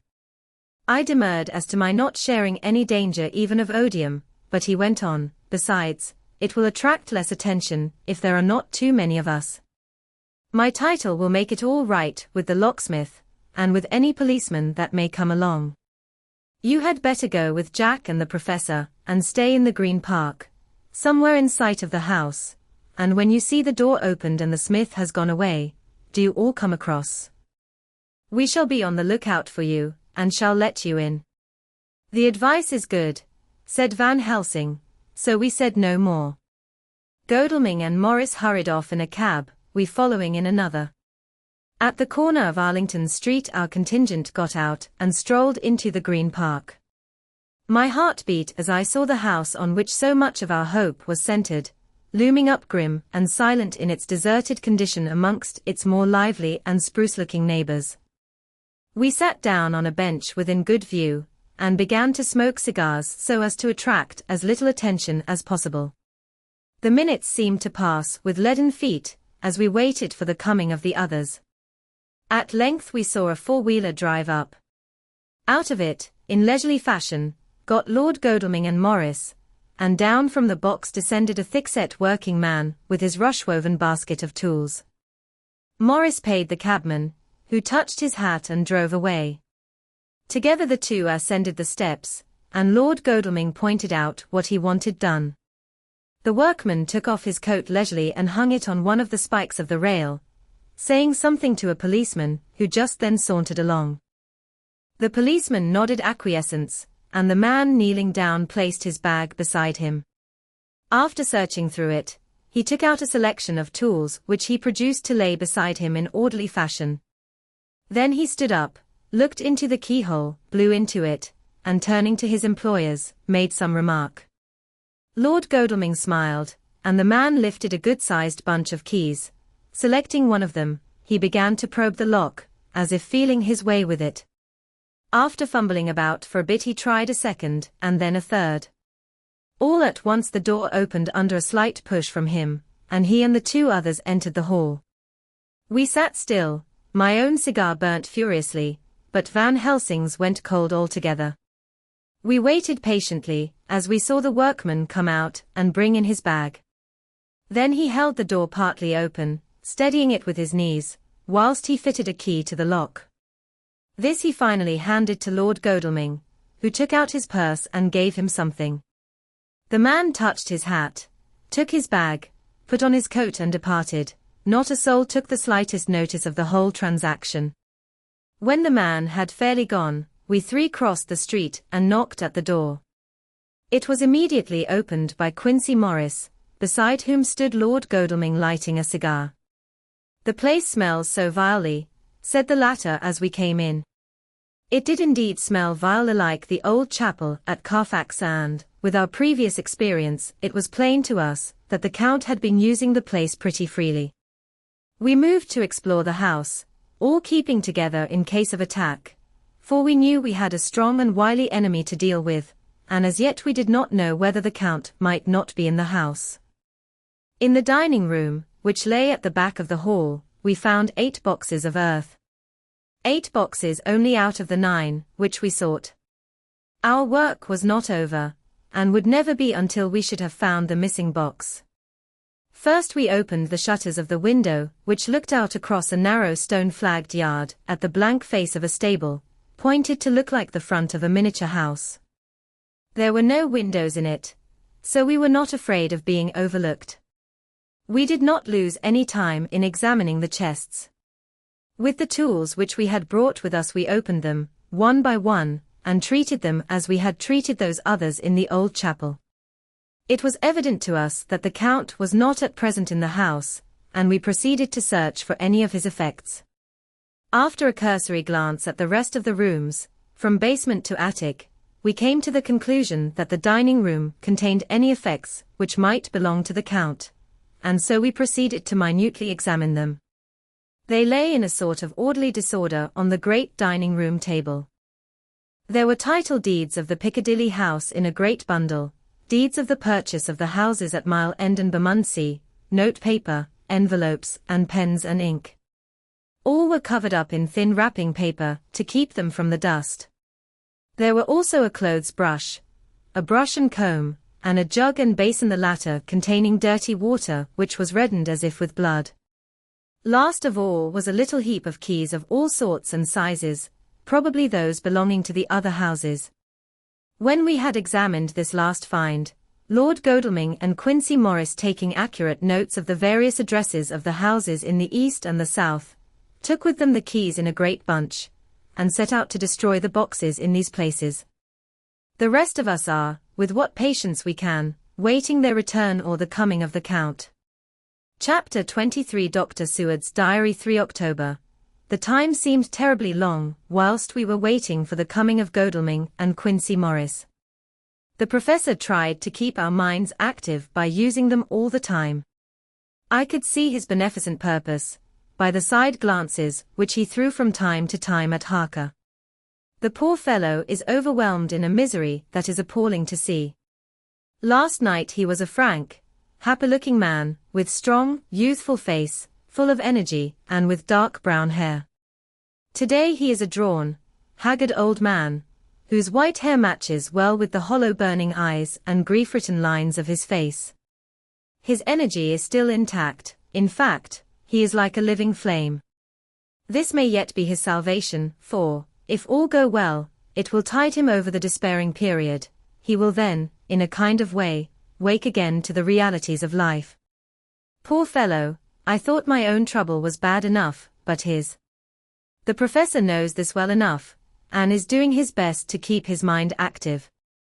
What he has been saying was, under the circumstances, of absorbing interest. So well as I can remember, here it is. I have studied, over and over again since they came into my hands, all the papers relating to this monster, and the more I have studied, the greater seems the necessity to utterly stamp him out. All through there are signs of his advance, not only of his power, but of his knowledge of it. As I learned from the researches of my friend Arminius of Budapest, he was in life a most wonderful man. Soldier, statesman, and alchemist, which latter was the highest development of the science knowledge of his time. He had a mighty brain, a learning beyond compare, and a heart that knew no fear and no remorse.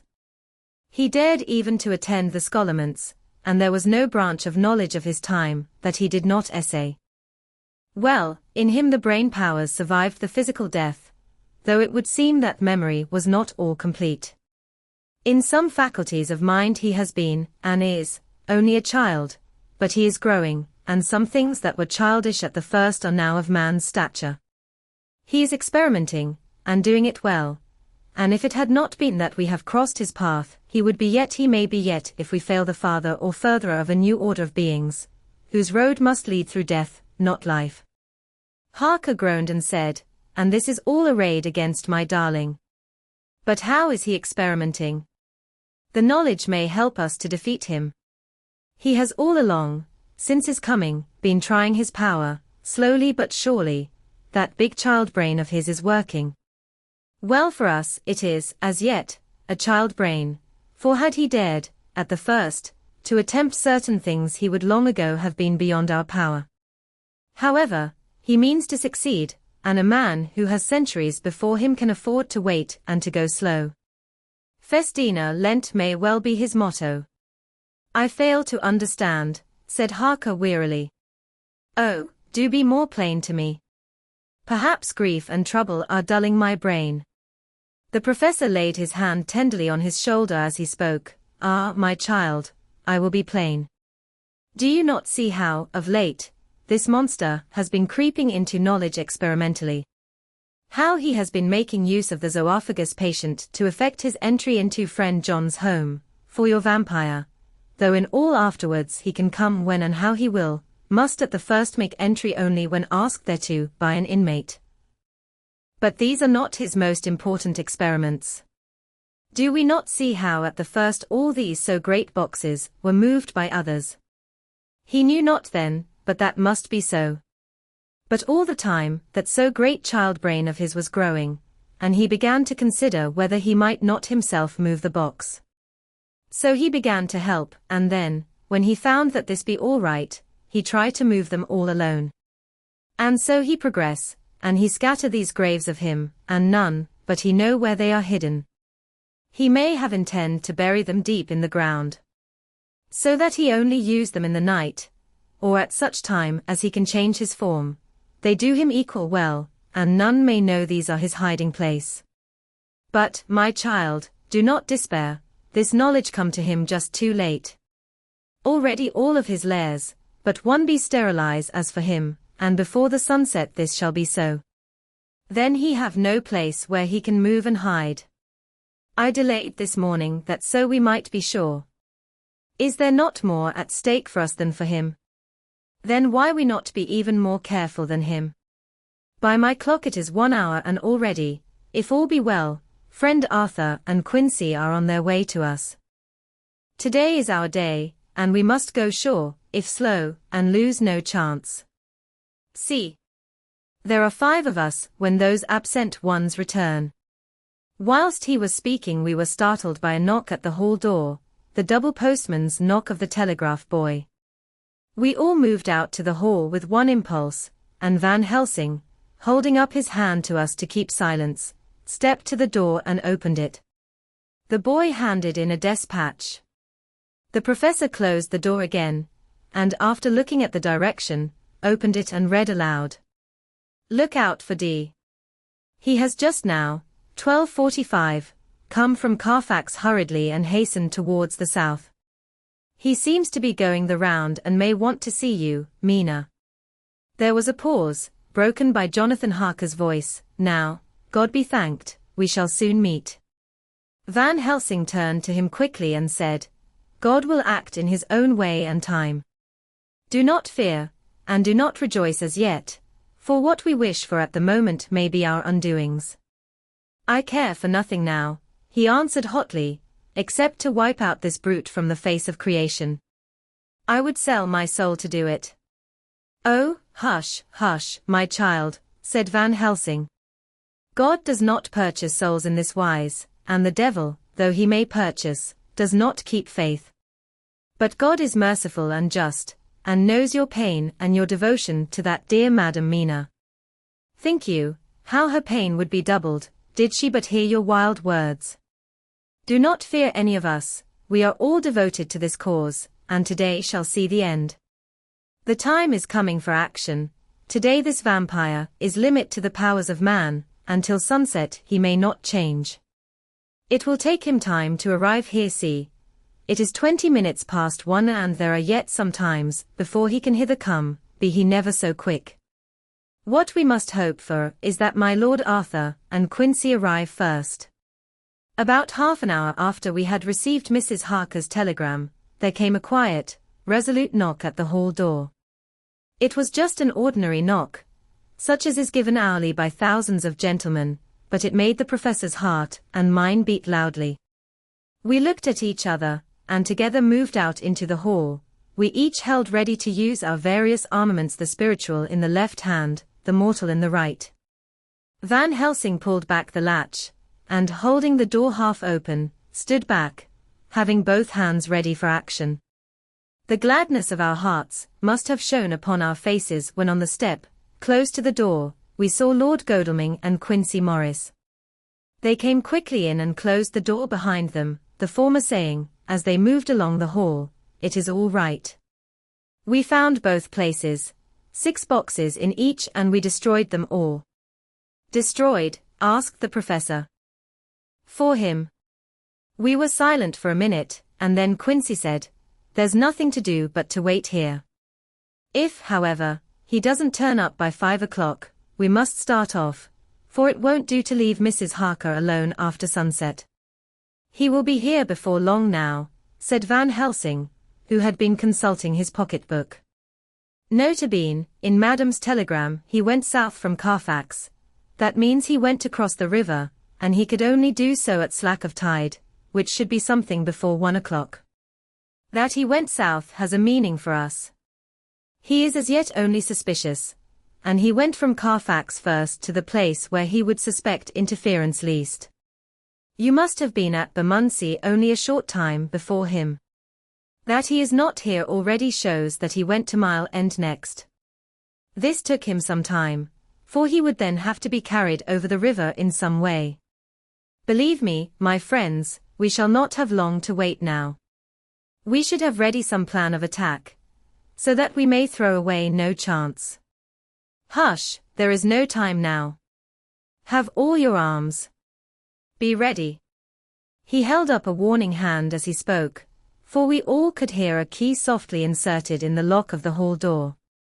I could not but admire, even at such a moment, the way in which a dominant spirit asserted itself. In all our hunting parties and adventures in different parts of the world, Quincy Morris had always been the one to arrange the plan of action, and Arthur and I had been accustomed to obey him implicitly. Now, the old habit seemed to be renewed instinctively.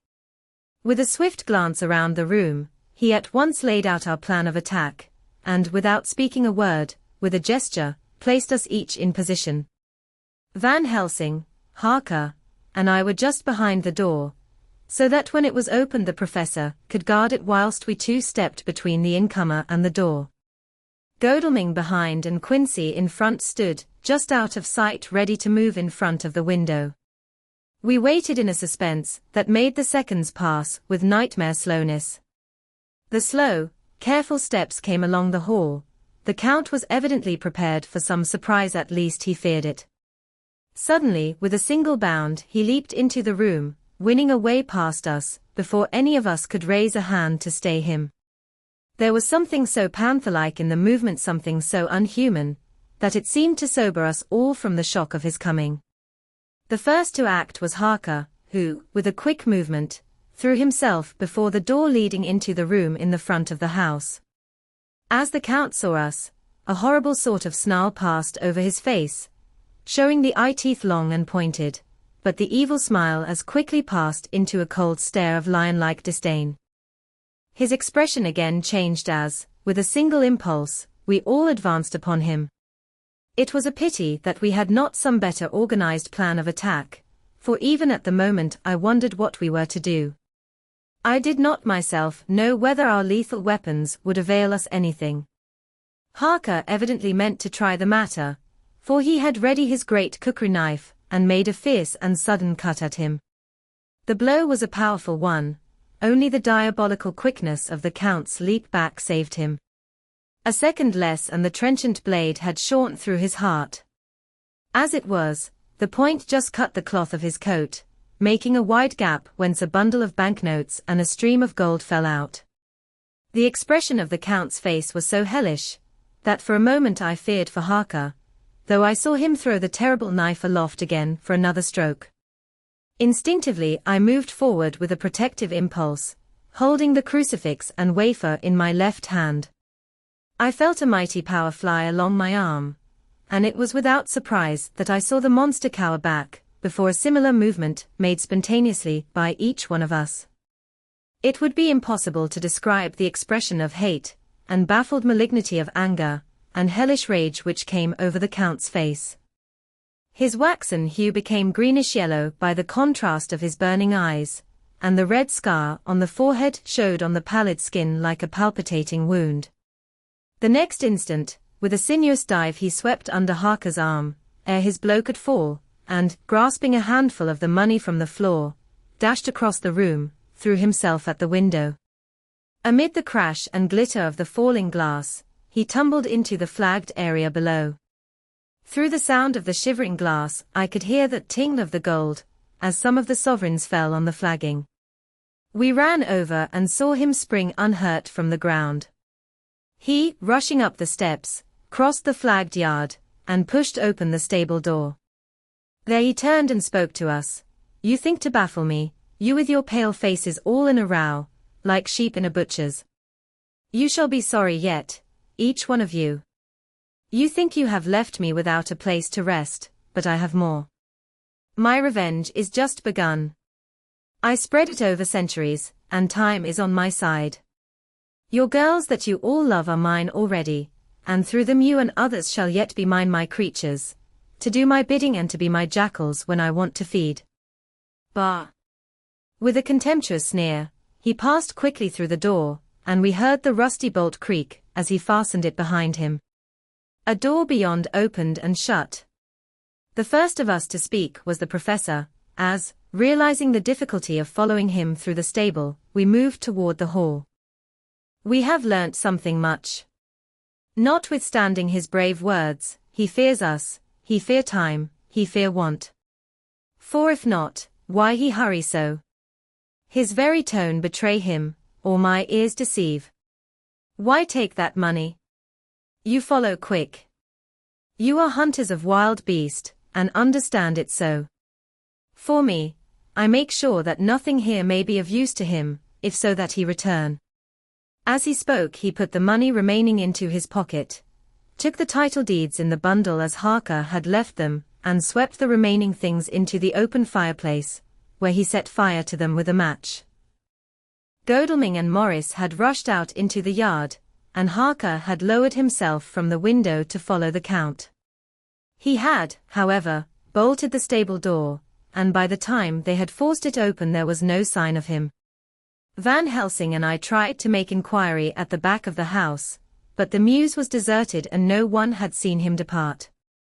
It was now late in the afternoon, and sunset was not far off. We had to recognize that our game was up. With heavy hearts we agreed with the professor when he said, "Let us go back to Madam Mina, poor dear Madam Mina. All we can do just now is done, and we can there, at least, protect her. But we need not despair. There is but one more earth box, and we must try to find it. When that is done all may yet be well." I could see that he spoke as bravely as he could to comfort Harker. The poor fellow was quite broken down. Now and again he gave a low groan, which he could not suppress. He was thinking of his wife.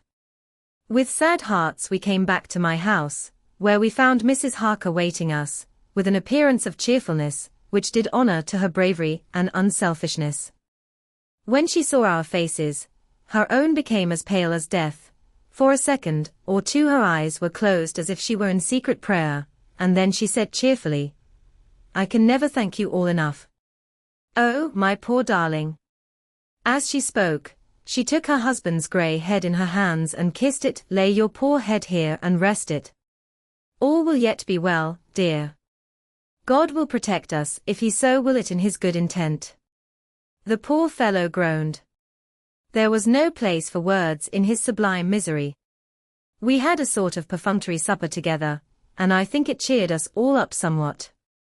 It was, perhaps, The mere animal heat of food to hungry people, for none of us had eaten anything since breakfast, or the sense of companionship may have helped us, but anyhow we were all less miserable, and saw the morrow as not altogether without hope.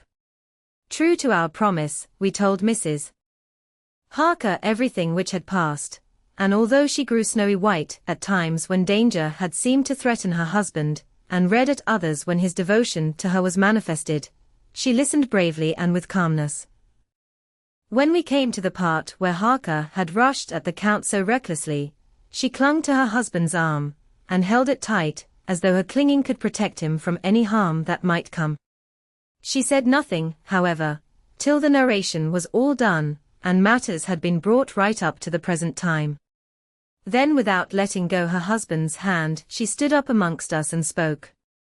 Oh, that I could give any idea of the scene, of that sweet, good woman in all the radiant beauty of her youth and animation, with the red scar on her forehead, of which she was conscious, and which we saw with grinding of our teeth, remembering whence and how it came, her loving kindness against our grim hate, her tender faith against all our fears and doubting, and we, knowing that so far as symbols went, she with all her goodness and purity and faith, was outcast from God.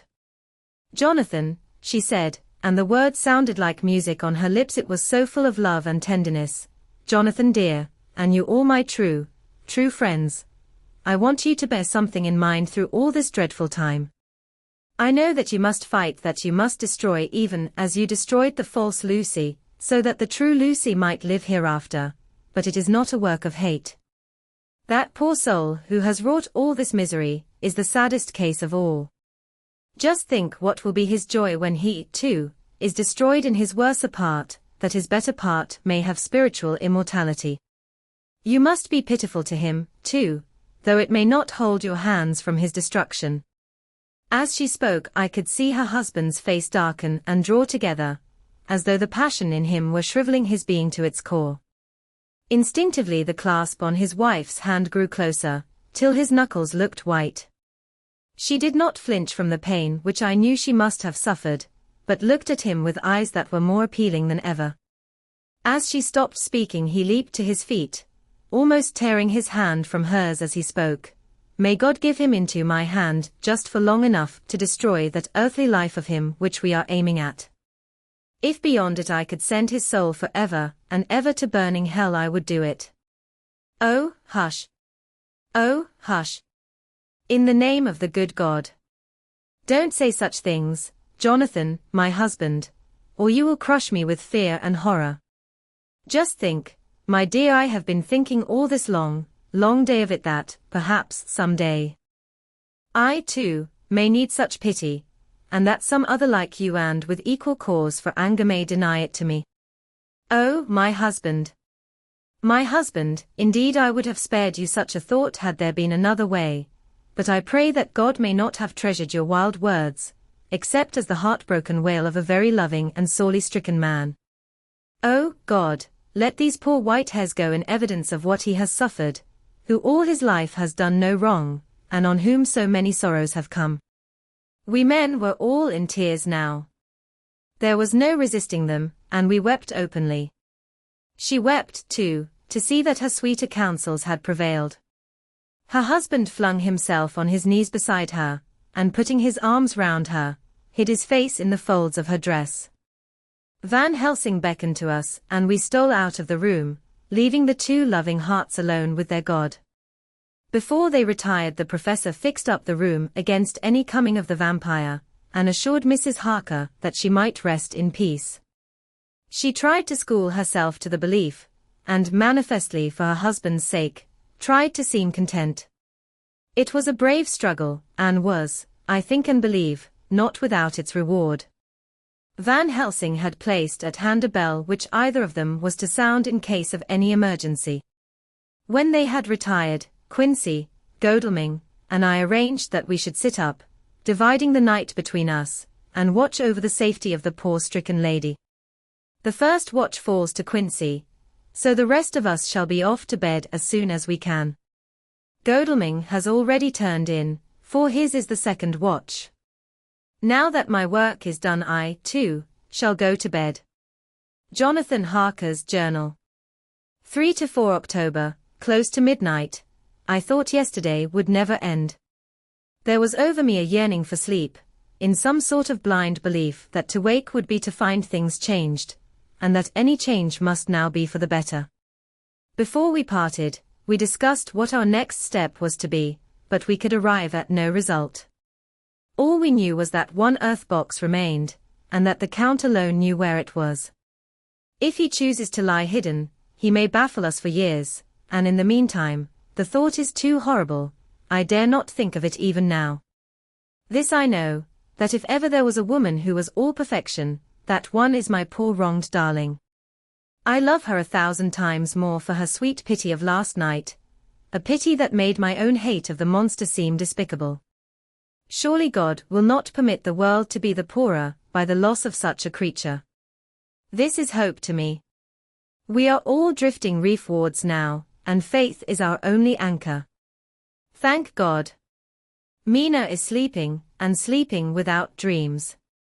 I fear what her dreams might be like, with such terrible memories to ground them in. She has not been so calm, within my seeing, since the sunset. Then, for a while, there came over her face a repose which was like spring after the blasts of March. I thought at the time that it was the softness of the red sunset on her face, but somehow now I think it has a deeper meaning. I am not sleepy myself, though I am weary to death. However, I must try to sleep, for there is tomorrow to think of, and there is no rest for me until later.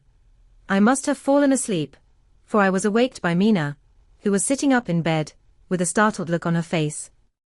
I could see easily, for we did not leave the room in darkness. She had placed a warning hand over my mouth, and now she whispered in my ear, "Hush. There is someone in the corridor." I got up softly, and crossing the room, gently opened the door.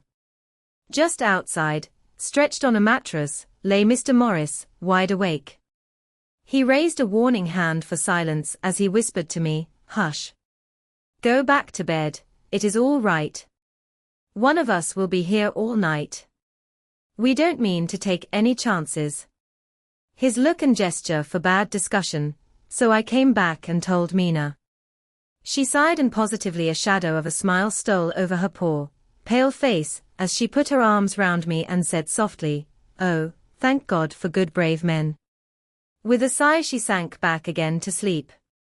I write this now as I am not sleepy, though I must try again. ************* The 4th of October, morning. Once again, during the night, I was wakened by Mina. This time we had all had a good sleep, for the grey of the coming dawn was making the windows into sharp oblongs, and the gas flame was like a speck rather than a disk of light. She said to me hurriedly, "Go, call the professor. I want to see him at once." "Why?" I asked. "I have an idea. I suppose it must have come in the night, and matured without my knowing it. He must hypnotize me before the dawn, and then I shall be able to speak. Go quick, dearest, the time is getting close." I went to the door. Dr. Seward was resting on the mattress, and seeing me, he sprang to his feet. "Is anything wrong?" he asked, in alarm. "No," I replied, "but Mina wants to see Dr. Van Helsing at once." "I will go," he said, and hurried into the professor's room. In 2 or 3 minutes later Van Helsing was in the room in his dressing gown, and Mr. Morris and Lord Godalming were with Dr. Seward at the door asking questions. When the professor saw Mina's smile, a positive smile ousted the anxiety of his face. He rubbed his hands as he said, "Oh, my dear Madam Mina, this is indeed a change. See, friend Jonathan, we have got our dear Madam Mina, as of old, back to us today." Then turning to her, he said, cheerfully, "And what am I do for you? For at this hour you do not want me for nothings." "I want you to hypnotize me," she said. "Do it before the dawn, for I feel that then I can speak, and speak freely. Be quick, for the time is short." Without a word he motioned her to sit up in bed. Looking fixedly at her, He commenced to make passes in front of her, from over the top of her head downward, with each hand in turn. Mina gazed at him fixedly for a few minutes, during which my own heart beat like a trip hammer, for I felt that some crisis was at hand. Gradually her eyes closed, and she sat, stock still.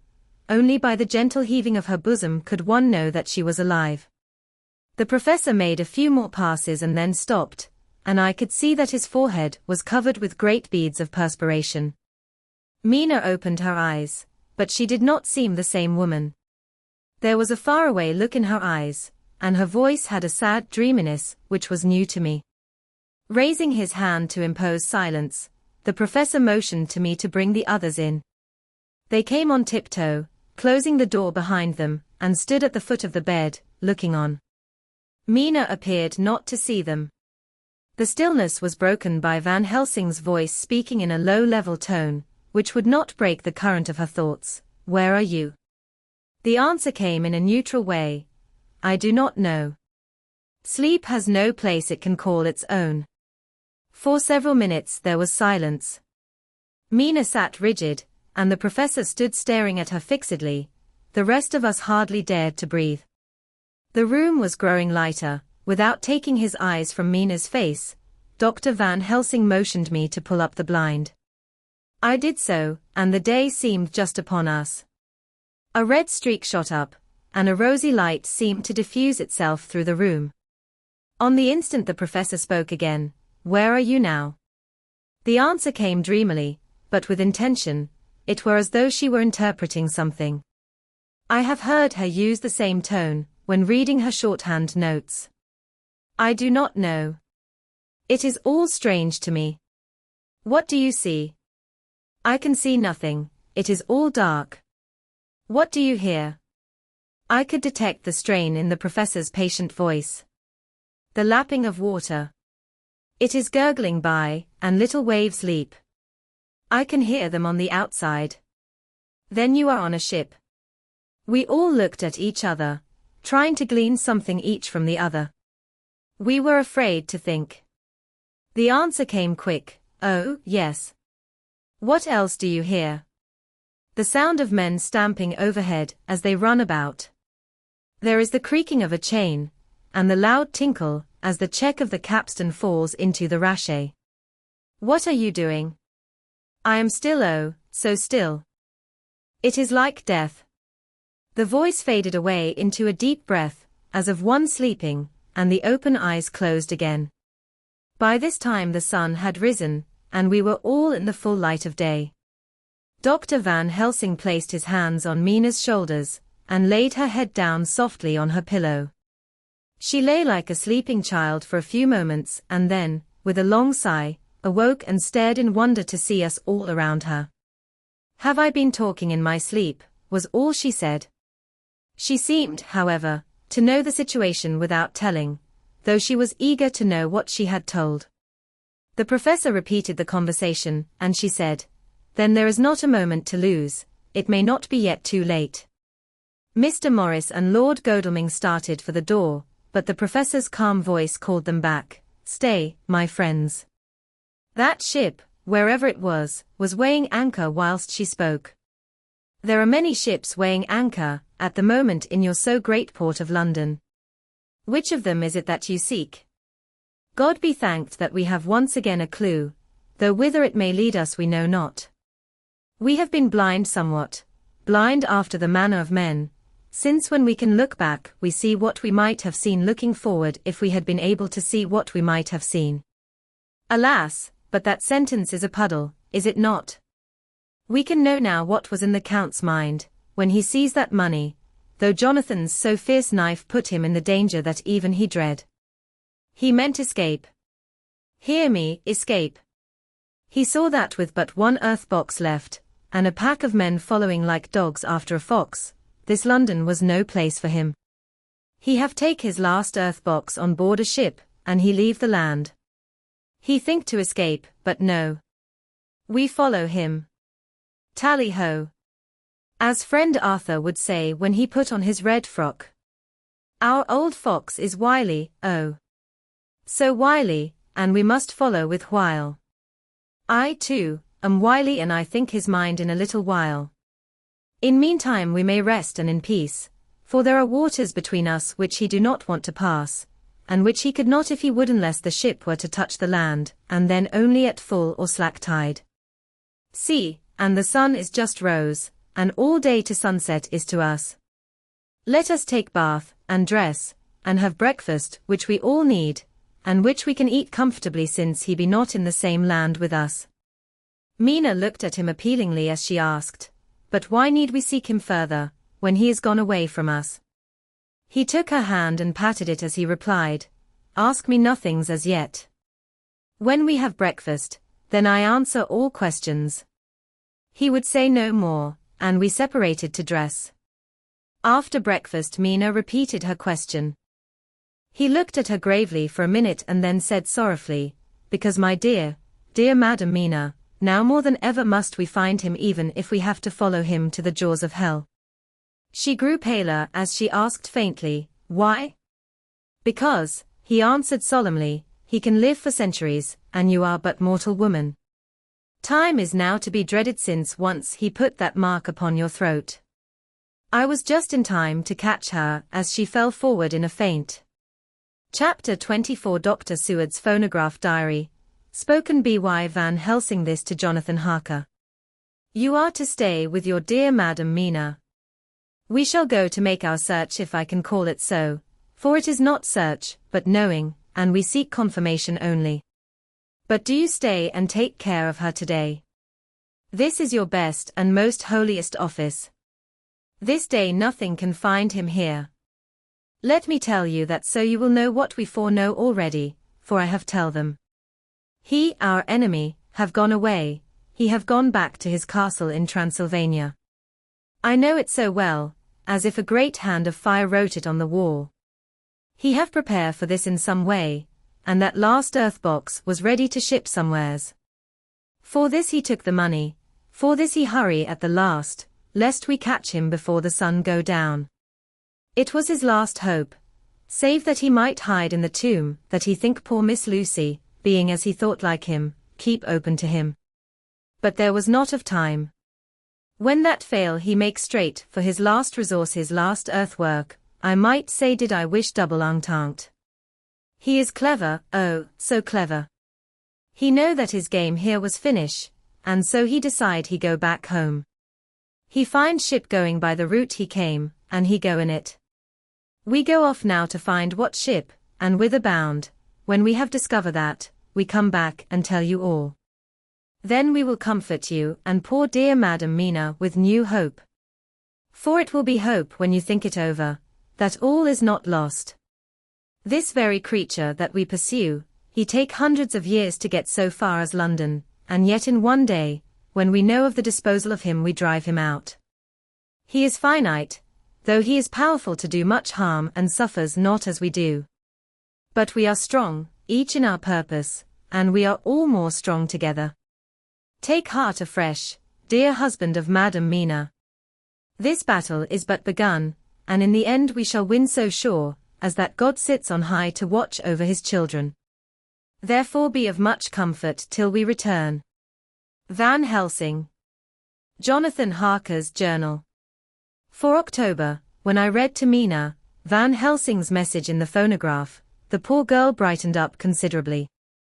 Already the certainty that the Count is out of the country has given her comfort, and comfort is strength to her. For my own part, now that his horrible danger is not face to face with us, it seems almost impossible to believe in it. Even my own terrible experiences in Castle Dracula seem like a long-forgotten dream. Here in the crisp autumn air, in the bright sunlight, alas! How can I disbelieve? In the midst of my thought my eye fell on the red scar on my poor darling's white forehead.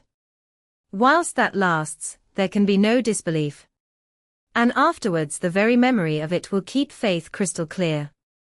Mina and I fear to be idle, so we have been over all the diaries again and again.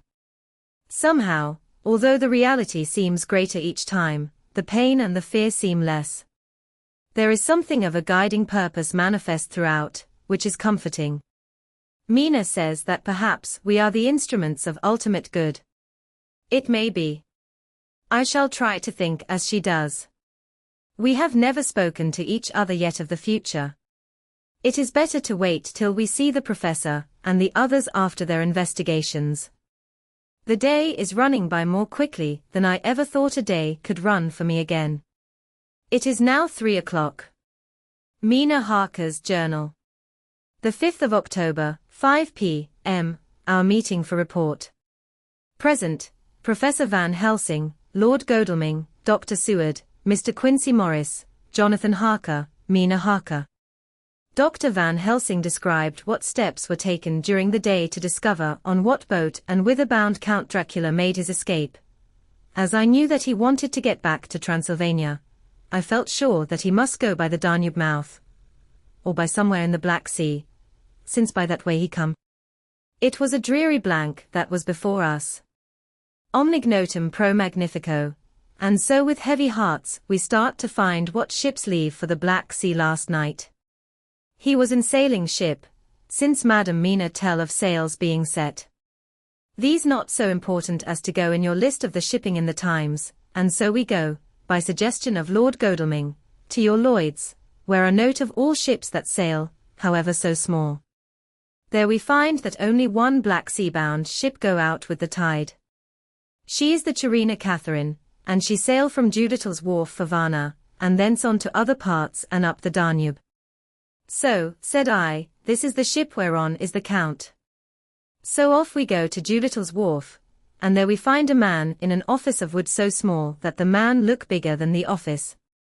From him we inquire of the goings of the Chirina Catherine.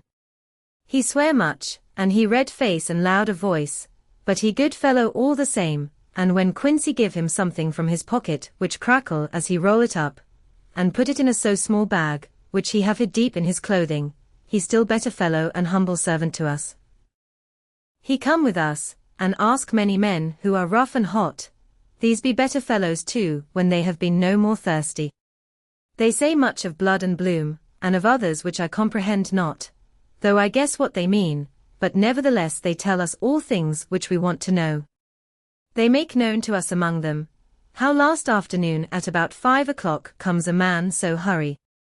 A tall man, thin and pale, with high nose and teeth so white, and eyes that seem to be burning. That he be all in black, except that he have a hat of straw which suit not him or the time. That he scatter his money in making quick inquiry as to what ship sails for the Black Sea and for where. Some took him to the office and then to the ship, where he will not go aboard but halt at shore end of gangplank, and ask that the captain come to him. The captain come, when told that he will be pay well, and though he swear much at the first he agree to term. Then the thin man go and some one tell him where horse and cart can be hired.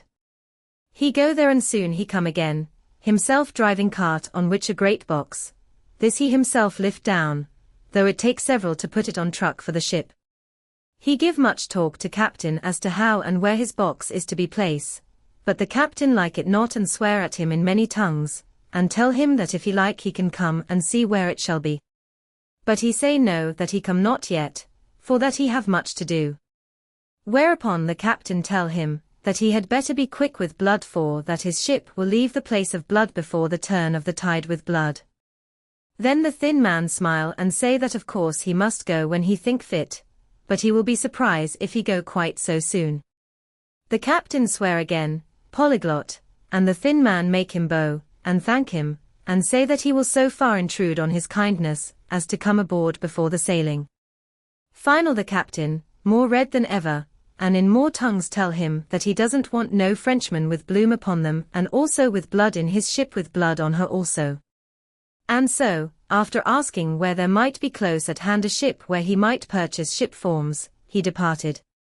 No one knew where he went or bloomin' well cared, as they said, for they had something else to think of well with blood again, for it soon became apparent to all that the Chirina Catherine would not sail as was expected. A thin mist began to creep up from the river, and it grew, and grew, till soon a dense fog enveloped the ship and all around her. The captain swore polyglot, very polyglot with bloom and blood, but he could do nothing. The water rose and rose, and he began to fear that he would lose the tide altogether. He was in no friendly mood, when just at full tide, the thin man came up the gangplank again, and asked to see where his box had been stowed. Then the captain replied that he wished that he and his box old and with much bloom and blood were in hell. But the thin man did not be offend, and went down with the mate and saw where it was placed, and came up and stood a while on deck in fog. He must have come off by himself, for none notice him. Indeed they thought not of him, for soon the fog began to melt away, and all was clear again. My friends of the thirst and the language that was of bloom and blood laughed, as they told how the captain's swears exceeded even his usual polyglot, and was more than ever full of picturesque, when on questioning other mariners who were on movement up and down on the river that hour, he found that few of them had seen any of fog at all, except where it lay round the wharf. However, the ship went out on the ebb tide, and was doubtless by morning far down the river mouth. She was by then, when they told us, well out to sea. And so, my dear Madam Mina, it is that we have to rest for a time, for our enemy is on the sea, with the fog at his command, on his way to the Danube mouth. To sail a ship takes time, go she never so quick, and when we start we go on land more quick, and we meet him there. Our best hope is to come on him when in the box between sunrise and sunset, for then he can make no struggle, and we may deal with him as we should. There are days for us, in which we can make ready our plan. We know all about where he go, for we have seen the owner of the ship, who have shown us invoices and all papers that can be. The box we seek is to be landed in Varna, and to be given to an agent, one Ristix, who will there present his credentials, and so our merchant friend will have done his part. When he asks if there be any wrong, for that so, he can telegraph and have inquiry made at Varna, we say no, for what is to be done is not for police or of the customs. It must be done by us alone and in our own way. When Dr. Van Helsing had done speaking, I asked him if he was certain that the Count had remained on board the ship. He replied, "We have the best proof of that, your own evidence, when in the hypnotic trance this morning." I asked him again, if it were really necessary that they should pursue the Count, for I dread Jonathan leaving me, and I know that he would surely go if the others went. He answered in growing passion, at first quietly. As he went on, however, he grew more angry and more forceful, till in the end we could not but see wherein was at least some of that personal dominance which made him so long a master amongst men. Yes, it is necessary.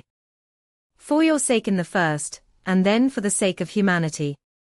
This monster has done much harm already, in the narrow scope where he find himself, and in the short time, when as yet he was only as a body groping his so small measure in darkness, and not knowing. All this have I told these others, you, my dear Madam Mina, will learn it in the phonograph of my friend John, or in that of your husband.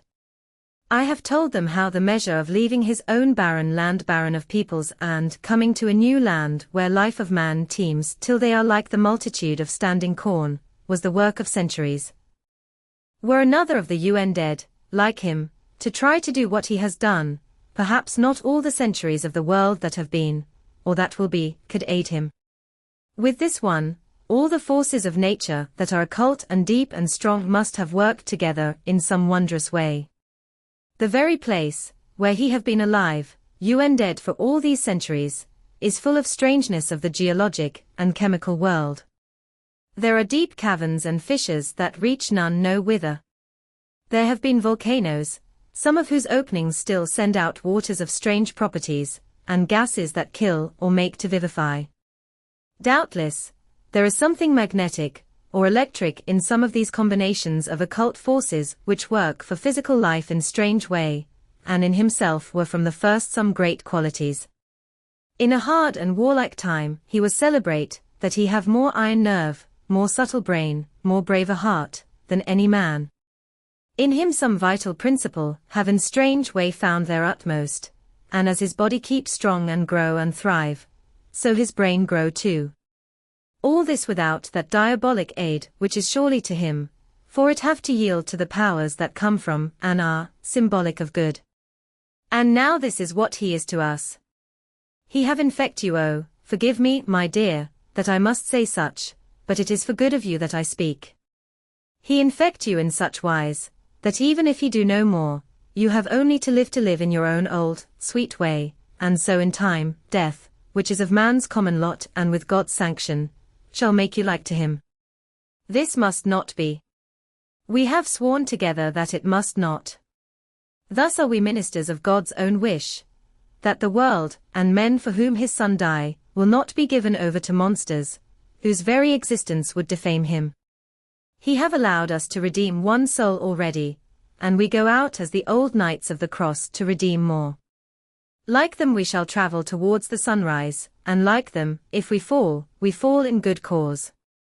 He paused and I said, but will not the Count take his rebuff wisely?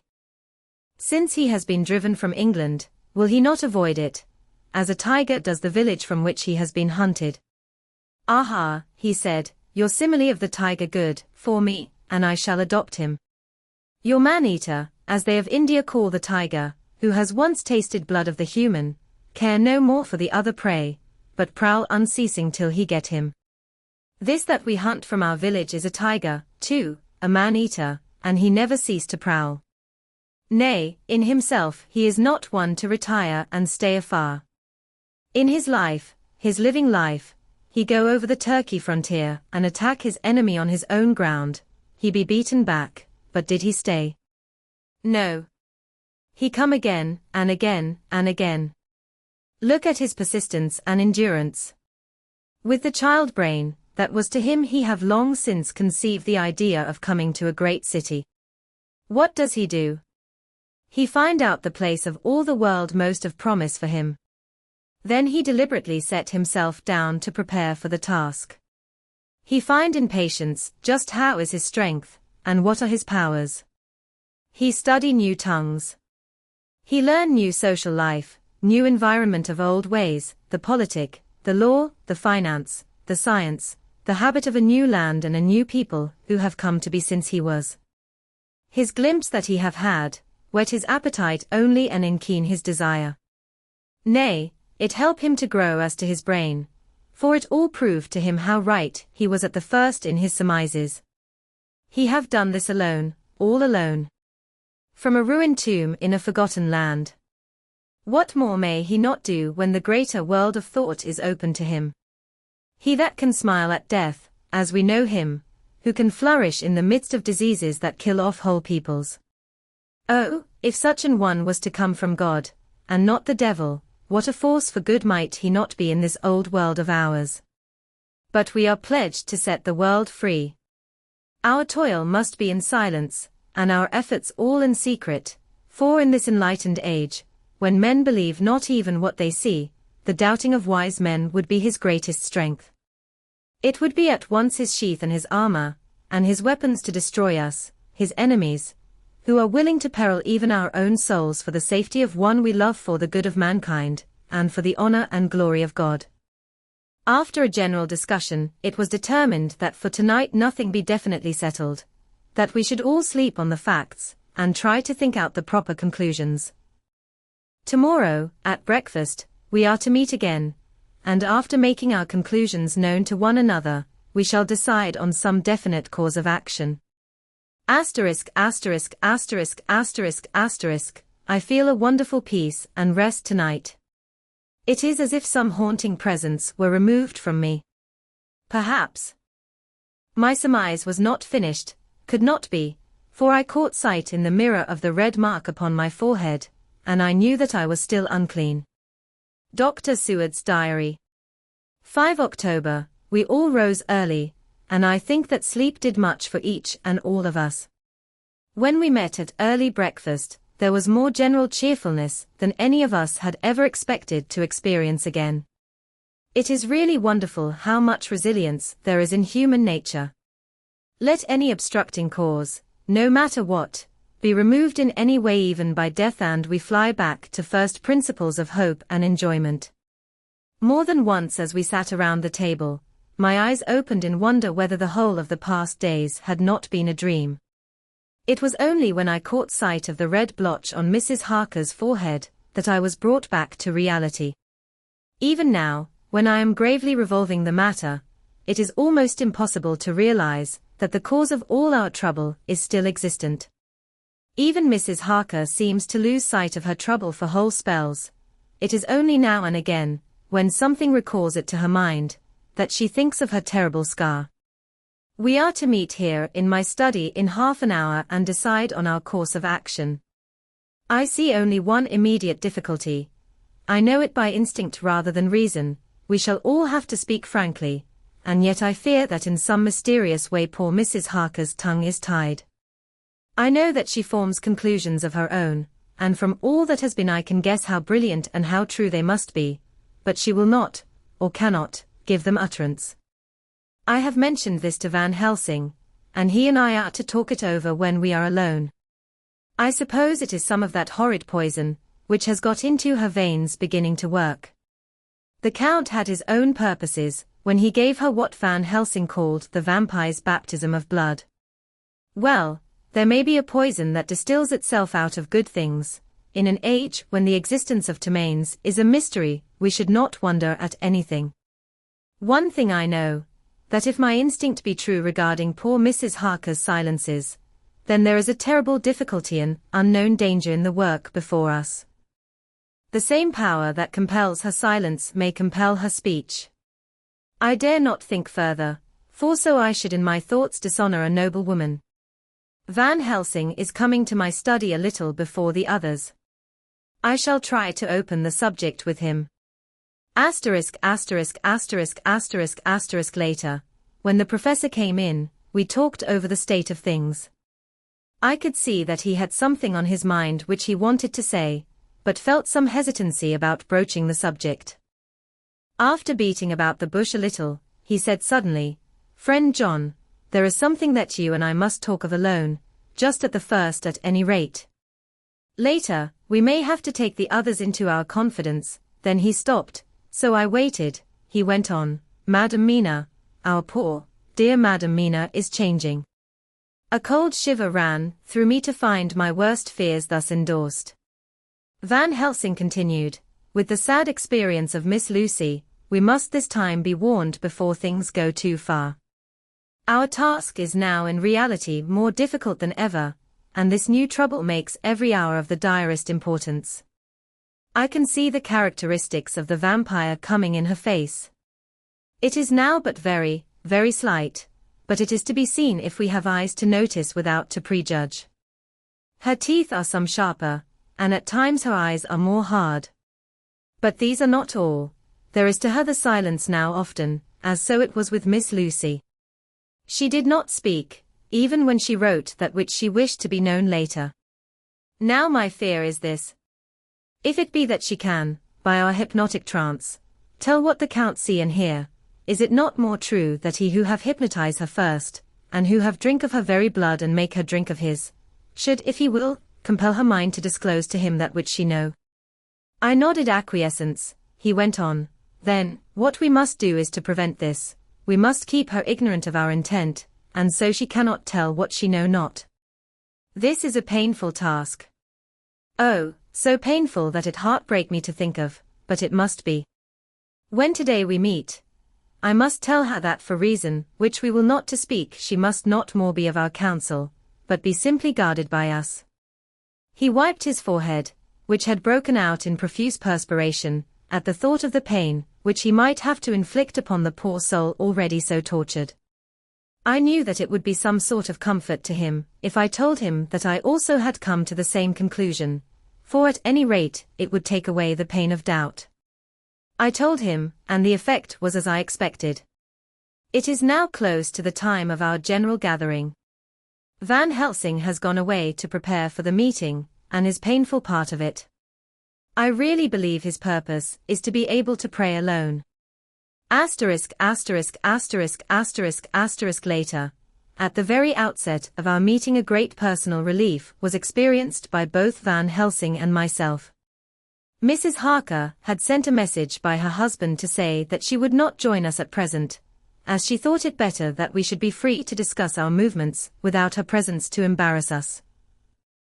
The professor and I looked at each other for an instant, and somehow we both seemed relieved. For my own part, I thought that if Mrs. Harker realized the danger herself, it was much pain as well as much danger averted. Under the circumstances we agreed, by a questioning look and answer, with finger on lip, to preserve silence in our suspicions, until we should have been able to confer alone again. We went at once into our plan of campaign. Van Helsing roughly put the facts before us first. The Charina Catherine left the Thames yesterday morning. It will take her at the quickest speed she has ever made at least 3 weeks to reach Varna, but we can travel overland to the same place in 3 days.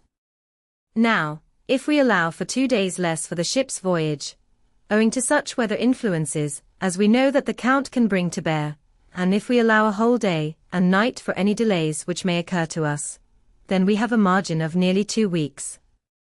Thus, in order to be quite safe, we must leave here on 17th at latest. Then we shall at any rate be in Varna a day before the ship arrives, and able to make such preparations as may be necessary. Of course we shall all go armed against evil things, spiritual as well as physical.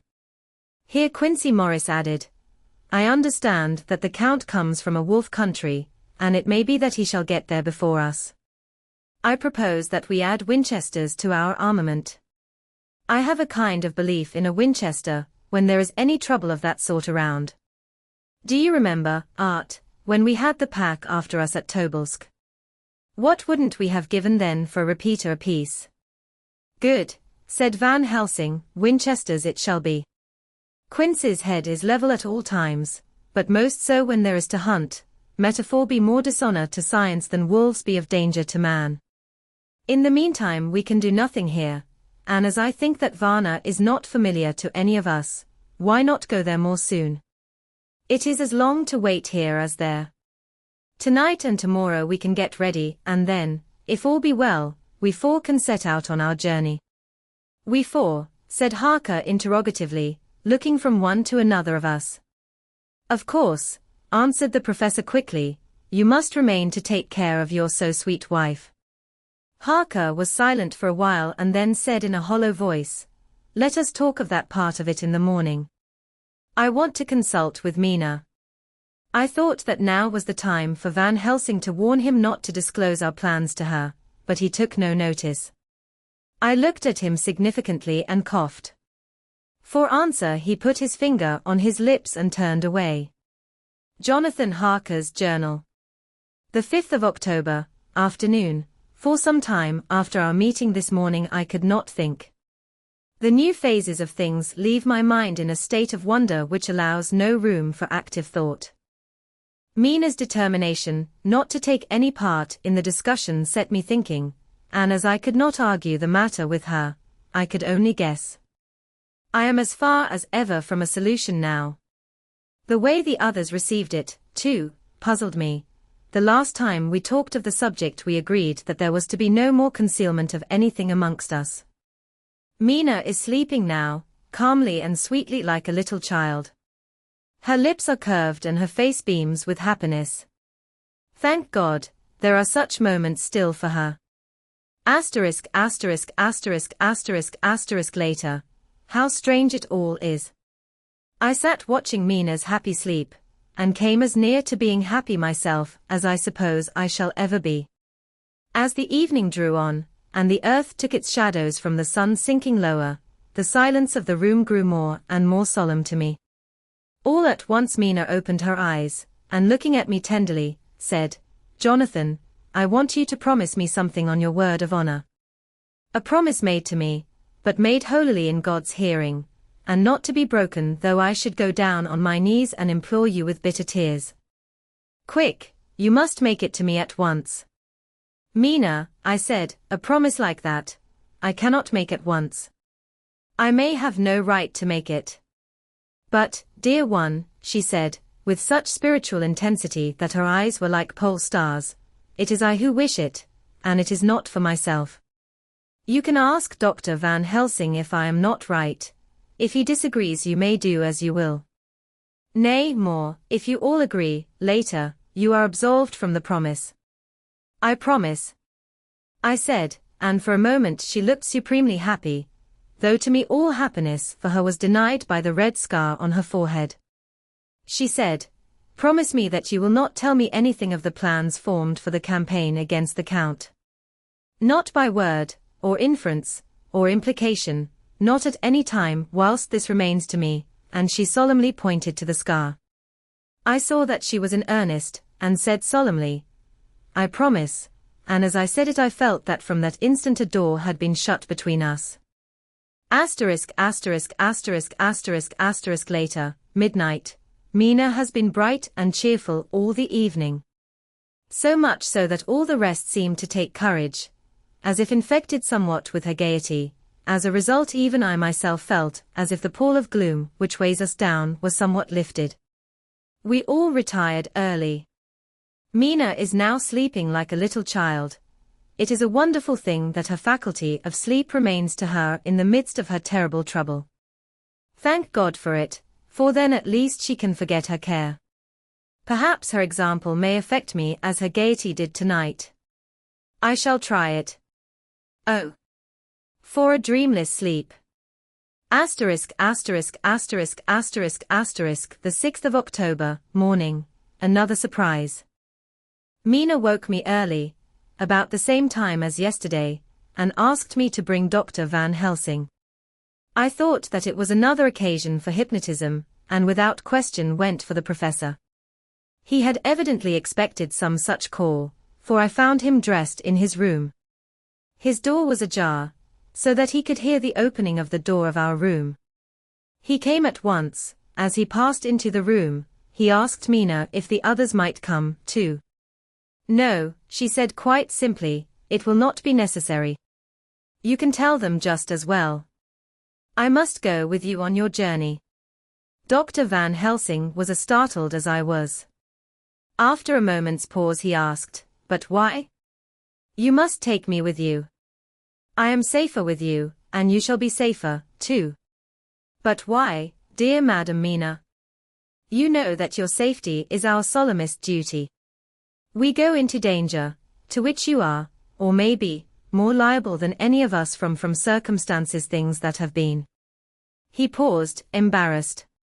As she replied, she raised her finger and pointed to her forehead. "I know. That is why I must go. I can tell you now, whilst the sun is coming up, I may not be able again. I know that when the Count wills me I must go. I know that if he tells me to come in secret, I must come by any device to hoodwink even Jonathan." God saw the look that she turned on me as she spoke, and if there be indeed a recording angel, that look is noted to her everlasting honor. I could only clasp her hand. I could not speak, my emotion was too great for even the relief of tears. She went on, "You men are brave and strong. You are strong in your numbers, for you can defy that which would break down the human endurance of one who had to guard alone. Besides, I may be of service, since you can hypnotize me and so learn that which even I myself do not know." Dr. Van Helsing said very gravely, "Madam Mina, you are, as always, most wise. You shall with us come, and together we shall do that which we go forth to achieve." When he had spoken, Mina's long spell of silence made me look at her. She had fallen back on her pillow asleep. She did not even wake, when I had pulled up the blind and let in the sunlight, which flooded the room. Van Helsing motioned to me to come with him quietly. We went to his room, and within a minute Lord Godalming, Dr. Seward, and Mr. Morris were with us also. He told them what Mina had said, and went on, "In the morning we shall leave for Varna. We have now to deal with a new factor, Madam Mina. Oh, but her soul is true. It is to her an agony to tell us so much as she has done, but it is most right, and we are warned in time. There must be no chance lost, and in Varna we must be ready to act the instant when that ship arrives." "What shall we do exactly?" asked Mr. Morris laconically. The professor paused before replying, "We shall at the first board that ship. Then, when we have identified the box, we shall place a branch of the wild rose on it. This we shall fasten, for when it is there none can emerge. So at least says the superstition. And to superstition must we trust at the first. It was man's faith in the early, and it have its root in faith still. Then, when we get the opportunity that we seek, when none are near to see, we shall open the box, and all will be well. I shall not wait for any opportunity, said Morris. When I see the box I shall open it and destroy the monster, though there were 1,000 men looking on, and if I am to be wiped out for it the next moment. I grasped his hand instinctively, and found it as firm as a piece of steel. I think he understood my look. I hope he did. Good boy, said Dr. Van Helsing. Brave boy. Quincy is all man. God bless him for it. My child, believe me, none of us shall lag behind or pause from any fear. I do but say what we may do, what we must do. But indeed we cannot say what we shall do. There are so many things which may happen, and their ways and their ends are so various that until the moment we may not say. We shall all be armed in all ways, and when the time for the end has come, our effort shall not be lack. Now let us today put all our affairs in order. Let all things which touch on others dear to us, and who on us depend, be complete, for none of us can tell what, or when, or how, the end may be. As for me, my own affairs are regulate, and as I have nothing else to do, I shall go make arrangements for the travel. I shall have all tickets, and so forth for our journey. There was nothing further to be said, and we parted. I shall now settle up all my affairs of earth, and be ready for whatever may come, ******** later. It is all done, my will is made, and all complete. Mina, if she survive, is my sole heir.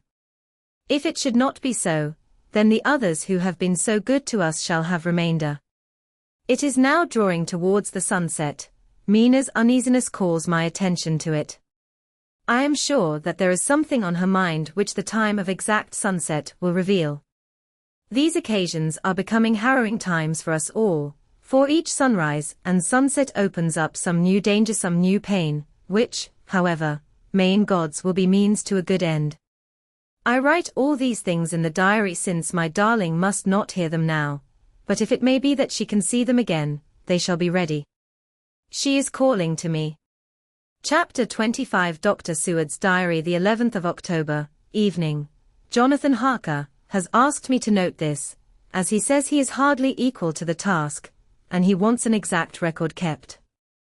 I think that none of us were surprised when we were asked to see Mrs. Harker a little before the time of sunset. We have of late come to understand that sunrise and sunset are to her times of peculiar freedom, when her old self can be manifest, without any controlling force subduing or restraining her, or inciting her to action. This mood or condition begins some half hour or more before actual sunrise or sunset, and lasts till either the sun is high, or whilst the clouds are still aglow with the rays streaming above the horizon.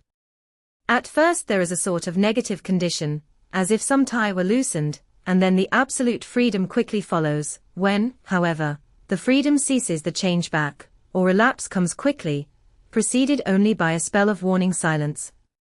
Tonight, when we met, she was somewhat constrained, and bore all the signs of an internal struggle. I put it down myself to her making a violent effort, at the earliest instant she could do so. A very few minutes, however, gave her complete control of herself. Then, motioning her husband to sit beside her on the sofa where she was half reclining, she made the rest of us bring chairs up close. Taking her husband's hand in hers, began, "We are all here together in freedom, for perhaps the last time. I know, dear, I know that you will always be with me to the end." This was to her husband, whose hand had, as we could see, tightened upon hers. In the morning we go out upon our task, and God alone knows what may be in store for any of us. You are going to be so good to me as to take me with you. I know that all that brave earnest men can do for a poor weak woman, whose soul perhaps is lost, no, not yet, but is at any rate at stake, you will do. But you must remember that I am not as you are. There is a poison in my blood, in my soul, which may destroy me, which must destroy me, unless some relief comes to us. Oh, my friends, you know as well as I do, that my soul is at stake, and though I know there is one way out for me, you must not and I must not take it. She looked appealingly to us all in turn, beginning and ending with her husband. What is that way? Asked Van Helsing in a hoarse voice. What is that way, which we must not may not take? That I may die now, either by my own hand or that of another, before the greater evil is entirely wrought. I know, and you know, that were I once dead you could and would set free my immortal spirit, even as you did my poor Lucy's. Were death, or the fear of death, the only thing that stood in the way, I would not shrink to die here, now, amidst the friends who love me. But death is not all. I cannot believe that to die in such a case, when there is hope before us and a bitter task to be done, is God's will. Therefore, I, on my part, give up here the certainty of eternal rest, and go out into the dark where may be the blackest things that the world or the nether world holds. We were all silent, for we knew instinctively that this was only a prelude. The faces of the others were set and Harker's grew ashen grey. Perhaps he guessed better than any of us what was coming. She continued, this is what I can give into the hotchpot. I could not but note the quaint legal phrase, which she used in such a place, and with all seriousness. What will each of you give? Your lives I know, she went on quickly, that is easy for brave men. Your lives are God's, and you can give them back to him, but what will you give to me? She looked again questioningly, but this time avoided her husband's face. Quincy seemed to understand, he nodded, and her face lit up. Then I shall tell you plainly what I want, for there must be no doubtful matter in this connection between us now. You must promise me, one and all even you, my beloved husband, that, should the time come, you will kill me. What is that time? The voice was Quincy's, but it was low and strained. When you shall be convinced that I am so changed that it is better that I die than I may live. When I am thus dead in the flesh, then you will, without a moment's delay, drive a stake through me and cut off my head, or do whatever else may be wanting to give me rest. Quincy was the first to rise after the pause. He knelt down before her and taking her hand in his said solemnly, I'm only a rough fellow, who hasn't, perhaps, lived as a man should to win such a distinction, but I swear to you by all that I hold sacred and dear that, should the time ever come, I shall not flinch from the duty that you have set us. And I promise you, too, that I shall make all certain, for if I am only doubtful I shall take it that the time has come. My true friend, was all she could say amid her fast-falling tears, as, bending over, she kissed his hand. I swear the same, my dear Madam Mina, said Van Helsing. And I, said Lord Godalming, each of them in turn kneeling to her to take the oath. I followed, myself. Then her husband turned to her and-eyed, and with a greenish pallor, which subdued the snowy whiteness of his hair, and asked, and must I, too, make such a promise, oh, my wife? You too, my dearest, she said, with infinite yearning of pity in her voice and eyes. You must not shrink. You are nearest and dearest and all the world to me. Our souls are knit into one, for all life and all time. Think, dear, that there have been times when brave men have killed their wives and their womenkind, to keep them from falling into the hands of the enemy. Their hands did not falter any the more, because those that they loved implored them to slay them.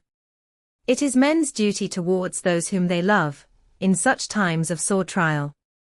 And oh, my dear, if it is to be that I must meet death at any hand, let it be at the hand of him that loves me best.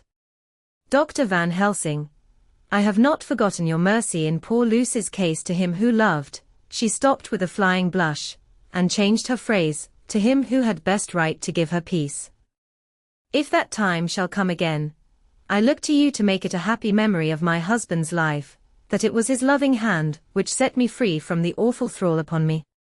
Again I swear, came the professor's resonant voice. Mrs. Harker smiled, positively smiled, as with a sigh of relief she leaned back and said, and now one word of warning, a warning which you must never forget, this time, if it ever come, may come quickly and unexpectedly, and in such case you must lose no time in using your opportunity. At such a time I myself might be nay. If the time ever comes, shall be leagued with your enemy against you. One more request. She became very solemn as she said this. It is not vital and necessary like the other, but I want you to do one thing for me, if you will. We all acquiesced, but no one spoke. There was no need to speak. I want you to read the burial service. She was interrupted by a deep groan from her husband. Taking his hand in hers, she held it over her heart, and continued, "You must read it over me some day. Whatever may be the issue of all this fearful state of things, it will be a sweet thought to all or some of us. You, my dearest, will I hope read it, for then it will be in your voice in my memory for ever come what may. But oh, my dear one," he pleaded, "death is afar off from you." "Nay," she said, holding up a warning hand. "I am deeper in death at this moment than if the weight of an earthly grave lay heavy upon me." "Oh, my wife, must I read it?" he said, before he began. "It would comfort me, my husband," was all she said, and he began to read when she had got the book ready. How could any one tell of that strange scene, its solemnity, its gloom, its sadness, its horror, and, withal, its sweetness? Even a skeptic, who can see nothing but a travesty of bitter truth in anything holy or emotional, would have been melted to the heart, had he seen that little group of loving and devoted friends kneeling round that stricken and sorrowing lady, or heard the tender passion of her husband's voice, as in tones so broken with emotion that often he had to pause, he read the simple and beautiful service from the burial of the dead. I cannot go on words and voice fail me. Asterisk, asterisk, asterisk, asterisk, asterisk, she was right in her instinct. Strange as it all was, bizarre as it may hereafter seem even to us who felt its potent influence at the time, it comforted us much, and the silence, which showed Mrs. Harker's coming relapse from her freedom of soul, did not seem so full of despair to any of us as we had dreaded. Jonathan Harker's Journal. The 15th of October, Varna. We left Charing Cross on the morning of the 12th, got to Paris the same night, and took the places secured for us in the Orient Express. We travelled night and day, arriving here at about 5 o'clock. Lord Godalming went to the consulate to see if any telegram had arrived for him, whilst the rest of us came on to this hotel, the Odysseus. The journey may have had incidents. I was, however, too eager to get on, to care for them. Until the Tririna Catherine comes into port, there will be no interest for me in anything in the wide world. Thank God. Mina is well, and looks to be getting stronger. Her color is coming back. She sleeps a great deal. Throughout the journey she slept nearly all the time. Before sunrise and sunset, however, she is very wakeful and alert, and it has become a habit for Van Helsing to hypnotize her at such times. At first, some effort was needed, and he had to make many passes, but now, she seems to yield at once, as if by habit, and scarcely any action is needed. He seems to have power at these particular moments to simply will, and her thoughts obey him. He always asks her what she can see and hear. She answers to the first, "Nothing, all is dark." And to the second, "I can hear the waves lapping against the ship, and the water rushing by. Canvas and cordage strain and masts and yards creak. The wind is high, I can hear it in the shrouds, and the bow throws back the foam." It is evident that the Tririna Catherine is still at sea, hastening on her way to Varna. Lord Godalming has just returned. He had 4 telegrams, one each day since we started, and all to the same effect, that the Tririna Catherine had not been reported to Lloyd's from anywhere. He had arranged before leaving London that his agent should send him every day a telegram saying if the ship had been reported. He was to have a message even if she were not reported, so that he might be sure that there was a watch being kept at the other end of the wire.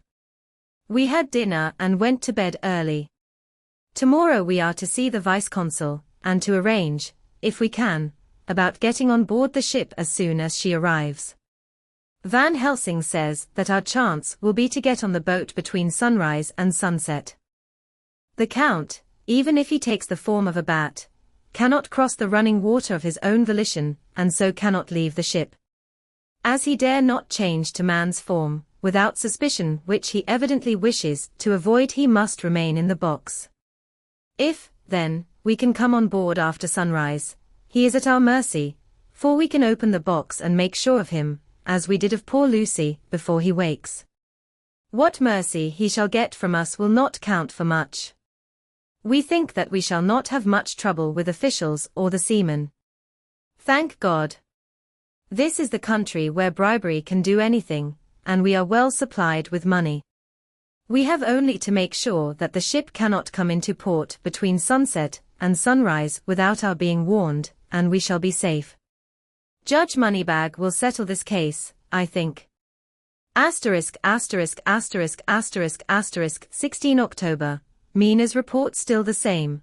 Lapping waves and rushing water, darkness, and favoring winds.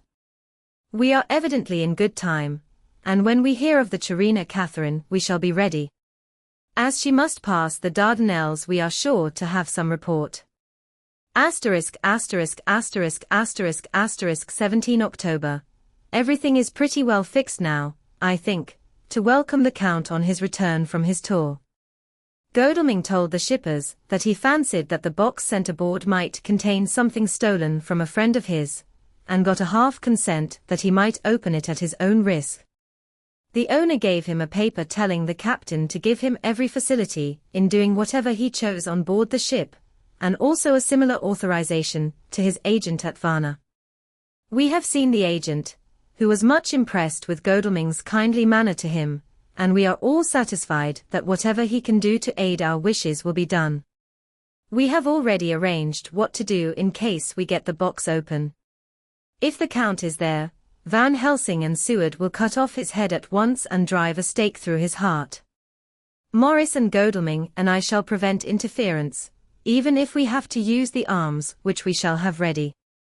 The professor says that if we can so treat the Count's body, it will soon after fall into dust. In such case there would be no evidence against us, in case any suspicion of murder were aroused. But even if it were not, we should stand or fall by our act, and perhaps some day this very script may be evidence to come between some of us and a rope. For myself, I should take the chance only too thankfully if it were to come. We mean to leave no stone unturned to carry out our intent. We have arranged with certain officials that the instant the Chirina Catherine is seen, we are to be informed by a special messenger. *********** 24 October, a whole week of waiting. Daily telegrams to Godalming, but only the same story, not yet reported. Mina's morning and evening hypnotic answer is unvaried, lapping waves, rushing water, and creaking masts. Telegram, October 24, Rufus Smith, Lloyd's, London, to Lord Godalming, care of H. B. M., Vice-Consul, Varna. Chirina Catherine reported this morning from Dardanelles. Dr. Seward's diary. 25 October. How I miss my phonograph. To write diary with a pen is irksome to me, but Van Helsing says I must. We were all wild with excitement yesterday, when Godalming got his telegram from Lloyd's. I know now what men feel in battle when the call to action is heard. Mrs. Harker, alone of our party, did not show any signs of emotion. After all, it is not strange that she did not, for we took special care not to let her know anything about it, and we all tried not to show any excitement when we were in her presence. In old days she would, I am sure, have noticed, no matter how we might have tried to conceal it, but in this way she is greatly changed during the past 3 weeks. The lethargy grows upon her, and though she seems strong and well, and is getting back some of her color, Van Helsing and I are not satisfied. We talk of her often, we have not, however, said a word to the others. It would break poor Harker's heart, certainly his nerve, if he knew that we had even a suspicion on the subject.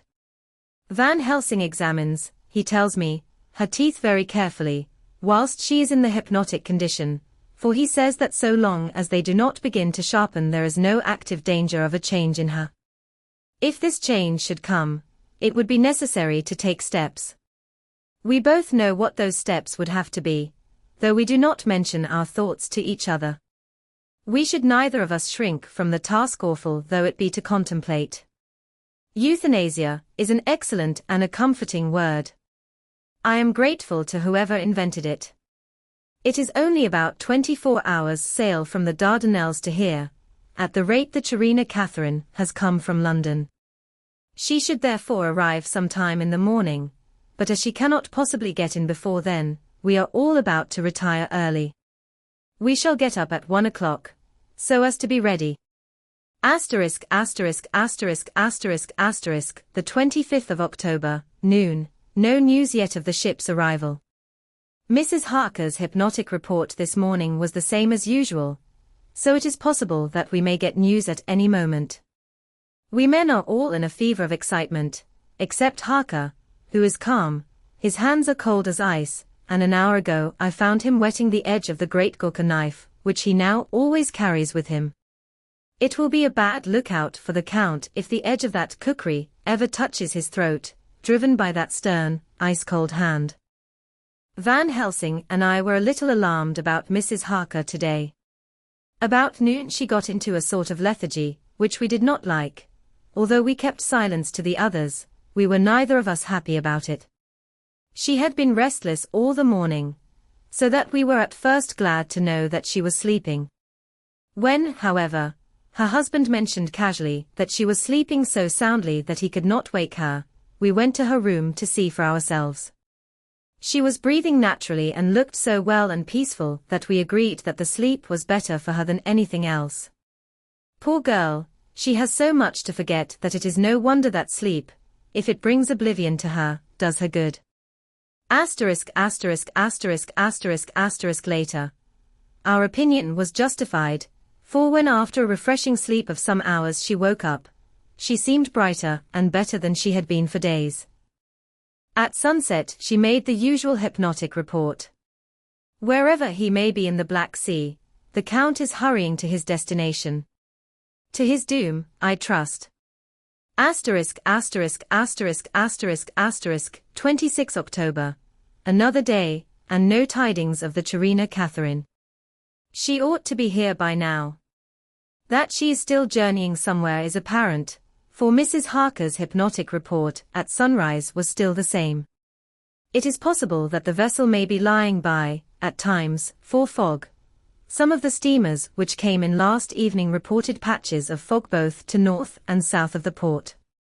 We must continue our watching, as the ship may now be signalled any moment. The 27th of October, noon, most strange. No news yet of the ship we wait for.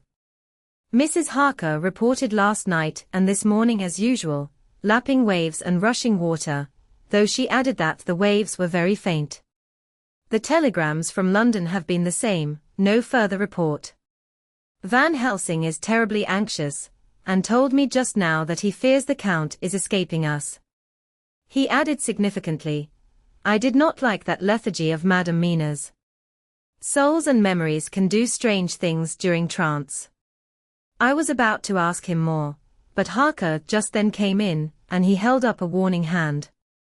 We must try tonight, at sunset, to make her speak more fully when in her hypnotic state.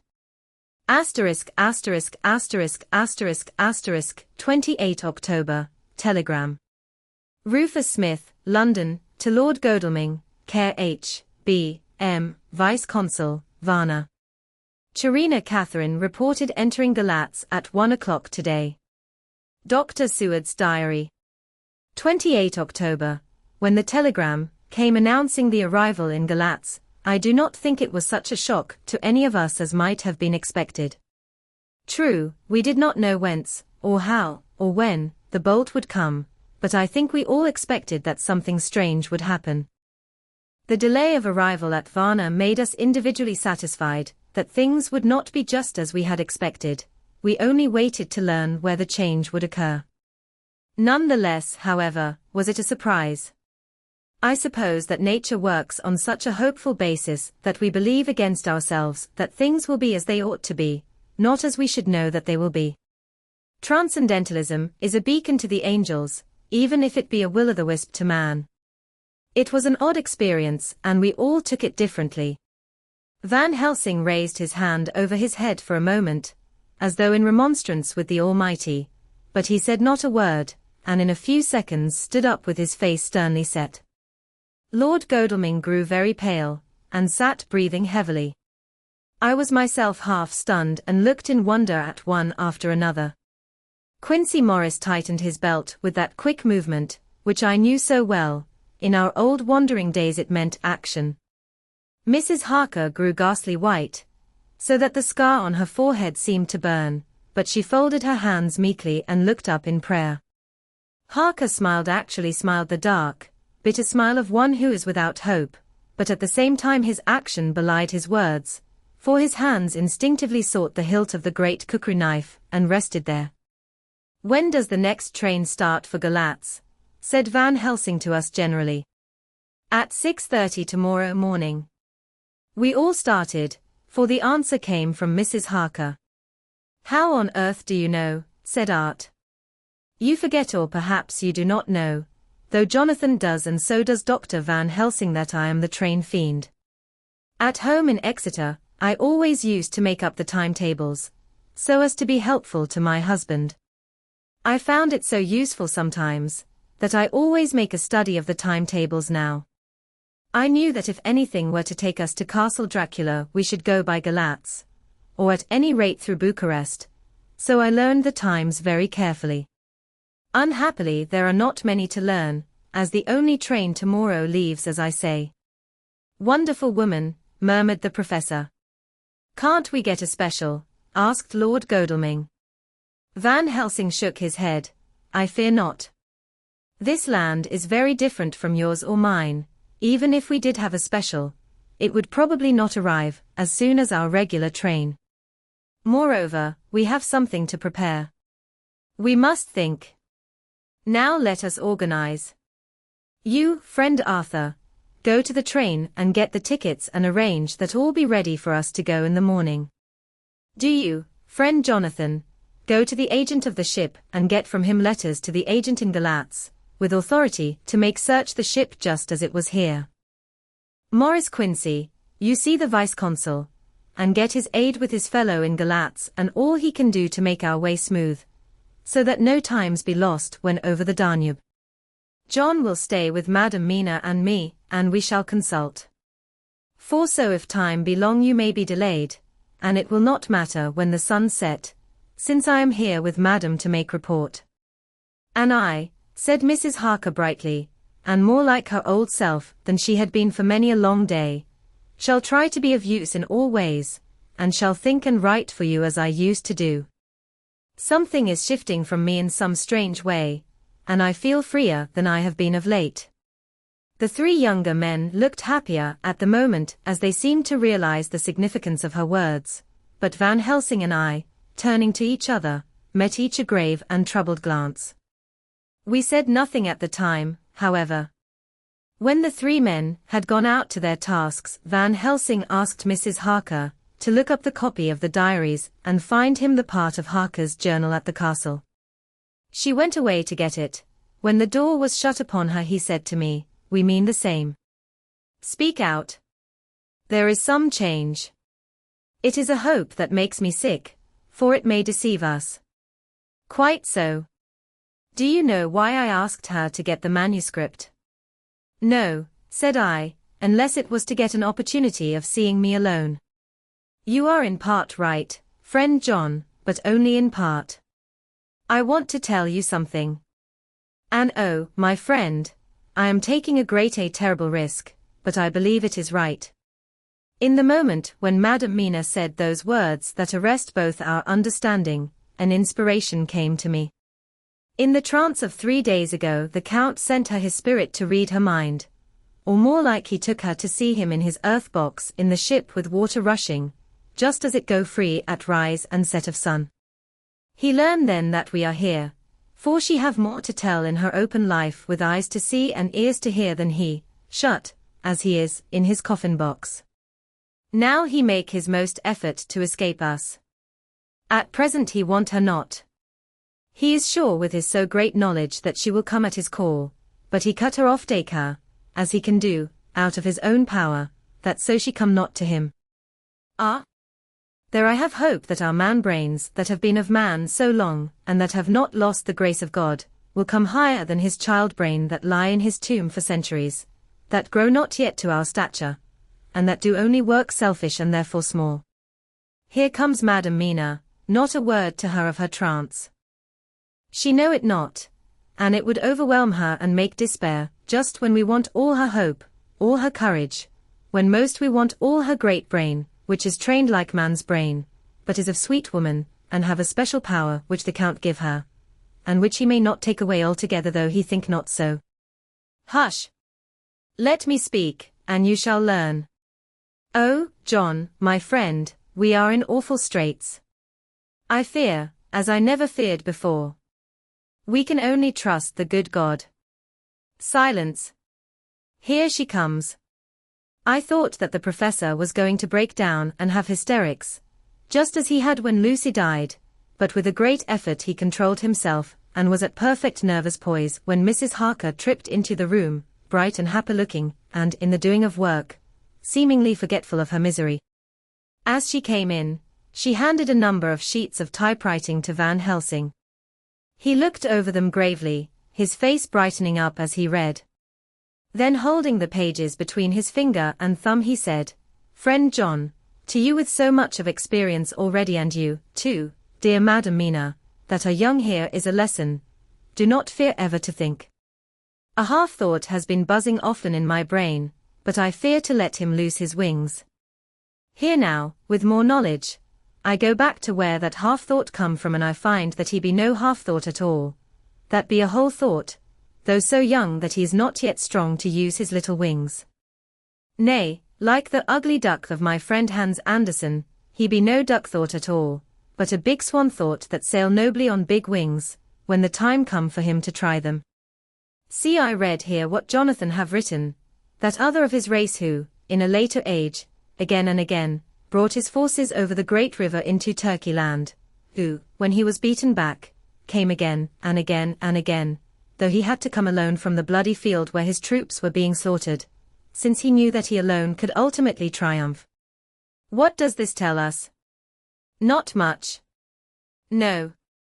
The Count's child thought see nothing, therefore he speaks so free. Your man thought see nothing, my man thought see nothing, till just now. No. But there comes another word from someone who speak without thought, because she, too, know not what it might mean. Just as there are elements which rest, yet when in nature's course they move on their way and they touch then poof. And there comes a flash of light, heaven-wide, that blind and kill and destroy some, but that show up all earth below for leagues and leagues. Is it not so? Well, I shall explain. To begin, have you ever studied the philosophy of crime? Yes and no, you, John, yes, for it is a study of insanity. You know, Madam Mina, for crime touch you not but once. Still, your mind works true, and argues not a particulari ad universale. There is this peculiarity in criminals. It is so constant, in all countries and at all times, that even police, who know not much from philosophy, come to know it empirically, that it is. That is to be empiric. The criminal always work at one crime, that is the true criminal who seems predestinate to crime, and who will of none other. This criminal has not full man brain. He is clever and cunning and resourceful, but he be not of man stature as to brain. He be of child brain in much. Now this criminal of ours is predestinate to crime also, he, too, have child brain, and it is of the child to do what he have done. The little bird, the little fish, the little animal learn not by principle, but empirically, and when he learn to do, then there is to him the ground to start from to do more. Dos pou stu, said Archimedes. Give me a fulcrum, and I shall move the world. To do once, is the fulcrum whereby child brain become man brain, and until he have the purpose to do more, he continue to do the same again every time, just as he have done before. Oh, my dear, I see that your eyes are opened, and that to you the lightning flash show all the leagues, for Mrs. Harker began to clap her hands and her eyes sparkled. He went on, now you shall speak. Tell us two dry men of science what you see with those so bright eyes. He took her hand and held it whilst she spoke. His finger and thumb closed on her pulse, as I thought instinctively and unconsciously, as she spoke. The Count is a criminal and of criminal type. Nordor and Lombroso would so classify him, and qua criminal he is of imperfectly formed mind. Thus, in a difficulty, he has to seek resource in habit. His past is a clue, and the one page of it that we know and that from his own lips tells that once before, when in what Mr. Morris would call a tight place, he went back to his own country from the land he had tried to invade, and thence, without losing purpose, prepared himself for a new effort. He came again better equipped for his work, and won. So he came to London to invade a new land. He was beaten, and when all hope of success was lost, and his existence in danger, he fled back over the sea to his home, just as formerly he had fled back over the Danube from Turkey land. Good, good. Oh, you so clever lady, said Van Helsing, enthusiastically, as he stooped and kissed her hand. A moment later he said to me, as calmly as though we had been having a sick-room consultation, 72 only, and in all this excitement. I have hope. Turning to her again, he said with keen expectation, but go on. Go on. There is more to tell if you will. Be not afraid, John and I know. I do in any case, and shall tell you if you are right. Speak, without fear. I will try to, but you will forgive me if I seem egotistical. Nay. Fear not, you must be egotist, for it is of you that we think. Then, as he is criminal he is selfish, and as his intellect is small and his action is based on selfishness, he confines himself to one purpose. That purpose is remorseless. As he fled back over the Danube, leaving his forces to be cut to pieces, so now he is intent on being safe, careless of all. So his own selfishness frees my soul somewhat from the terrible power, which he acquired over me on that dreadful night. I felt it. Oh, I felt it. Thank God, for his great mercy. My soul is freer than it has been since that awful hour, and all that haunts me is a fear lest in some trance, or dream he may have used my knowledge for his ends.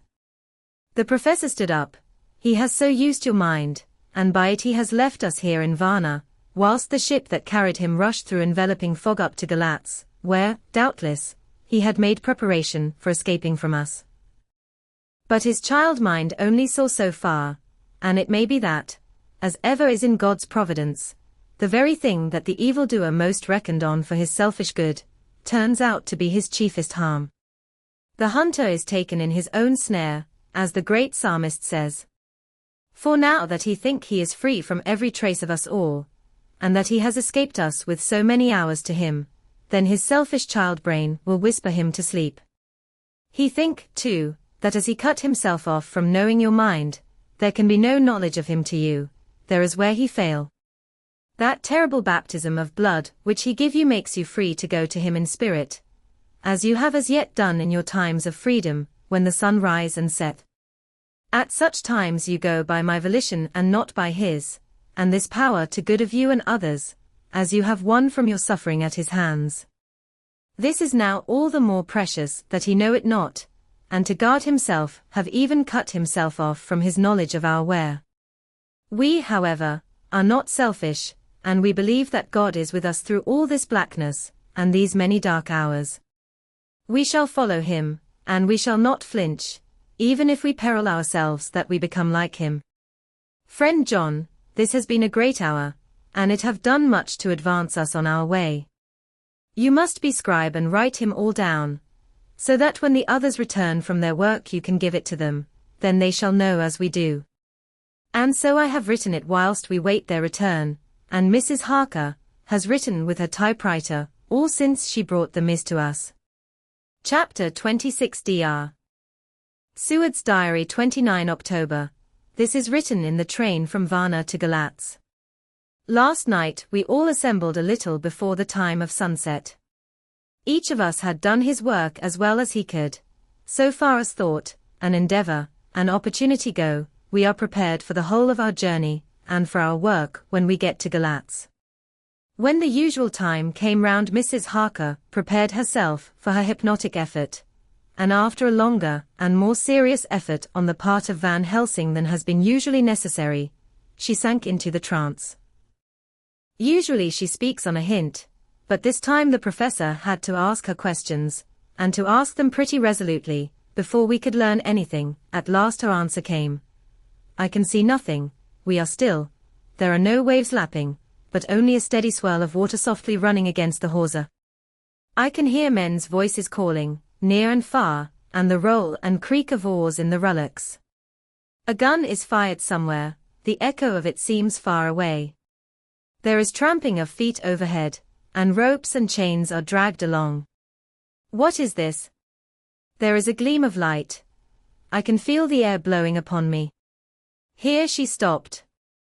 She had risen, as if impulsively, from where she lay on the sofa, and raised both her hands, palms upwards, as if lifting a weight. Van Helsing and I looked at each other with understanding. Quincy raised his eyebrows slightly and looked at her intently, whilst Harker's hand instinctively closed round the hilt of his kukri.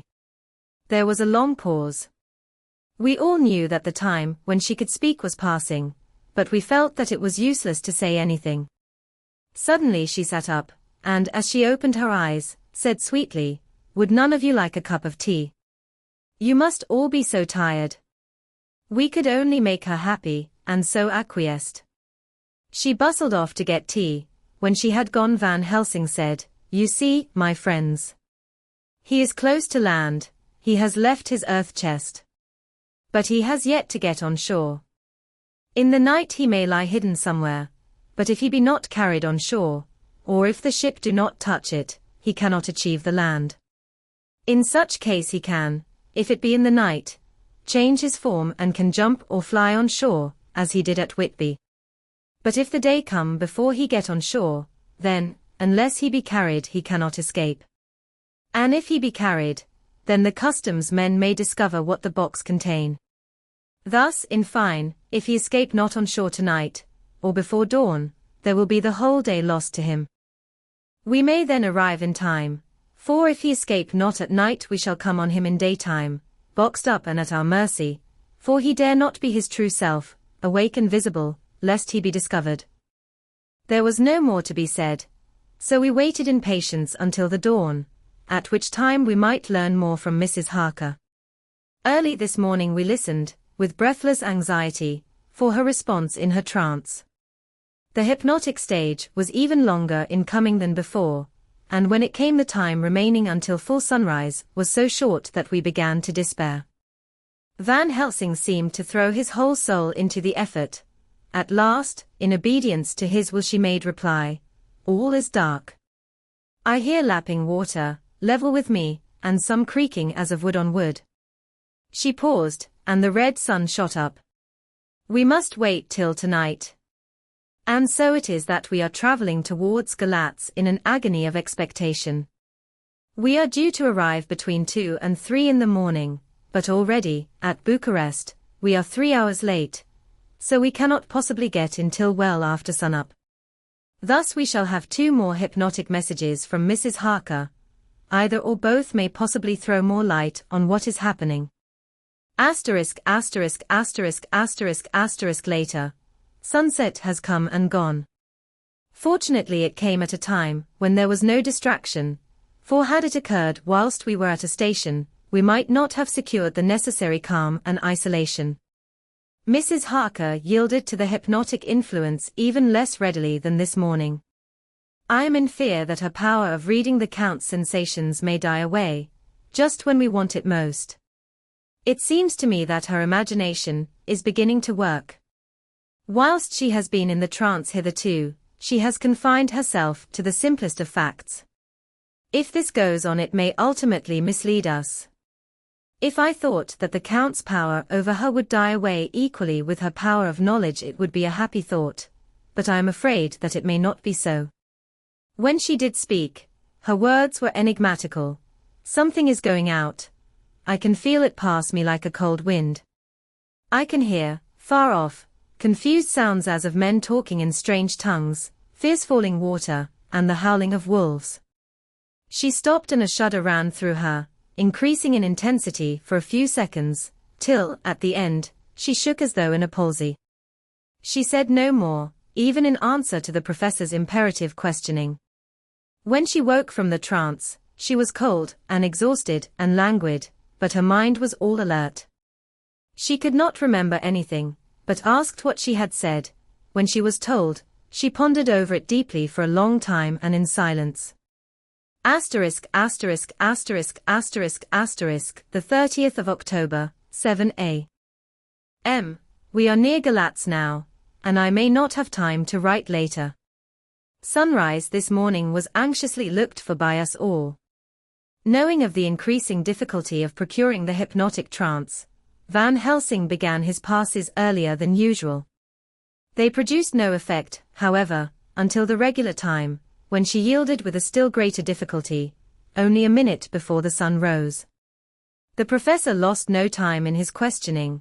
Her answer came with equal quickness: all is dark. I hear water swirling by, level with my ears, and the creaking of wood on wood.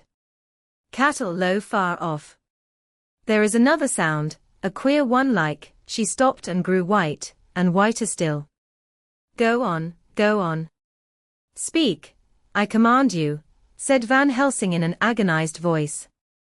At the same time, there was despair in his eyes, for the risen sun was reddening even Mrs. Harker's pale face. She opened her eyes, and we all started as she said, sweetly and seemingly with the utmost unconcern, "Oh, Professor, why ask me to do what you know I can't? I don't remember anything." Then, seeing the look of amazement on our faces, she said, turning from one to the other with a troubled look, "What have I said? What have I done? I know nothing, only that I was lying here, half asleep, and heard you say go on. Speak, I command you. It seemed so funny to hear you order me about, as if I were a bad child." "Oh, Madam Mina," he said, sadly, "it is proof, if proof be needed, of how I love and honor you, when a word for your good, spoken more earnest than ever, can seem so strange, because it is to order her whom I am proud to obey. The whistles are sounding, we are nearing Galatz. We are on fire with anxiety and eagerness." Mina Harker's Journal. 30 October, Mr. Morris took me to the hotel where our rooms had been ordered by telegraph, he being the one who could best be spared, since he does not speak any foreign language. The forces were distributed much as they had been at Varna, except that Lord Godalming went to the vice-consul, as his rank might serve as an immediate guarantee of some sort to the official, we being in extreme hurry. Jonathan and the two doctors went to the shipping agent to learn particulars of the arrival of the Czarina Catherine. Asterisk, asterisk, asterisk, asterisk, asterisk later, Lord Godalming has returned.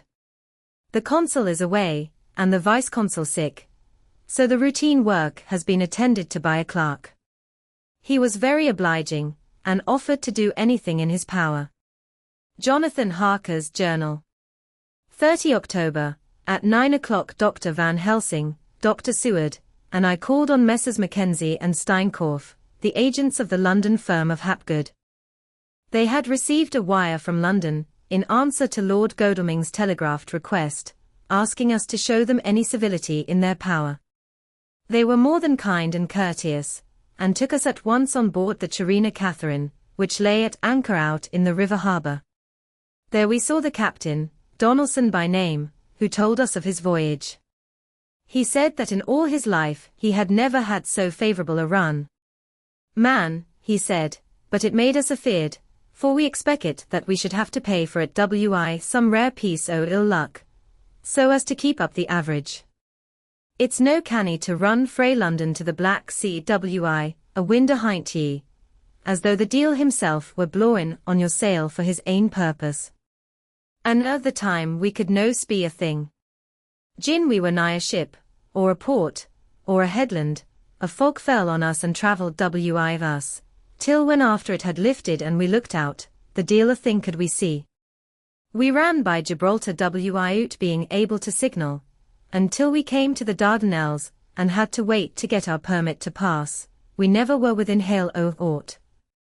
At first I inclined to slack off sail, and beat about till the fog was lifted, but whiles, I thought that if the deal was minded to get us into the Black Sea quick, he was like to do it whether we would or no. If we had a quick voyage it would be no to our miscredit wi the owners, or no hurt to our traffic, and the old mon, who had served his ain purpose, would be decently grateful to us for no hind air in him. This mixture of simplicity and cunning, of superstition and commercial reasoning, aroused Van Helsing, who said, "Mine friend, that devil is more clever than he is thought by some, and he know when he meet his match." The skipper was not displeased with the compliment, and went on, "When we got past the Bosphorus the men began to grumble. Some o' them, the Romanians, came and asked me to heave overboard a big box, which had been put on board by a queer-looking old man just before we had started frae London. I had seen them spee at the fellow, and put out their twa fingers when they saw him, to guard against the evil eye.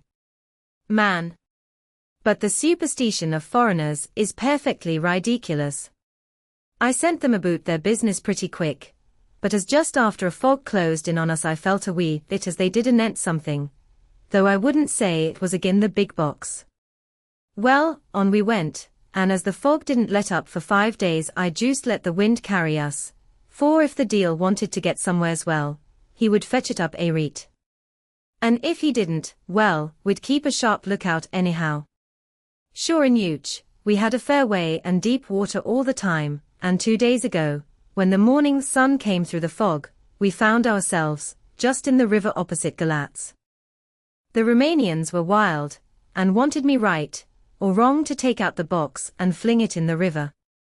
I had to RGWI them about it wi a handspike, and when the last o' them rose off the deck wi, his head in his hand, I had convinced them that, evil eye or no evil eye, the property and the trust of my owners were better in my hands than in the river Danube.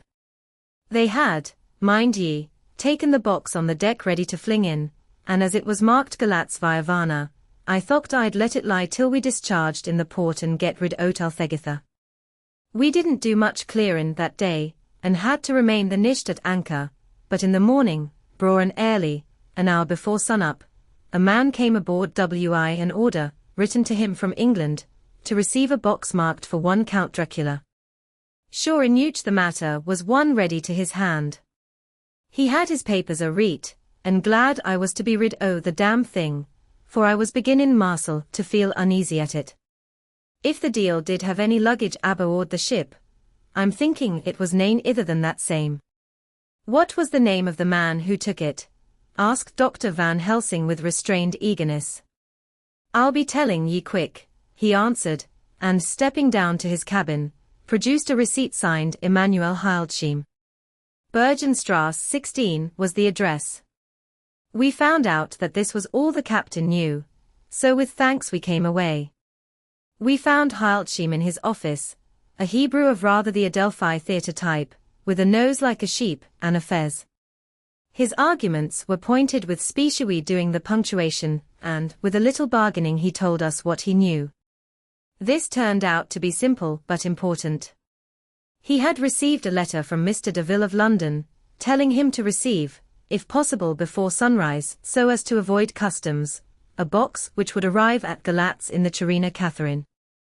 This he was to give in charge to a certain Petrov Skinsky, who dealt with the Slovaks who traded down the river to the port. He had been paid for his work by an English bank note, which had been duly cashed for gold at the Danube International Bank. When Skinsky had come to him, he had taken him to the ship and handed over the box, so as to save porterage. That was all he knew. We then sought for Skinsky, but were unable to find him. One of his neighbors, who did not seem to bear him any affection, said that he had gone away 2 days before, no one knew whither. This was corroborated by his landlord, who had received by messenger the key of the house together with the rent due, in English money. This had been between 10 and 11 o'clock last night. We were at a standstill again. Whilst we were talking, one came running and breathlessly gasped out that the body of Skinsky had been found inside the wall of the churchyard of St. Peter, and that the throat had been torn open, as if by some wild animal.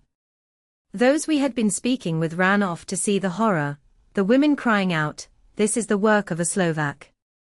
We hurried away lest we should have been in some way drawn into the affair, and so detained. As we came home, we could arrive at no definite conclusion.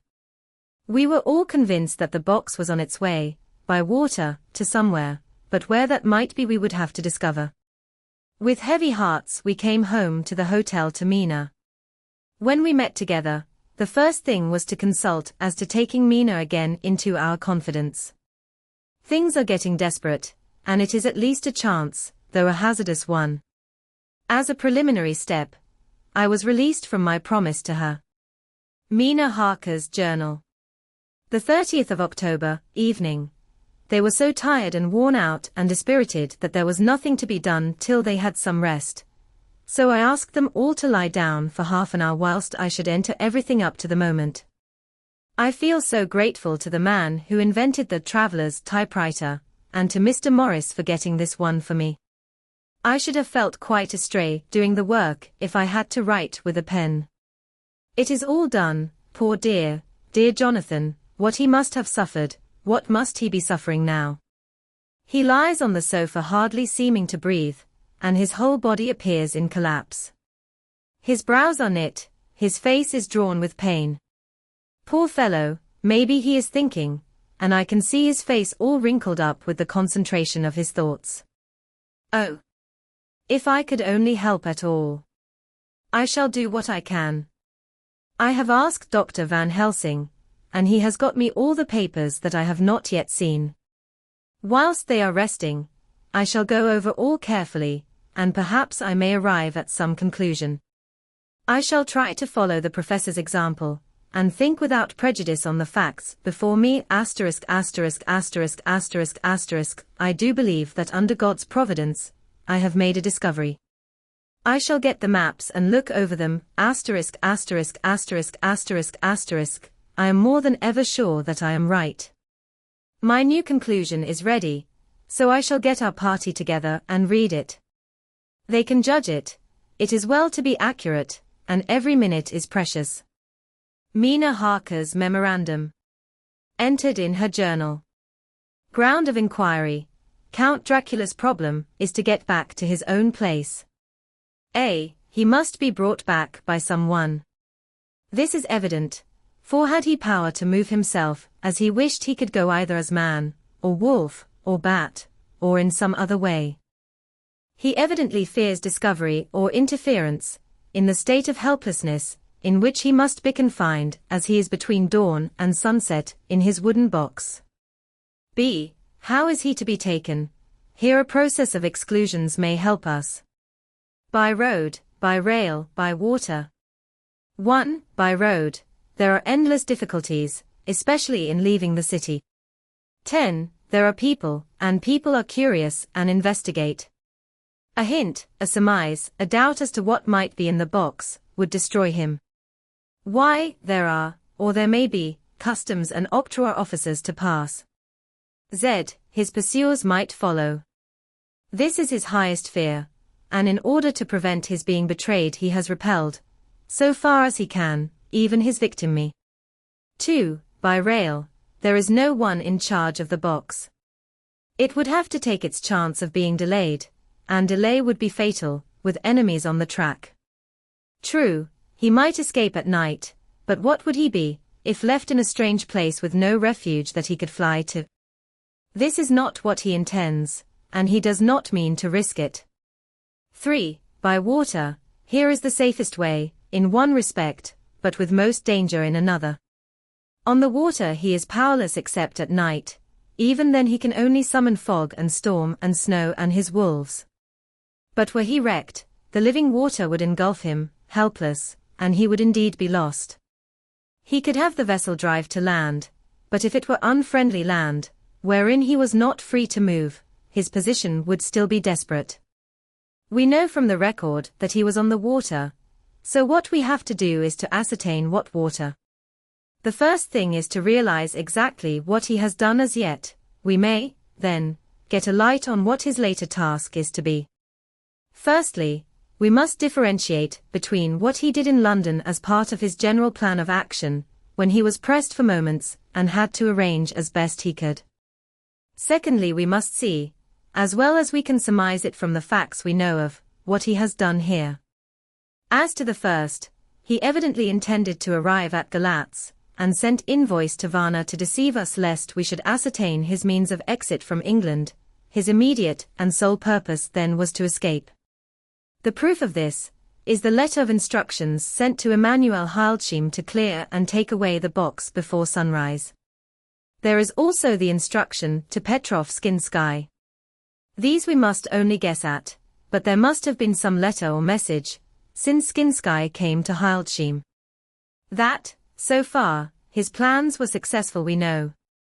The Czarina Catherine made a phenomenally quick journey, so much so that Captain Donelson's suspicions were aroused, but his superstition united with his canniness played the Count's game for him, and he ran with his favouring wind through fogs and all till he brought up blindfold at Galatz. That the Count's arrangements were well made has been proved. Hildesheim cleared the box, took it off, and gave it to Skinsky. Skinsky took it, and here we lose the trail. We only know that the box is somewhere on the water, moving along. The customs and the octroi, if there be any, have been avoided. Now we come to what the Count must have done after his arrival on land, at Galatz. The box was given to Skinsky before sunrise. At sunrise the Count could appear in his own form. Here, we ask why Skinsky was chosen at all to aid in the work. In my husband's diary, Skinsky is mentioned as dealing with the Slovaks who trade down the river to the port, and the man's remark, that the murder was the work of a Slovak, showed the general feeling against his class. The Count wanted isolation. My surmise is this, that in London the Count decided to get back to his castle by water, as the most safe and secret way. He was brought from the castle by Skani, and probably they delivered their cargo to Slovaks, who took the boxes to Varna, for there they were shipped for London. Thus the Count had knowledge of the persons who could arrange this service. When the box was on land, before sunrise or after sunset, he came out from his box, met Skinsky and instructed him what to do as to arranging the carriage of the box up some river. When this was done, and he knew that all was in train, he blotted out his traces, as he thought, by murdering his agent. I have examined the map and find that the river most suitable for the Slovaks to have ascended is either the Pruth or the Sereth. I read in the typescript that in my trance I heard cows low and water swirling level with my ears and the creaking of wood. The Count in his box, then, was on a river in an open boat propelled probably either by oars or poles, for the banks are near and it is working against stream. There would be no such sound if floating downstream. Of course it may not be either the Sereth or the Pruth, but we may possibly investigate further. Now of these two, the Pruth is the more easily navigated, but the Sereth is, at Fundu, joined by the Bistritza which runs up round the Borgo Pass. The loop it makes is manifestly as close to Dracula's castle as can be got by water. Mina Harker's journal continued. When I had done reading, Jonathan took me in his arms and kissed me. The others kept shaking me by both hands, and Dr. Van Helsing said, "Our dear Madam Mina is once more our teacher. Her eyes have been where we were blinded.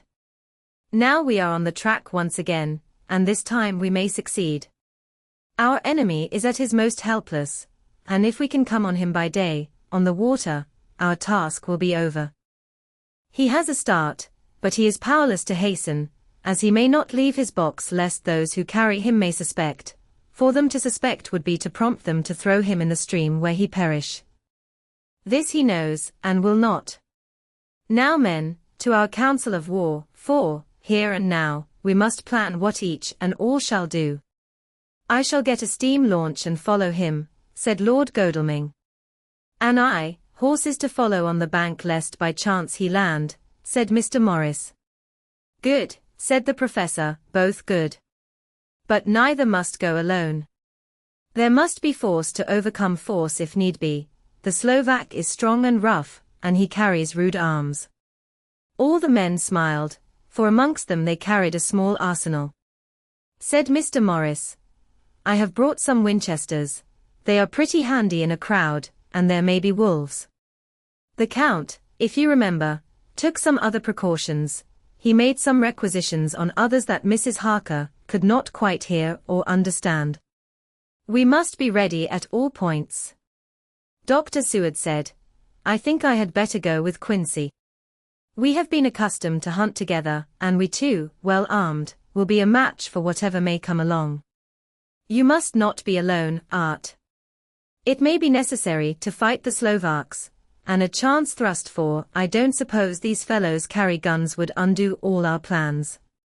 There must be no chances, this time. We shall not rest until the Count's head and body have been separated, and we are sure that he cannot reincarnate. He looked at Jonathan as he spoke, and Jonathan looked at me. I could see that the poor dear was torn about in his mind. Of course he wanted to be with me, but then the boat service would, most likely, be the one which would destroy the vampire. Why did I hesitate to write the word? He was silent a while, and during his silence Dr. Van Helsing spoke. Friend Jonathan, this is to you for twice reasons.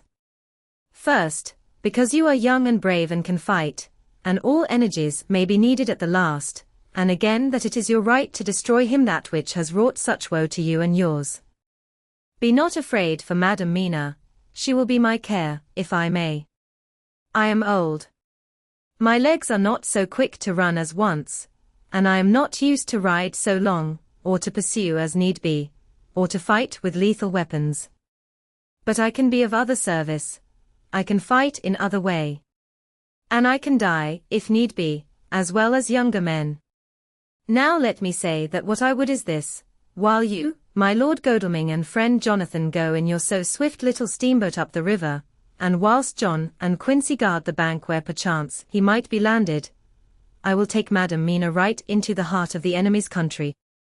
Whilst the old fox is tied in his box, floating on the running stream, whence he cannot escape to land where he dares not raise the lid of his coffin box, lest his Slovak carriers should in fear leave him to perish, we shall go in the track where Jonathan went from Bistritz over the Borgo, and find our way to the castle of Dracula.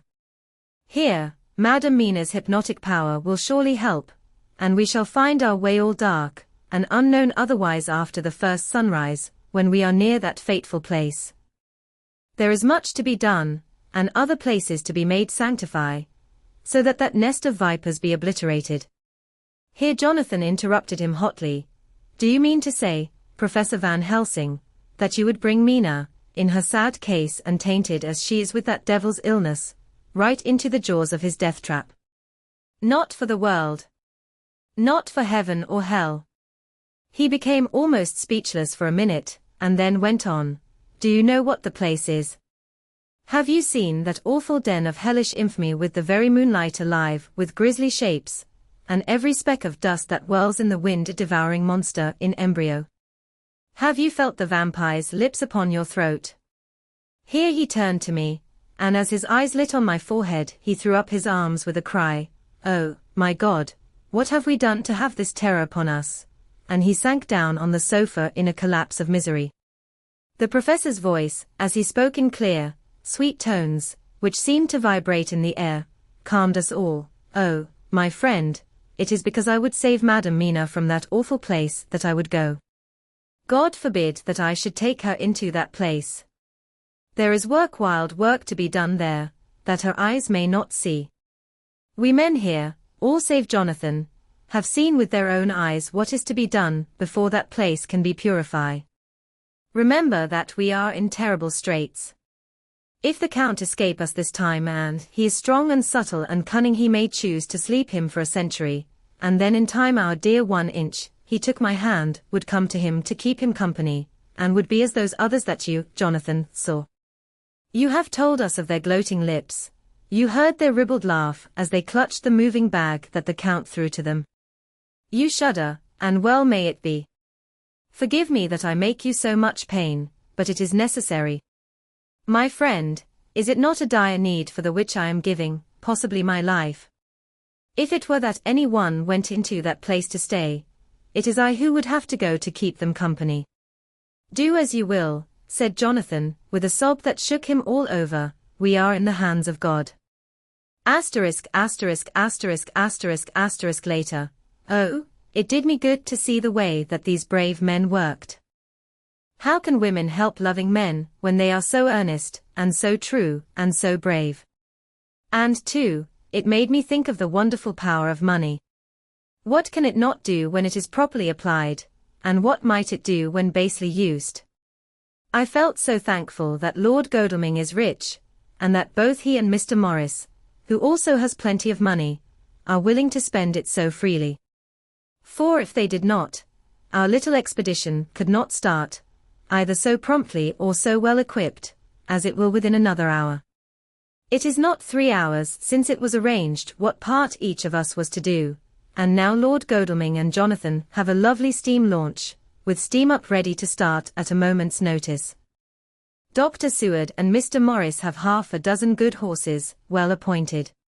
We have all the maps and appliances of various kinds that can be had. Professor Van Helsing and I are to leave by the 11:40 train tonight for Veresti, where we are to get a carriage to drive to the Borgo Pass. We are bringing a good deal of ready money, as we are to buy a carriage and horses. We shall drive ourselves, for we have no one whom we can trust in the matter. The professor knows something of a great many languages, so we shall get on all right. We have all got arms, even for me a large-bore revolver. Jonathan would not be happy unless I was armed like the rest. Alas! I cannot carry one arm that the rest do, the scar on my forehead forbids that. Dear Dr. Van Helsing comforts me by telling me that I am fully armed as there may be wolves. The weather is getting colder every hour, and there are snow flurries which come and go as warnings. ****** later. It took all my courage to say goodbye to my darling. We may never meet again. Courage, Mina. The professor is looking at you keenly, his look is a warning. There must be no tears now unless it may be that God will let them fall in gladness. Jonathan Harker's Journal. October 30th. Night. I am writing this in the light from the furnace door of the steam launch. Lord Godalming is firing up. He is an experienced hand at the work, as he has had for years a launch of his own on the Thames, and another on the Norfolk Broads. Regarding our plans, we finally decided that Mina's guess was correct, and that if any waterway was chosen for the Count's escape back to his castle, the Seraph and then the Bistritza, at its junction, would be the one. We took it, that somewhere about the 47th degree, north latitude, would be the place chosen for the crossing the country between the river and the Carpathians. We have no fear in running at good speed up the river at night. There is plenty of water, and the banks are wide enough apart to make steaming, even in the dark, easy enough. Lord Godalming tells me to sleep for a while, as it is enough for the present for one to be on watch. But I cannot sleep, how can I, with the terrible danger hanging over my darling, and her going out into that awful place? My only comfort is that we are in the hands of God. Only for that faith it would be easier to die than to live, and so be quit of all the trouble. Mr. Morris and Dr. Seward were off on their long ride before we started. They are to keep up the right bank, far enough off to get on higher lands where they can see a good stretch of river, and avoid the following of its curves. They have, for the first stages, 2 men to ride and lead their spare horses 4 in all, so as not to excite curiosity. When they dismiss the men, which shall be shortly, they shall themselves look after the horses. It may be necessary for us to join forces, if so they can mount our whole party. One of the saddles has a movable horn, and can be easily adapted for Mina, if required. It is a wild adventure we are on. Here, as we are rushing along through the darkness, with the cold from the river seeming to rise up and strike us, with all the mysterious voices of the night around us, it all comes home. We seem to be drifting into unknown places and unknown ways, into a whole world of dark and dreadful things. Godalming is shutting the furnace door, ************** 31 October, still hurrying along. The day has come, and Godalming is sleeping. I am on watch. The morning is bitterly cold, the furnace heat is grateful, though we have heavy fur coats. As yet we have passed only a few open boats, but none of them had on board any box or package of anything like the size of the one we seek. The men were scared every time we turned our electric lamp on them, and fell on their knees and prayed. ********************************** The 1st of November, evening, no news all day, we have found nothing of the kind we seek. We have now passed into the Bistritza, and if we are wrong in our surmise our chance is gone. We have overhauled every boat, big and little. Early this morning, one crew took us for a government boat, and treated us accordingly. We saw in this a way of smoothing matters, so at Fundu, where the Bistritza runs into the Sereth, we got a Romanian flag, which we now fly conspicuously. With every boat, which we have overhauled since then this trick has succeeded, we have had every deference shown to us, and not once any objection to whatever we chose to ask or do. Some of the Slovaks tell us that a big boat passed them, going at more than usual speed, as she had a double crew on board.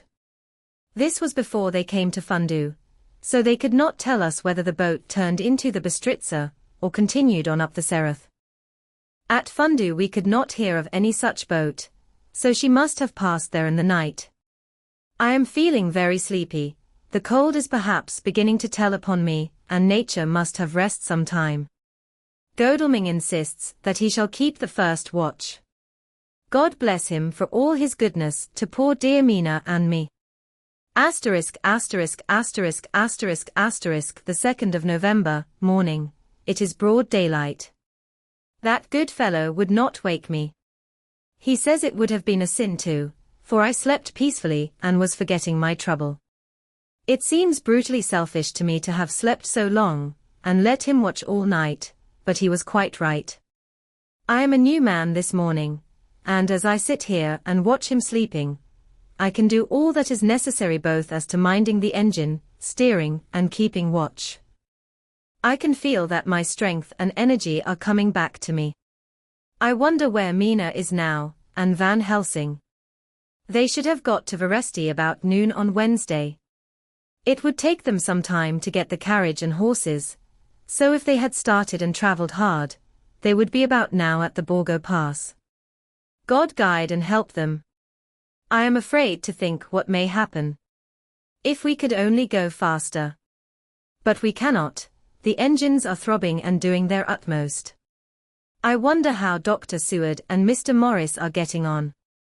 There seem to be endless streams running down the mountains into this river, but as none of them are very large at present, at all events, though they are terrible doubtless in winter, and when the snow melts the horsemen may not have met much obstruction.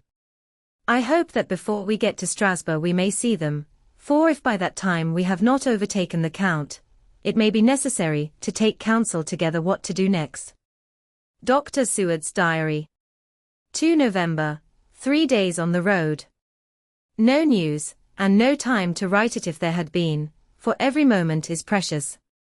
We have had only the rest needful for the horses, but we are both bearing it wonderfully. Those adventurous days of ours are turning up useful. We must push on, we shall never feel happy till we get the launch in sight again. ******************************************** 3 November, we heard at Fundu that the launch had gone up the Bistritza. I wish it wasn't so cold. There are signs of snow coming, and if it falls heavy it will stop us. In such case we must get a sledge and go on, Russian fashion. 4 November. Today we heard of the launch having been detained by an accident when trying to force a way up the rapids. The Slovak boats get up all right, by aid of a rope and steering with knowledge. Some went up only a few hours before. Godalming is an amateur fitter himself, and evidently it was he who put the launch in trim again. Finally, they got up the rapids all right, with local help, and are off on the chase afresh. I fear that the boat is not any better for the accident. The peasantry tell us that after she got upon smooth water again, she kept stopping every now and again so long as she was in sight. We must push on harder than ever. Our help may be wanted soon. Mina Harker's Journal. 31 October. Arrived at Veresti at noon. The professor tells me that this morning at dawn he could hardly hypnotize me at all, and that all I could say was, dark and quiet. He is off now buying a carriage and horses. He says that he will later on try to buy additional horses, so that we may be able to change them on the way. We have something more than 70 miles before us. The country is lovely, and most interesting. If only we were under different conditions, how delightful it would be to see it all. If Jonathan and I were driving through it alone, what a pleasure it would be. To stop and see people, and learn something of their life, and to fill our minds and memories with all the color and picturesqueness of the whole wild, beautiful country and the quaint people. But, alas, later, Dr. Van Helsing has returned. He has got the carriage and horses. We are to have some dinner, and to start in an hour. The landlady is putting us up a huge basket of provisions. It seems enough for a company of soldiers. The professor encourages her, and whispers to me that it may be a week before we can get any good food again. He has been shopping too, and has sent home such a wonderful lot of fur coats and wraps, and all sorts of warm things. There will not be any chance of our being cold. We shall soon be off. I am afraid to think what may happen to us. We are truly in the hands of God. He alone knows what may be, and I pray him, with all the strength of my sad and humble soul, that he will watch over my beloved husband, that whatever may happen, Jonathan may know that I loved him and honored him more than I can say, and that my latest and truest thought will be always for him. Chapter 27. Mina Harker's Journal. 1 November. All day long we have traveled, and at a good speed. The horses seem to know that they are being kindly treated, for they go willingly their full stage at best speed. We have now had so many changes, and find the same things so constantly, that we are encouraged to think that the journey will be an easy one. Dr. Van Helsing is laconic. He tells the farmers that he is hurrying to Bistritz, and pays them well to make the exchange of horses. We get hot soup, or coffee, or tea, and off we go. It is a lovely country, full of beauties of all imaginable kinds, and the people are brave, and strong, and simple, and seem full of nice qualities. They are very, very superstitious. In the first house where we stopped, when the woman who served us saw the scar on my forehead, she crossed herself and put out 2 fingers towards me, to keep off the evil eye. I believe they went to the trouble of putting an extra amount of garlic into our food, and I can't abide garlic. Ever since then I have taken care not to take off my hat or veil, and so have escaped their suspicions. We are traveling fast, and as we have no driver with us to carry tales, we go ahead of scandal, but I dare say that fear of the evil eye will follow hard behind us all the way. The professor seems tireless. All day he would not take any rest, though he made me sleep for a long spell. At sunset time he hypnotized me, and he says that I answered as usual. Darkness, lapping water, and creaking wood, so our enemy is still on the river. I am afraid to think of Jonathan, but somehow I have now no fear for him, or for myself. I write this whilst we wait in a farmhouse for the horses to be got ready. Dr. Van Helsing is sleeping. Poor dear, he looks very tired and old and grey, but his mouth is set as firmly as a conqueror's. Even in his sleep he is instinct with resolution. When we have well started I must make him rest whilst I drive. I shall tell him that we have days before us, and we must not break down, when most of all his strength will be needed. All is ready, we are off shortly. Asterisk asterisk asterisk asterisk asterisk the 2nd of November, morning. I was successful, and we took turns driving all night. Now the day is on us, bright though cold. There is a strange heaviness in the air. I say heaviness for want of a better word. I mean that it oppresses us both. It is very cold, and only our warm furs keep us comfortable. At dawn Van Helsing hypnotized me. He says I answered darkness, creaking wood and roaring water. So the river is changing as they ascend. I do hope that my darling will not run any chance of danger more than need be, but we are in God's hands. Asterisk asterisk asterisk asterisk asterisk the 2nd of November, night. All day long driving. The country gets wilder as we go, and the great spurs of the Carpathians, which at Veresti seemed so far from us and so low on the horizon, now seem to gather round us and tower in front. We both seem in good spirits. I think we make an effort each to cheer the other. In the doing so we cheer ourselves. Dr. Van Helsing says that by morning we shall reach the Borgo Pass. The houses are very few here now, and the professor says that the last horse we got will have to go on with us, as we may not be able to change. He got 2 in addition to the 2 we changed, so that now we have a rude 4 in hand. The dear horses are patient and good, and they give us no trouble. We are not worried with other travelers, and so even I can drive.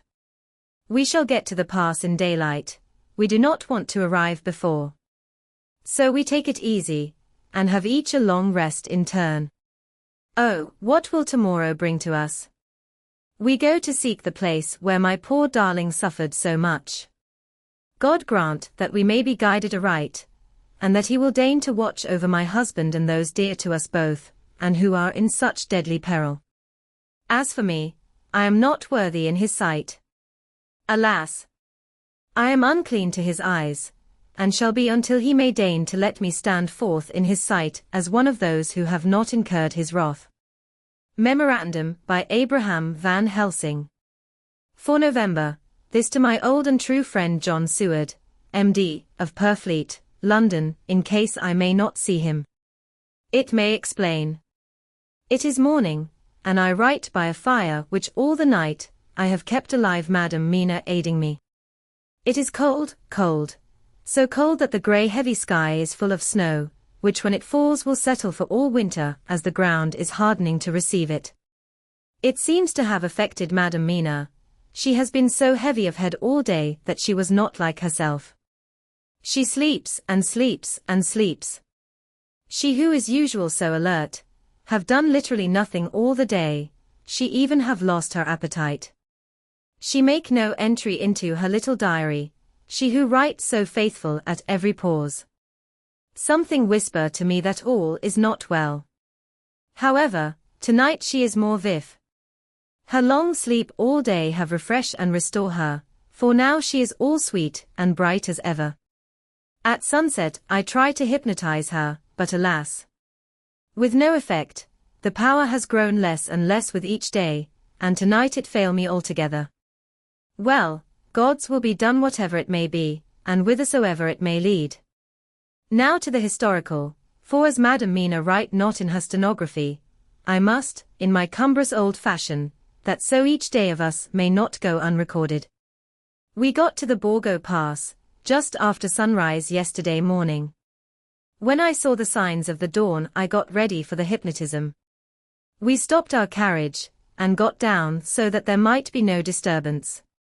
I made a couch with furs and Madam Mina, lying down, yield herself as usual, but more slow and more short time than ever, to the hypnotic sleep.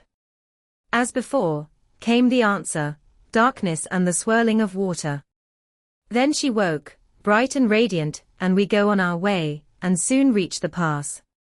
At this time and place, she become all on fire with zeal, some new guiding power be in her manifested, for she point to a road and say, this is the way. How know you it? I ask. Of course I know it, she answer, and with a pause, add, have not my Jonathan travelled it and wrote of his travel? At first I think somewhat strange, but soon I see that there be only one such by road. It is used but little, and very different from the coach road from the Bukovina to Bistritz, which is more wide and hard, and more of use. So we came down this road. When we meet other ways, not always were we sure that they were roads at all, for they be neglect and light snow have fallen, the horses know, and they only. I give rein to them, and they go on so patient. By and by we find all the things which Jonathan have note in that wonderful diary of him. Then we go on for long, long hours and hours. At the first, I tell Madam Mina to sleep, she try, and she succeed. She sleep all the time, till at the last, I feel myself to suspicious grow, and attempt to wake her. But she sleep on, and I may not wake her though I try. I do not wish to try too hard lest I harm her, for I know that she have suffer much, and sleep at times be all in all to her. I think I drowse myself, for all of sudden I feel guilt, as though I have done something. I find myself bolt up, with the reins in my hand, and the good horses go along jog, jog, just as ever. I look down and find Madam Mina still sleep. It is now not far off sunset time, and over the snow the light of the sun flow in big yellow flood, so that we throw great long shadow on where the mountain rise so steep. For we are going up, and all is so wild and rocky, as though it were the end of the world. Then I arouse Madam Mina. This time she wake with not much trouble, and then I try to put her to hypnotic sleep. But she sleep not, being as though I were not. Still I try and try, till all at once I find her and myself in dark. So I look round, and find that the sun have gone down. Madam Mina laugh, and I turn and look at her. She is now quite awake, and looks so well as I never saw her since that night at Carfax, when we first entered the Count's house. I am amazed, and not at ease then, but she is so bright and tender and thoughtful for me that I forget all fear. I light a fire, for we have brought supply of wood with us, and she prepare food while I undo the horses and set them, tethered in shelter, to feed. Then when I return to the fire she have my supper ready. I go to help her, but she smile, and tell me that she have eat already, that she was so hungry that she would not wait. I like it not, and I have grave doubts, but I fear to affright her, and so I am silent of it. She help me and I eat alone, and then we wrap in fur and lie beside the fire, and I tell her to sleep while I watch. But presently I forget all of watching, and when I sudden remember that I watch, I find her lying quiet, but awake, and looking at me with so bright eyes. Once, twice more the same occur, and I get much sleep till before morning. When I wake I try to hypnotize her, but alas!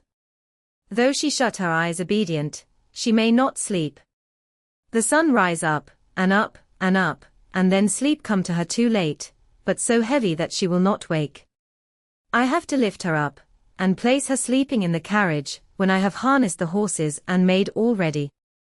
Madam still sleep, and she look in her sleep more healthy and more redder than before. And I like it not.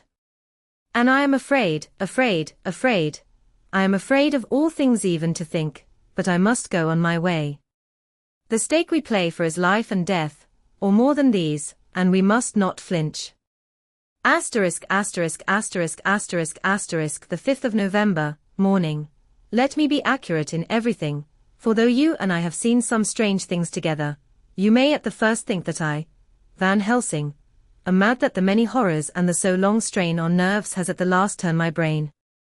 All yesterday we travel, ever getting closer to the mountains, and moving into a more and more wild and desert land. There are great, frowning precipices and much falling water, and nature seemed to have held sometime her carnival. Madam Mina still sleep, and though I did have hunger and appeased it, I could not waken her even for food. I began to fear that the fatal spell of the place was upon her, tainted as she is with that vampire baptism. Well, said I to myself, if it be that she sleep all the day, it shall also be that I do not sleep at night. As we travel on the rough road, for a road of an ancient and imperfect kind there was, I held down my head and slept. Again I waked with a sense of guilt and of time past, and found Madam Mina still sleeping, and the sun low down. But all was indeed changed. The frowning mountains seemed further away, and we were near the top of a steep rising hill, on summit of which was such a castle as Jonathan tell of in his diary. At once I exulted and feared, for now, for good or ill, the end was near. I woke Madam Mina, and again tried to hypnotize her, but alas, unavailing till too late.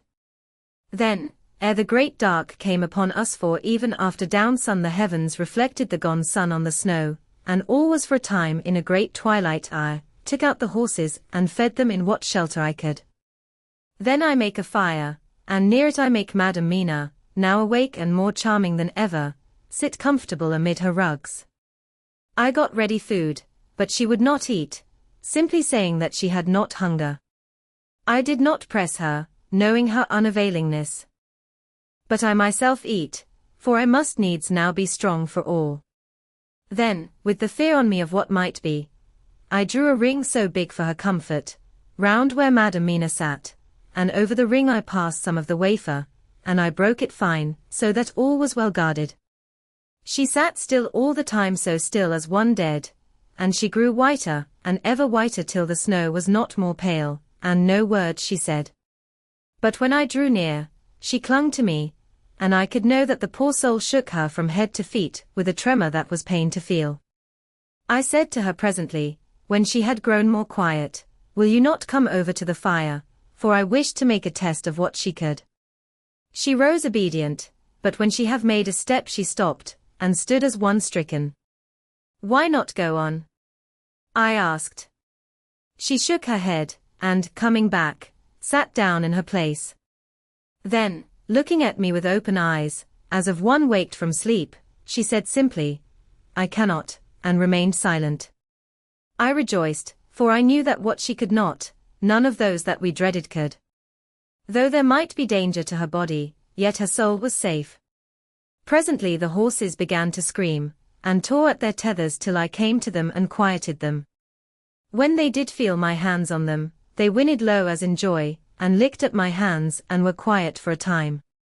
Many times through the night did I come to them, till it arrived to the cold hour when all nature is at lowest, and every time my coming was with quiet of them. In the cold hour the fire began to die, and I was about stepping forth to replenish it, for now the snow came in flying sweeps and with it a chill mist. Even in the dark there was a light of some kind, as there ever is over snow, and it seemed as though the snow flurries and the wreaths of mist took shape as of women with trailing garments. All was in dead, grim silence, only that the horses whinnied and cowered, as if in terror of the worst. I began to fear horrible fears, but then came to me the sense of safety in that ring wherein I stood. I began, too, to think that my imaginings were of the night, and the gloom, and the unrest that I have gone through, and all the terrible anxiety.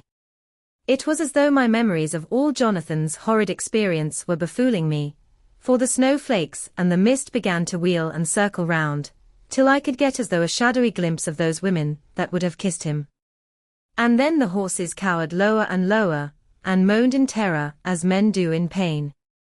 Even the madness of fright was not to them, so that they could break away. I feared for my dear Madam Mina when these weird figures drew near and circled round. I looked at her, but she sat calm, and smiled at me. When I would have stepped to the fire to replenish it, she caught me and held me back, and whispered, like a voice that one hears in a dream, so low it was, "No. No. Do not go without. Here you are safe." I turned to her, and looking in her eyes, said, "But you? It is for you that I fear," whereat she laughed a laugh, low and unreal, and said, "Fear for me? Why fear for me? None safer in all the world from them than I am." And as I wondered at the meaning of her words, a puff of wind made the flame leap up, and I see the red scar on her forehead. Then, alas! I knew. Did I not? I would soon have learned, for the wheeling figures of mist and snow came closer, but keeping ever without the holy circle. Then they began to materialize, till if God have not take away my reason, for I saw it through my eyes, there were before me in actual flesh the same three women that Jonathan saw in the room, when they would have kissed his throat. I knew the swaying round forms, the bright hard eyes, the white teeth, the ruddy colour, the voluptuous lips. They smiled ever at poor dear Madam Mina, and as their laugh came through the silence of the night, they twined their arms and pointed to her, and said in those so sweet tingling tones that Jonathan said were of the intolerable sweetness of the water-glasses, "Come, sister. Come to us. Come. Come." In fear I turned to my poor Madam Mina, and my heart with gladness leapt like flame, for oh! the terror in her sweet eyes, the repulsion, the horror, told a story to my heart that was all of hope. God be thanked she was not, yet, of them. I seized some of the firewood which was by me, and holding out some of the wafer, advanced on them towards the fire. They drew back before me, and laughed their low horrid laugh. I fed the fire, and feared them not, for I knew that we were safe within our protections. They could not approach me, whilst so armed, nor Madam Mina whilst she remained within the ring, which she could not leave no more than they could enter. The horses had ceased to moan, and lay still on the ground, the snow fell on them softly, and they grew whiter. I knew that there was for the poor beasts no more of terror. And so we remained till the red of the dawn to fall through the snow gloom. I was desolate and afraid, and full of woe and terror, but when that beautiful sun began to climb the horizon life was to me again. At the first coming of the dawn the horrid figures melted in the whirling mist and snow, the reeds of transparent gloom moved away towards the castle, and were lost. Instinctively, with the dawn coming, I turned to Madam Mina, intending to hypnotize her, but she lay in a deep and sudden sleep, from which I could not wake her. I tried to hypnotize through her sleep, but she made no response, none at all, and the day broke. I fear yet to stir. I have made my fire and have seen the horses, they are all dead. Today I have much to do here, and I keep waiting till the sun is up high, for there may be places where I must go, where that sunlight, though snow and mist obscure it, will be to me a safety. I will strengthen me with breakfast, and then I will to my terrible work. Madam Mina still sleeps, and, God be thanked, she is calm in her sleep. Jonathan Harker's Journal. The 4th of November, evening. The accident to the launch has been a terrible thing for us. Only for it we should have overtaken the boat long ago, and by now my dear Mina would have been free. I fear to think of her, off on the wolds near that horrid place. We have got horses, and we follow on the track. I note this whilst Godalming is getting ready. We have our arms. The Scarni must look out if they mean fight. Oh, if only Morris and Seward were with us. We must only hope. If I write no more goodbye, Mina. God bless and keep you. Dr. Seward's Diary. 5 November. With the dawn we saw the body of Scarni before us dashing away from the river with their lighter wagon. They surrounded it in a cluster, and hurried along as though beset. The snow is falling lightly and there is a strange excitement in the air. It may be our own feelings, but the depression is strange. Far off I hear the howling of wolves, the snow brings them down from the mountains, and there are dangers to all of us, and from all sides. The horses are nearly ready, and we are soon off. We ride to death of someone. God alone knows who, or where, or what, or when, or how it may be. Dr. Van Helsing's Memorandum. The 5th of November, afternoon. I am at least sane. Thank God for that mercy at all events, though the proving it has been dreadful. When I left Madam Mina sleeping within the holy circle, I took my way to the castle. The blacksmith hammer which I took in the carriage from Veresti was useful. Though the doors were all open I broke them off the rusty hinges, lest some ill intent, or ill chance, should close them, so that being entered I might not get out. Jonathan's bitter experience served me here. By memory of his diary I found my way to the old chapel, for I knew that here my work lay. The air was oppressive.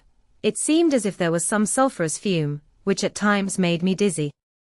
Either there was a roaring in my ears, or I heard afar off the howl of wolves. Then I bethought me of my dear Madam Mina, and I was in terrible plight. The dilemma had me between his horns. I had not dared to take into this place, but left safe from the vampire in that holy circle, and yet even there would be the wolf. I resolved me that my work lay here, and that as to the wolves we must submit, if it were God's will. At any rate it was only death and freedom beyond. So did I choose for her. Had it but been for myself the choice had been easy, the more of the wolf were better to rest in than the grave of the vampire. So I make my choice to go on with my work. I knew that there were at least 3 graves to find graves that are in habit, so I search, and I find one of them. She lay in her vampire sleep, so full of life and voluptuous beauty that I shudder as though I have come to do murder. I doubt not that in old time, when such things were, many a man who set forth to do such a task as mine, found at the last his heart fail him, and then his nerve. So he delay, till the mere beauty and the fascination of the wanton undead have hypnotized him, and he remain on and on, till sunset come, and the vampire sleep be over. Then the beautiful eyes of the fair woman open and look love, and the voluptuous mouth present to a kiss and man is weak. And there remain one more victim in the vampire fold, one more to swell the grim and grisly ranks of the undead. There is some fascination, surely, when I am moved by the mere presence of such an one, even lying as she lay in a tomb fretted with age and heavy with the dust of centuries, though there be that horrid odour such as the lairs of the Count have had. Yes, I was moved. Van Helsing, with all my purpose and with my motive for hate, I was moved to a yearning for delay which seemed to paralyze my faculties, and to clog my very soul. It may have been that the need of natural sleep, and the strange oppression of the air were beginning to overcome me. Certain it was that I was lapsing into sleep, the open-eyed sleep of one who yields to a sweet fascination, when there came through the snow-stilled air a long, low wail, so full of woe and pity that it woke me like the sound of a clarion. For it was the voice of my dear Madam Mina that I heard. Then I braced myself again to my horrid task, and found by wrenching away tomb tops one other of the sisters, the other dark one. I dared not pause to look on her as I had on her sister, lest once more I should begin to be in thrall, but I go on searching until, presently, I find in a high great tomb, as if made to one much beloved, that other fair sister which, like Jonathan, I had seen to gather herself out of the atoms of the mist. She was so fair to look on, so radiantly beautiful, so exquisitely voluptuous, that the very instinct of man in me, which calls some of my sex to love and to protect one of hers, made my head whirl with new emotion. But God be thanked, that soul wail of my dear Madam Mina had not died out of my ears, and before the spell could be wrought further upon me, I had nerved myself to my wild work. By this time, I had searched all the tombs in the chapel, so far as I could tell, and as there had been only 3 of these undead phantoms around us in the night, I took it that there were no more of active undead existent. There was one great tomb more lordly than all the rest, huge it was, and nobly proportioned. On it was but one word, Dracula. This then was the undead home of the king vampire, to whom so many more were due. Its emptiness spoke eloquent to make certain what I knew. Before I began to restore these women to their dead selves through my awful work, I laid in Dracula's tomb some of the wafer, and so banished him from it, undead, forever. Then began my terrible task, and I dreaded it. Had it been but one, it had been easy, comparative. But 3. To begin twice more after I had been through a deed of horror, for if it was terrible with the sweet Miss Lucy, what would it not be with these strange ones, who had survived through centuries, and who had been strengthened by the passing of the years, who would, if they could, have fought for their foul lives? Oh, my friend John, but it was butcher work. Had I not been nerved by thoughts of other dead, and of the living over whom hung such a pall of fear, I could not have gone on. I tremble and tremble even yet, though till all was over, God be thanked, my nerve did stand. Had I not seen the repose in the first place, and the gladness that stole over it just ere the final dissolution came, as realization that the soul had been won, I could not have gone further with my butchery. I could not have endured the horrid screeching as the stake drove home, the plunging of writhing form, and lips of bloody foam. I should have fled in terror, and left my work undone. But it is over. And the poor souls, I can pity them now and weep, as I think of them placid each in her full sleep of death for a short moment ere fading. For, friend John, hardly had my knife severed the head of each, before the whole body began to melt away and crumble into its native dust, as though the death that should have come centuries ago had at last assert himself and say at once and loud, I am here. Before I left the castle I so fixed its entrances that never more can the Count enter there undead. When I stepped into the circle where Madam Mina slept, she woke from her sleep, and seeing me, cried out in pain that I had endured too much. Come, she said, come away from this awful place. Let us go to meet my husband who is, I know, coming towards us. She was looking thin and pale and weak, but her eyes were pure and glowed with fervor. I was glad to see her paleness and her illness, for my mind was full of the fresh horror of that ruddy vampire sleep. And so with trust and hope, and yet full of fear, we go eastward to meet our friends and him whom Madam Mina tell me that she know are coming to meet us. Mina Harker's Journal. 6 November. It was late in the afternoon when the Professor and I took our way towards the east whence I knew Jonathan was coming. We did not go fast, though the way was steeply downhill, for we had to take heavy rugs and wraps with us. We dared not face the possibility of being left without warmth in the cold and the snow. We had to take some of our provisions, too, for we were in a perfect desolation, and so far as we could see through the snowfall, there was not even the sign of habitation. When we had gone about a mile, I was tired with the heavy walking and sat down to rest. Then we looked back and saw where the clear line of Dracula's castle cut the sky, for we were so deep under the hill whereon it was set that the angle of perspective of the Carpathian mountains was far below it. We saw it in all its grandeur, perched 1,000 feet on the summit of a sheer precipice, and with seemingly a great gap between it and the steep of the adjacent mountain on any side. There was something wild and uncanny about the place. We could hear the distant howling of wolves. They were far off, but the sound, even though coming muffled through the deadening snowfall, was full of terror. I knew from the way Dr. Van Helsing was searching about that he was trying to seek some strategic point, where we would be less exposed in case of attack. The rough roadway still led downwards, we could trace it through the drifted snow. In a little while the Professor signaled to me, so I got up and joined him. He had found a wonderful spot, a sort of natural hollow in a rock, with an entrance like a doorway between two boulders. He took me by the hand and drew me in. See, he said, here you will be in shelter, and if the wolves do come I can meet them one by one. He brought in our furs, and made a snug nest for me, and got out some provisions and forced them upon me. But I could not eat. To even try to do so was repulsive to me, and much as I would have liked to please him, I could not bring myself to the attempt. He looked very sad, but did not reproach me. Taking his field glasses from the case, he stood on the top of the rock, and began to search the horizon. Suddenly he called out, Look! Madam Mina, look! Look! I sprang up and stood beside him on the rock. He handed me his glasses and pointed. The snow was now falling more heavily, and swirled about fiercely, for a high wind was beginning to blow. However, there were times when there were pauses between the snow flurries and I could see a long way round.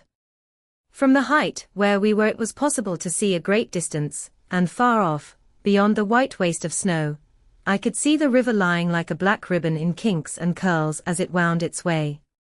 Straight in front of us and not far off in fact, so near that I wondered we had not noticed before came a group of mounted men hurrying along. In the midst of them was a cart, a long lighter wagon, which swept from side to side, like a dog's tail wagging, with each stern inequality of the road. Outlined against the snow as they were, I could see from the men's clothes that they were peasants or gypsies of some kind. On the cart was a great square chest. My heart leaped as I saw it, for I felt that the end was coming. The evening was now drawing close, and well I knew that at sunset the thing, which was till then imprisoned there, would take new freedom, and could in any of many forms elude all pursuit. In fear I turned to the professor. To my consternation, however, he was not there. An instant later, I saw him below me. Round the rock he had drawn a circle, such as we had found shelter in last night. When he had completed it he stood beside me again, saying, "At least you shall be safe here from him." He took the glasses from me, and at the next lull of the snow swept the whole space below us. "See," he said, "they come quickly, they are flogging the horses, and galloping as hard as they can." He paused and went on in a hollow voice, "They are racing for the sunset. We may be too late. God's will be done." Down came another blinding rush of driving snow, and the whole landscape was blotted out. It soon passed, however, and once more his glasses were fixed on the plain. Then came a sudden cry, "Look! Look! Look! See, 2 horsemen follow fast, coming up from the south. It must be Quincy and John. Take the glass. Look before the snow blots it all out." I took it and looked. The 2 men might be Dr. Seward and Mr. Morris. I knew at all events that neither of them was Jonathan. At the same time I knew that Jonathan was not far off. Looking around I saw on the north side of the coming party 2 other men, riding at breakneck speed. One of them I knew was Jonathan, and the other I took, of course, to be Lord Godalming. They, too, were pursuing the party with the cart. When I told the professor, he shouted in glee like a schoolboy, and after looking intently till a snowfall made sight impossible, he laid his Winchester rifle ready for use against the boulder at the opening of our shelter. "They are all converging," he said. "When the time comes we shall have gypsies on all sides." I got out my revolver ready to hand, for whilst we were speaking the howling of wolves came louder and closer. When the snowstorm abated a moment we looked again. It was strange to see the snow falling in such heavy flakes close to us, and beyond, the sun shining more and more brightly as it sank down towards the far mountain tops. Sweeping the glass all around us I could see here and there dots moving singly, and in 2s and 3s and larger numbers the wolves were gathering for their prey. Every instant seemed an age whilst we waited. The wind came now in fierce bursts, and the snow was driven with fury as it swept upon us in circling eddies. At times we could not see an arm's length before us, but at others, as the hollow-sounding wind swept by us, it seemed to clear the airspace around us so that we could see afar off. We had of late been so accustomed to watch for sunrise and sunset, that we knew with fair accuracy when it would be, and we knew that before long the sun would set. It was hard to believe that by our watches it was less than an hour that we waited in that rocky shelter, before the various bodies began to converge close upon us. The wind came now with fiercer and more bitter sweeps, and more steadily from the north. It seemingly had driven the snow clouds from us, for, with only occasional bursts, the snow fell. We could distinguish clearly the individuals of each party, the pursued and the pursuers. Strangely enough those pursued did not seem to realize, or at least to care, that they were pursued. They seemed, however, to hasten with redoubled speed as the sun dropped lower and lower on the mountain tops. Closer and closer they drew. The professor and I crouched down behind our rock, and held our weapons ready. I could see that he was determined that they should not pass. One and all were quite unaware of our presence. All at once 2 voices shouted out to halt. One was my Jonathan's, raised in a high key of passion, the other Mr. Morris' strong resolute tone of quiet command. The gypsies may not have known the language, but there was no mistaking the tone, in whatever tongue the words were spoken. Instinctively they reined in, and at the instant Lord Godalming and Jonathan dashed up at one side and Dr. Seward and Mr. Morris on the other. The leader of the gypsies, a splendid-looking fellow who sat his horse like a centaur, waved them back, and in a fierce voice gave to his companions some word to proceed. They lashed the horses which sprang forward, but the 4 men raised their Winchester rifles, and in an unmistakable way commanded them to stop. At the same moment Dr. Van Helsing and I rose behind the rock and pointed our weapons at them. Seeing that they were surrounded, the men tightened their reins and drew up.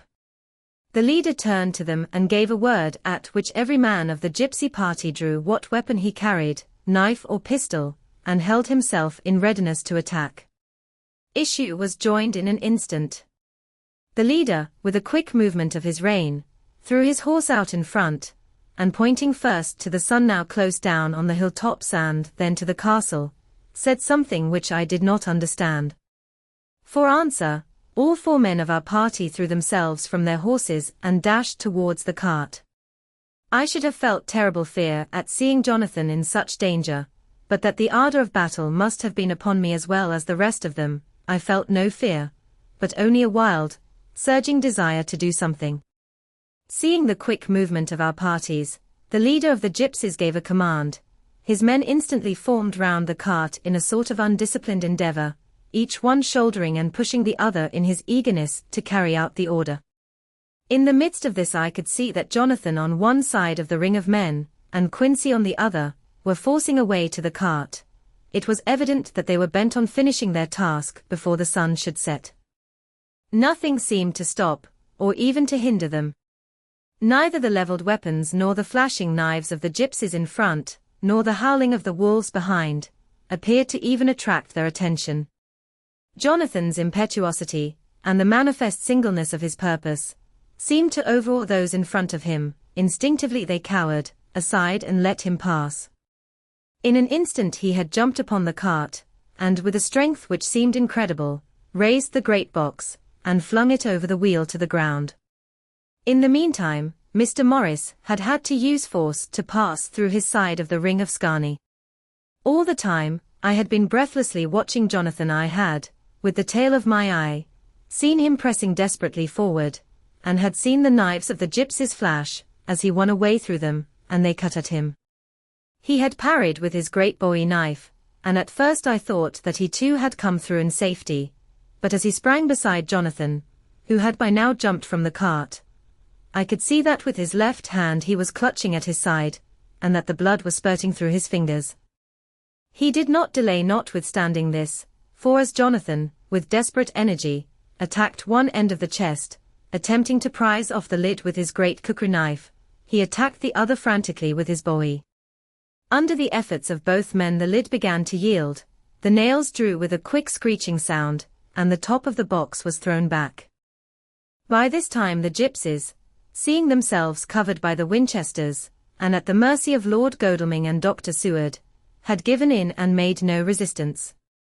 The sun was almost down on the mountain tops, and the shadows of the whole group fell long upon the snow.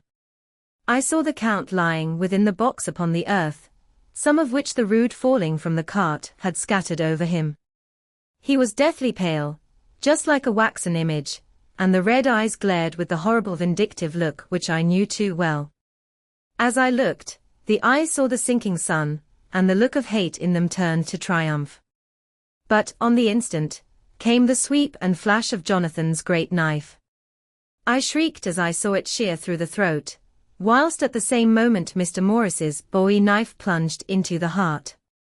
It was like a miracle, but before our very eyes, and almost in the drawing of a breath, the whole body crumbled into dust and passed from our sight.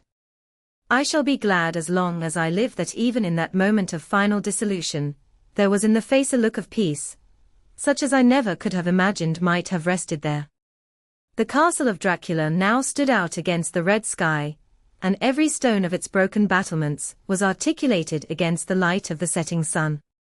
The gypsies, taking us as in some way the cause of the extraordinary disappearance of the dead man, turned, without a word, and rode away as if for their lives.